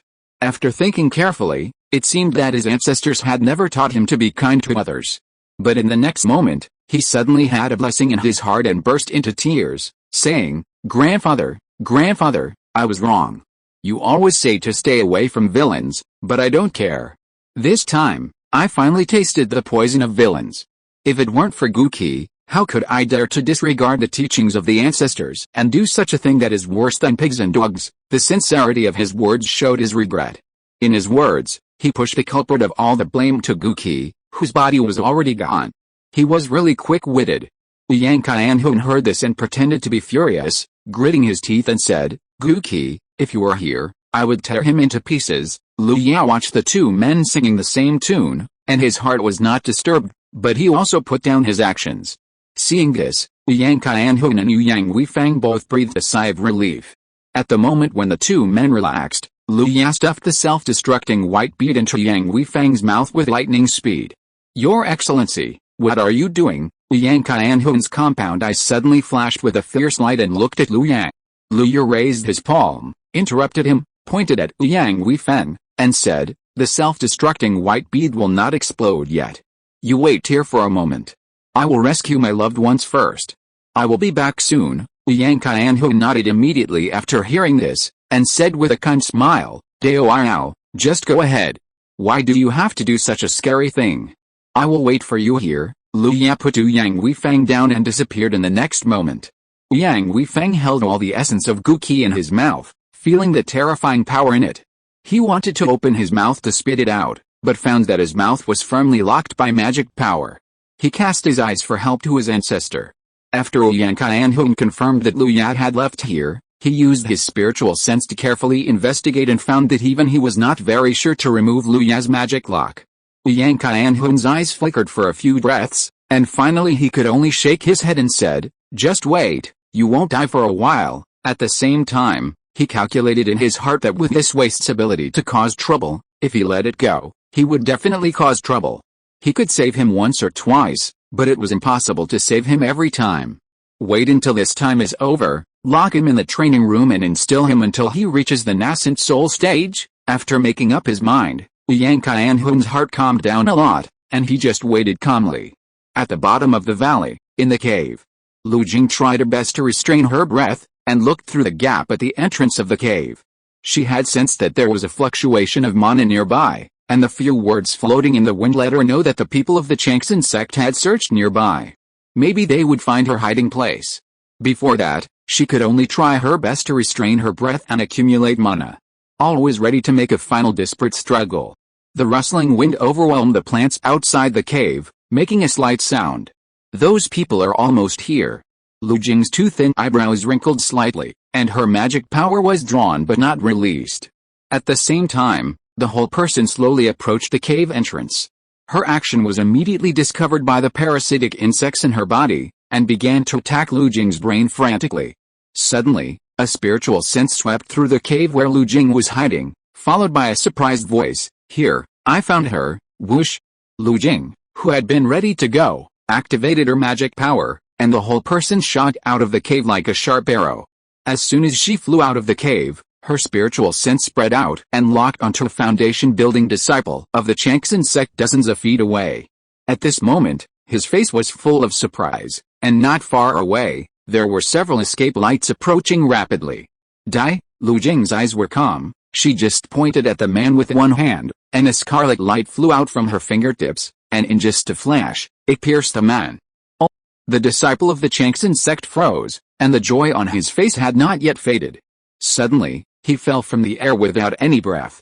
Before Lu Jing could breathe a sigh of relief, a black line suddenly rose from her originally wide and flawless face, and in an instant it passed over her mouth and nose and headed towards her head. Damn soul-controlling goo! Lu Jing's eyes flashed with a strong murderous aura, and even her blood-stained clothes became more and more red.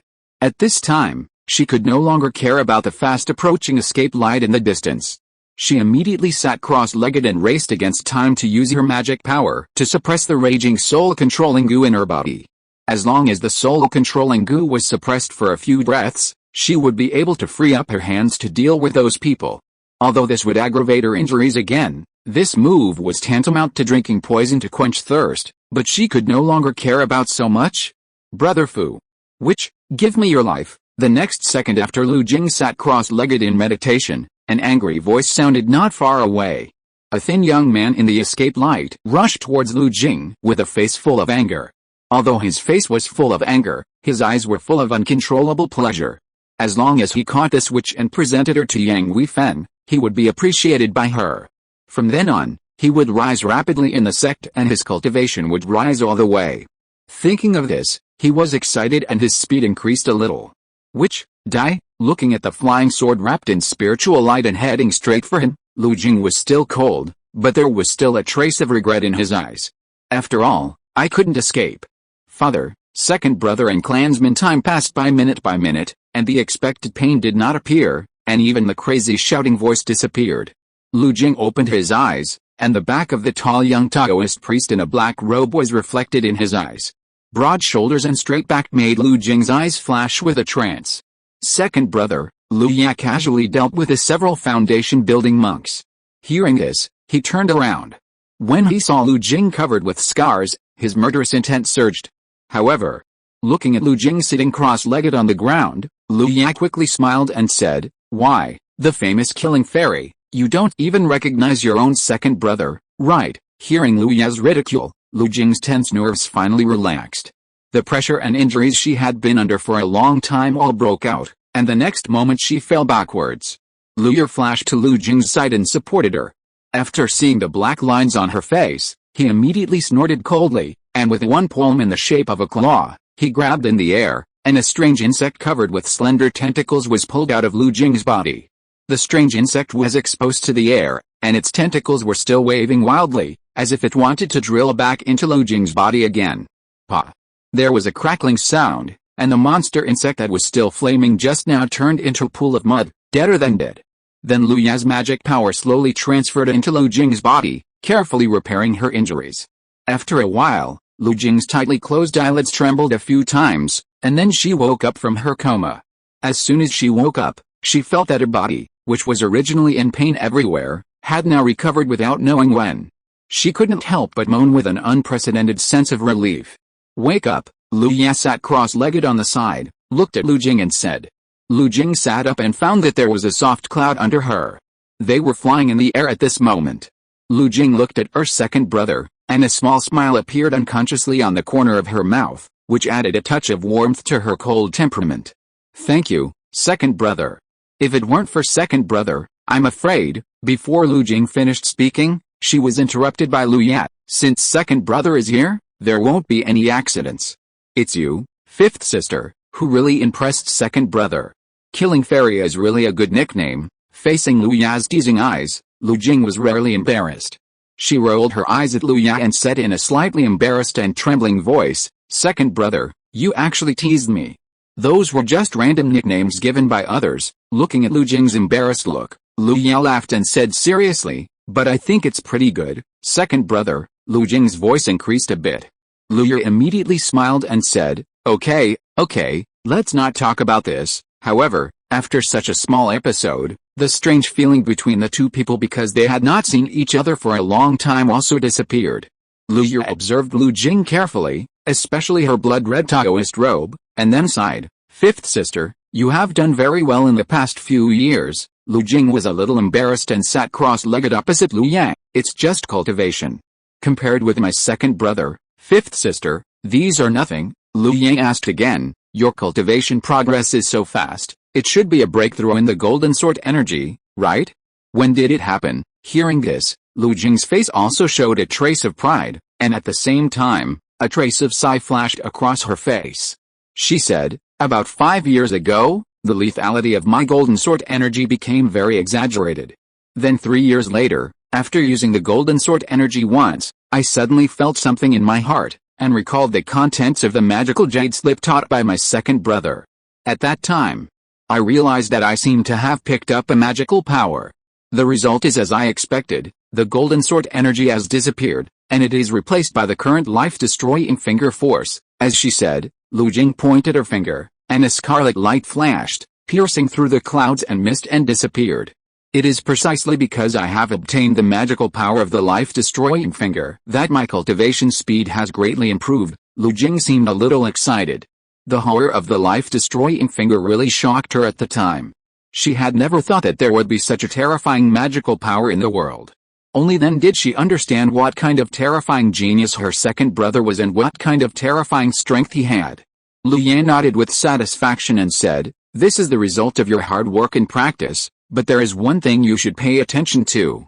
Although the life-destroying finger can condense life threads and accelerate your own cultivation, you must not indulge in killing and blindly pursue the improvement of your own cultivation. This is no different from stepping into the evil way. Do you understand? Lu Jing was instantly covered in cold sweat. After being awakened by Lu Yat, she instantly realized that she had changed since she took off the life-destroying finger. Originally, she killed monsters just because of her inner disgust and revenge for her father. But since then, she has another purpose for killing monsters, that is, for her own cultivation. Originally, this behavior was not different, but if it continued like this, Lu Jing knew that her name would no longer be Killing Fairy, but Killing Female Demon. Lu Jing immediately sat up straight and said seriously, thank you for your advice, brother.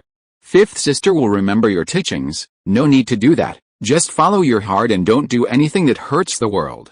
Even if you kill all the demons and evil people in the world, brother will only think that you are doing the right thing. Lu Ye waved his hand indifferently. He was just a reminder, and with Lu Jing's cultivation and character, it was basically impossible. Why haven't you come back yet? In an open space, Yang Qianhun and Yang Weifang had been waiting for half an hour, but still did not see Lu Yang. Yang Qianhun was a yuanying old monster, and he was also the kind of old ghost who specialized in playing with people's hearts. Naturally, he would not have any emotional fluctuations because of this period of time. Yang Weifang was different.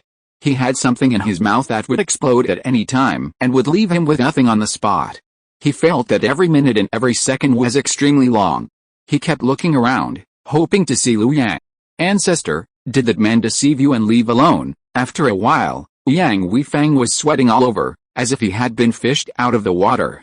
He asked Yang Qianhun in a voice transmission.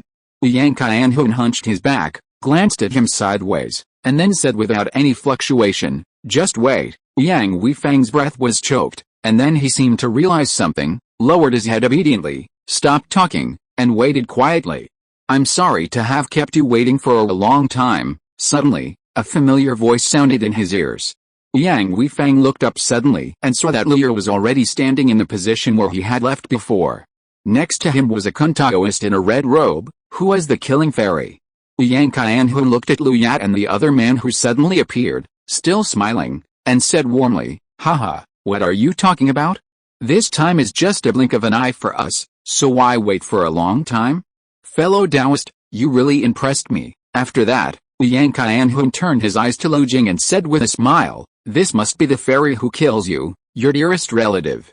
I am Yang Qianhun, the head of the Changsan sect. The evil deeds of my disciples before caused the fairy to be frightened. I apologize to the fairy here. Lu Jing took 2 steps back in fear and hid behind Lu Yao. At the same time, she looked at the hunchbacked and terrifying old man in front of her in disbelief. The head of the Changsan sect was a high-ranking nascent soul cultivator. It was difficult for her to understand that he would be so humble to apologize to her, a junior in the foundation establishment stage, and she was a little dazed. Lu Yao patted Lu Jing's arm that was holding his clothes, and then said, "Fellow Taoist Du Yang, fortunately I arrived in time, otherwise, it would not be like this now." Yang Qian, who naturally understood what Lu Yao meant, and immediately smiled again. "Fellow Taoist is right. Fortunately the disciples of my sect did not make a big mistake, but I still frightened the fairy." As he spoke, a jade box suddenly appeared in Yang Qian's hand. He opened the jade box, and 2 earth yellow balls lay quietly in it. This is a Wu Earth puppet.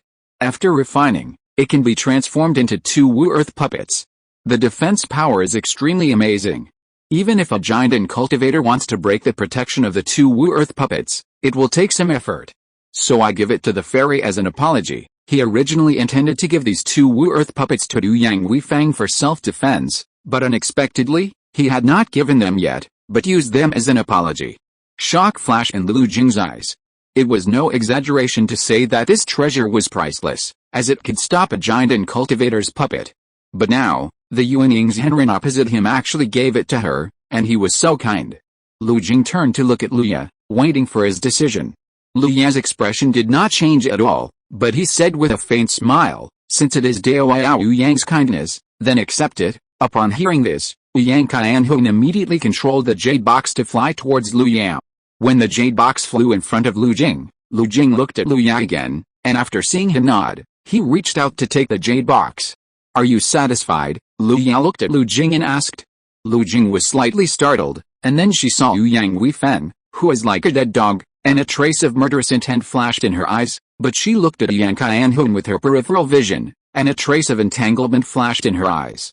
Seeing this, how could Lu Yao not understand her thoughts?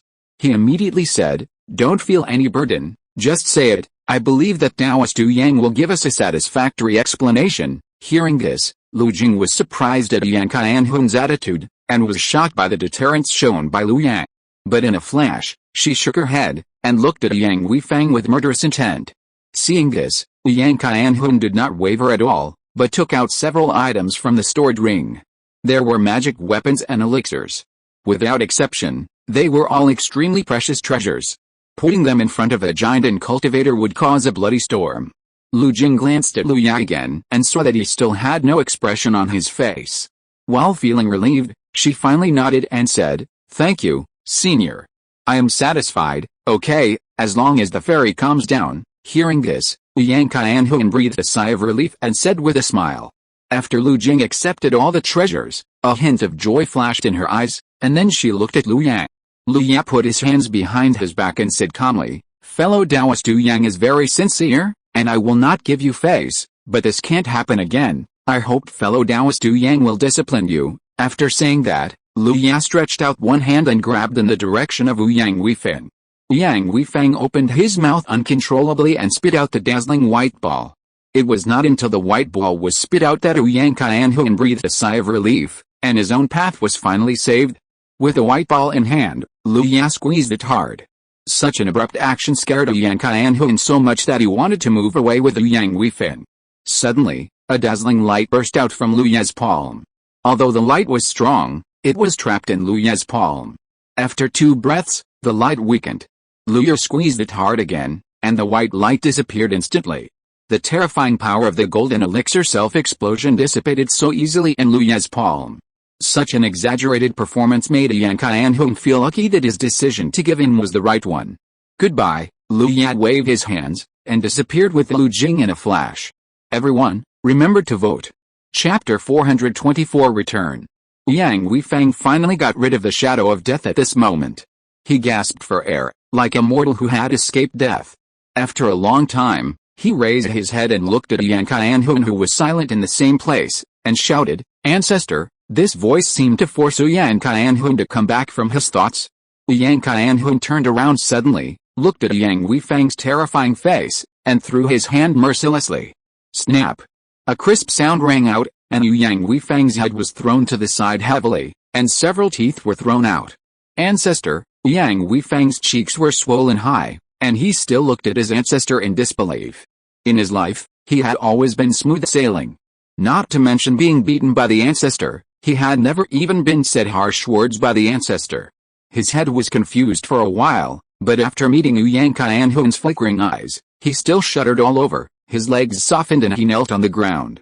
Yang Weifang knows his fault, please punish me, ancestor, know your fault. Yang Weifang looked at Yang Weifang's lowered head, and a dangerous light flashed in his turbid eyes. Since you know your fault, don't blame me for being ruthless. Yang Weifang looked up in astonishment, a little at a loss.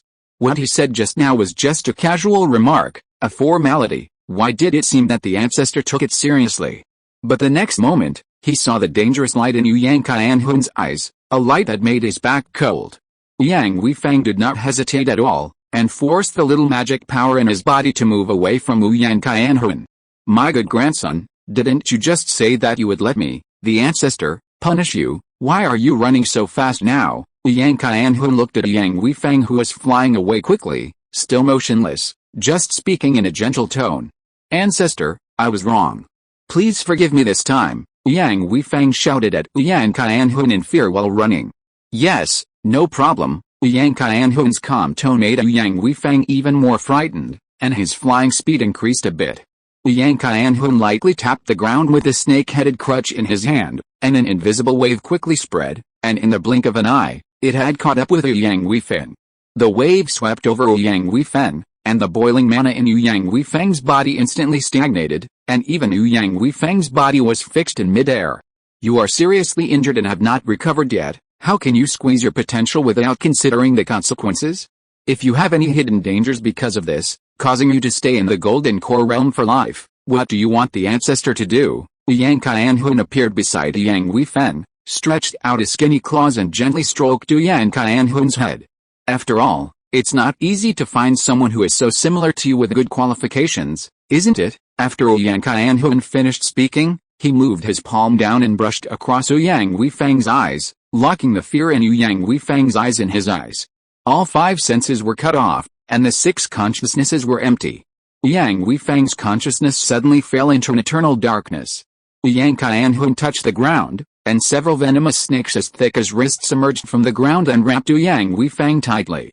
Then he took the bound Yang Weifang and quickly flew away. Lu Yu took Lu Jing to fly high in the sky. Lu Jing kept turning her head to look at Lu Ye, wanting to say something but stopping. Lu Yu looked forward and said, just say what you want to say. Why are you so hesitant? Hearing this, Lu Jing quickly turned her eyes away, and then looked at Lu Ye again, with curiosity in her eyes. Second brother, have you already reached the nascent soul stage? Hearing this, Lu Ye turned his head to look at her and said speechlessly, how is it possible? If it is so easy to reach the nascent soul stage, wouldn't everyone in this world be a great cultivator? Lu Jing nodded in agreement, but soon she asked in confusion, but, if second brother is a golden core, why is the Changxin patriarch so polite to you? Lu Jing originally wanted to say so respectfully, but thinking that this seemed to be a bit of a look down on a nascent soul, so she changed the adjective. Polite? Maybe he feels guilty. After all, it was he who indulged his clansmen to do such evil deeds. Lu Ye thought about it and gave an explanation. After hearing this, Lu Jing couldn't help but roll her eyes. Do you believe what you said? Well, of course my fist is bigger than his. If he doesn't want to die, this is the only way. Lu Ye saw Lu Jing's rolling eyes, so he explained seriously. But my second brother is only at the Golden Core stage, and that heart-chanting ancestor is at the nascent soul stage, so what? A mere nascent soul early stage is still a piece of cake for your second brother. Lu Ye grinned and said the most unbelievable words in the most peaceful tone. Seeing his look, Lu Jing nodded as a matter of course. Seeing this, Lu Ye smiled and said, that's right, you should have confidence in your second brother. Speaking of which, if it weren't for that nascent soul's vision, you and I would have made a fortune now. As for what kind of fortune, Lu Jing felt that the heart-chanting ancestor had the most say. Fifth sister has always had confidence in second brother, but, second brother, the old ancestor Changxin gave me so many treasures, I can't use them, so you should deal with them, Lu Jing said, and was about to take out the treasures she had just received and handed them to Lu Yao. Lu Yao glanced at Lu Jing. Since it is compensation for you, it is natural for you to dispose of it. These things are useless to me, but they can be used immediately for you. If you give them to me, I will not use them, and you will not use them either. What are you going to do? Leave them in the clan to watch? After being scolded by Lu Yang, Lu Jing had to withdraw her hand embarrassedly, and did not mention it again until she returned to the Lu family. Lu Jing, the first peak. Lu Yang and Lu Jing landed on the top of the mountain. Lu Ye waved to Lu Jing. I haven't been home for many years. Fifth sister, you should go visit the clan leader first to save him from worrying. Second brother, I still need to practice, so I won't go with you. After that, Lu Yao walked directly back to the cave and quickly closed the cave door. Lu Jing looked at the cave door that closed with a bang, and a trace of obvious speechlessness appeared on her cold face. Then she did not stay for long, and turned to fly towards the direction of the second peak. As for what to say and what not to say when seeing the clan leader, Lu Jing naturally knew. It's finally over. Lu Ya's consciousness slowly breathed a sigh of relief after sensing Lu Jing flying away from the first peak. This action delayed some time. If it weren't for taking Lu Jing's experience into consideration, he could have brought Lu Jing back to the clan a few days earlier. Thinking of this, Lu Yan had already walked into the quiet room and sat cross-legged on the warm jade cushion.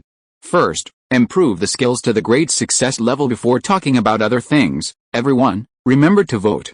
Chapter 425, The Complete Works of the Sutra of Freedom and Longevity. 3 years later. Inside the cave of the first peak. Lu Ye sat cross-legged on the futon, with wisps of free and mysterious aura emanating from his body. The rich spiritual energy wrapped him in it, making him look like an immortal sitting high in the clouds. After a long time, Lu Ye slowly calmed down the mana in his body and opened his eyes. Kung Fu, Free and Eternal Life Sutra Great Success. 28/5000, finally a breakthrough. A smile appeared on Lu Ye's face. It took him 3 whole years to break through the Free and Eternal Life Sutra from the minor success to the major success. The difference between the minor success and the major success also made him very satisfied. Not only did the speed of cultivation reach a new level, but even the quality of the mana was refined by nearly 15%, and it was more efficient for his own tempering. He believed that the time to condense the immaculate body was shortened a little. However, in a short period of time, it was impossible for his Kung Fu to make another breakthrough. It took him 3 years just to go from the minor success to the major success, and the distance from the major success to the peak was more than twice that of the minor success to the major success. 6 or 7 years is already a very long time for Lu Yao. Besides, his current condition does not allow him to do so anymore. Realm, late Jinden. 177/200, it is only a few years away from the perfection of Jinden, but Lu Yao has not made any preparations for the infant formation. Now it is time to slow down the progress of cultivation and start preparing for the infant formation. Putting aside other things, the infant formation pill is indispensable. The difficulty of Lu Ya's infant formation is far beyond that of ordinary cultivators. If he cannot even obtain the infant formation pill, he will lag behind ordinary cultivators in the process of pill breaking, and the difficulty of his infant formation will be even higher. Regarding this, Lu Ye said that only old people would play the hanging game when they have nothing to do. He is a young man who is less than 50 years old, so he must cherish his life. With a plan in mind, Lu Ye could no longer sit still. He stood up and walked out of the cave. After taking out the communication talisman and leaving a message to the clan leader, Lu Ye leaped up, and a golden light burst out, taking him quickly into the sky. In Wulian Heia, on the top of Xianjian Peak, there is a huge palace. This is where the head of Wulian Heia lives, and it is also the highest level meeting place in Wulian Heia. At this time, in this hall called Wulian Palace, more than a dozen monks were standing quietly in the hall. The mana fluctuations of each monk were like the abyss and the sea, and Zhang Hua and Zhang Jingwei were among them. And the more than 10 monks just standing quietly in the hall caused the surrounding spiritual energy to fluctuate. If it weren't for the miraculous effect of Wulian Hei's protective formation, the entire Xianjian Peak should have been submerged by countless spiritual energy at this moment. Suddenly, a figure quickly condensed from nothingness, and then sat down on the seat at the top of the palace under the gaze of everyone. It was the head of this Wulian Heia, the master of Wulian Palace, and the great monk Xianjian Taoist in the fusion realm. After Xianjian Taoist took his seat, More than 10 Shinho monks below all bowed. "Greetings, Master." Xianjian Taoist waved his hands, frowning slightly, as if he had something on his mind and couldn't make up his mind. The situation behind the 10,000 Demons sect is becoming more and more serious, especially the Golden Core Yuanying battlefield. Although we have sent out most of the true disciples, we are still at a disadvantage. More than 10 Shinho monks looked at each other, and the whole hall was silent. After a long time, a middle-aged god-transforming cultivator with short stature but sharp eyes stepped forward and said, "Master, the demon clan behind the 10,000 Demons sect has not made any movement for many years. They are making a big move this time. Especially the geniuses in the demon clan, each of them has a strong body and amazing power, and there are many of them. Although our golden elixir and nascent soul are not inferior to the demon clan in quality, they are much less in number. That's why we are at a disadvantage." "No, Brother Yuan, you've been talking for a long time, but why haven't you said a single useful word? Aren't these all obvious?" The middle-aged god-transforming cultivator, known as Brother Yuan, was interrupted by a burly man carrying a sword on the opposite side before he could finish his words. "Junior Brother Zhao, don't be anxious." After being interrupted, the Shenhe Yuan surname was not angry.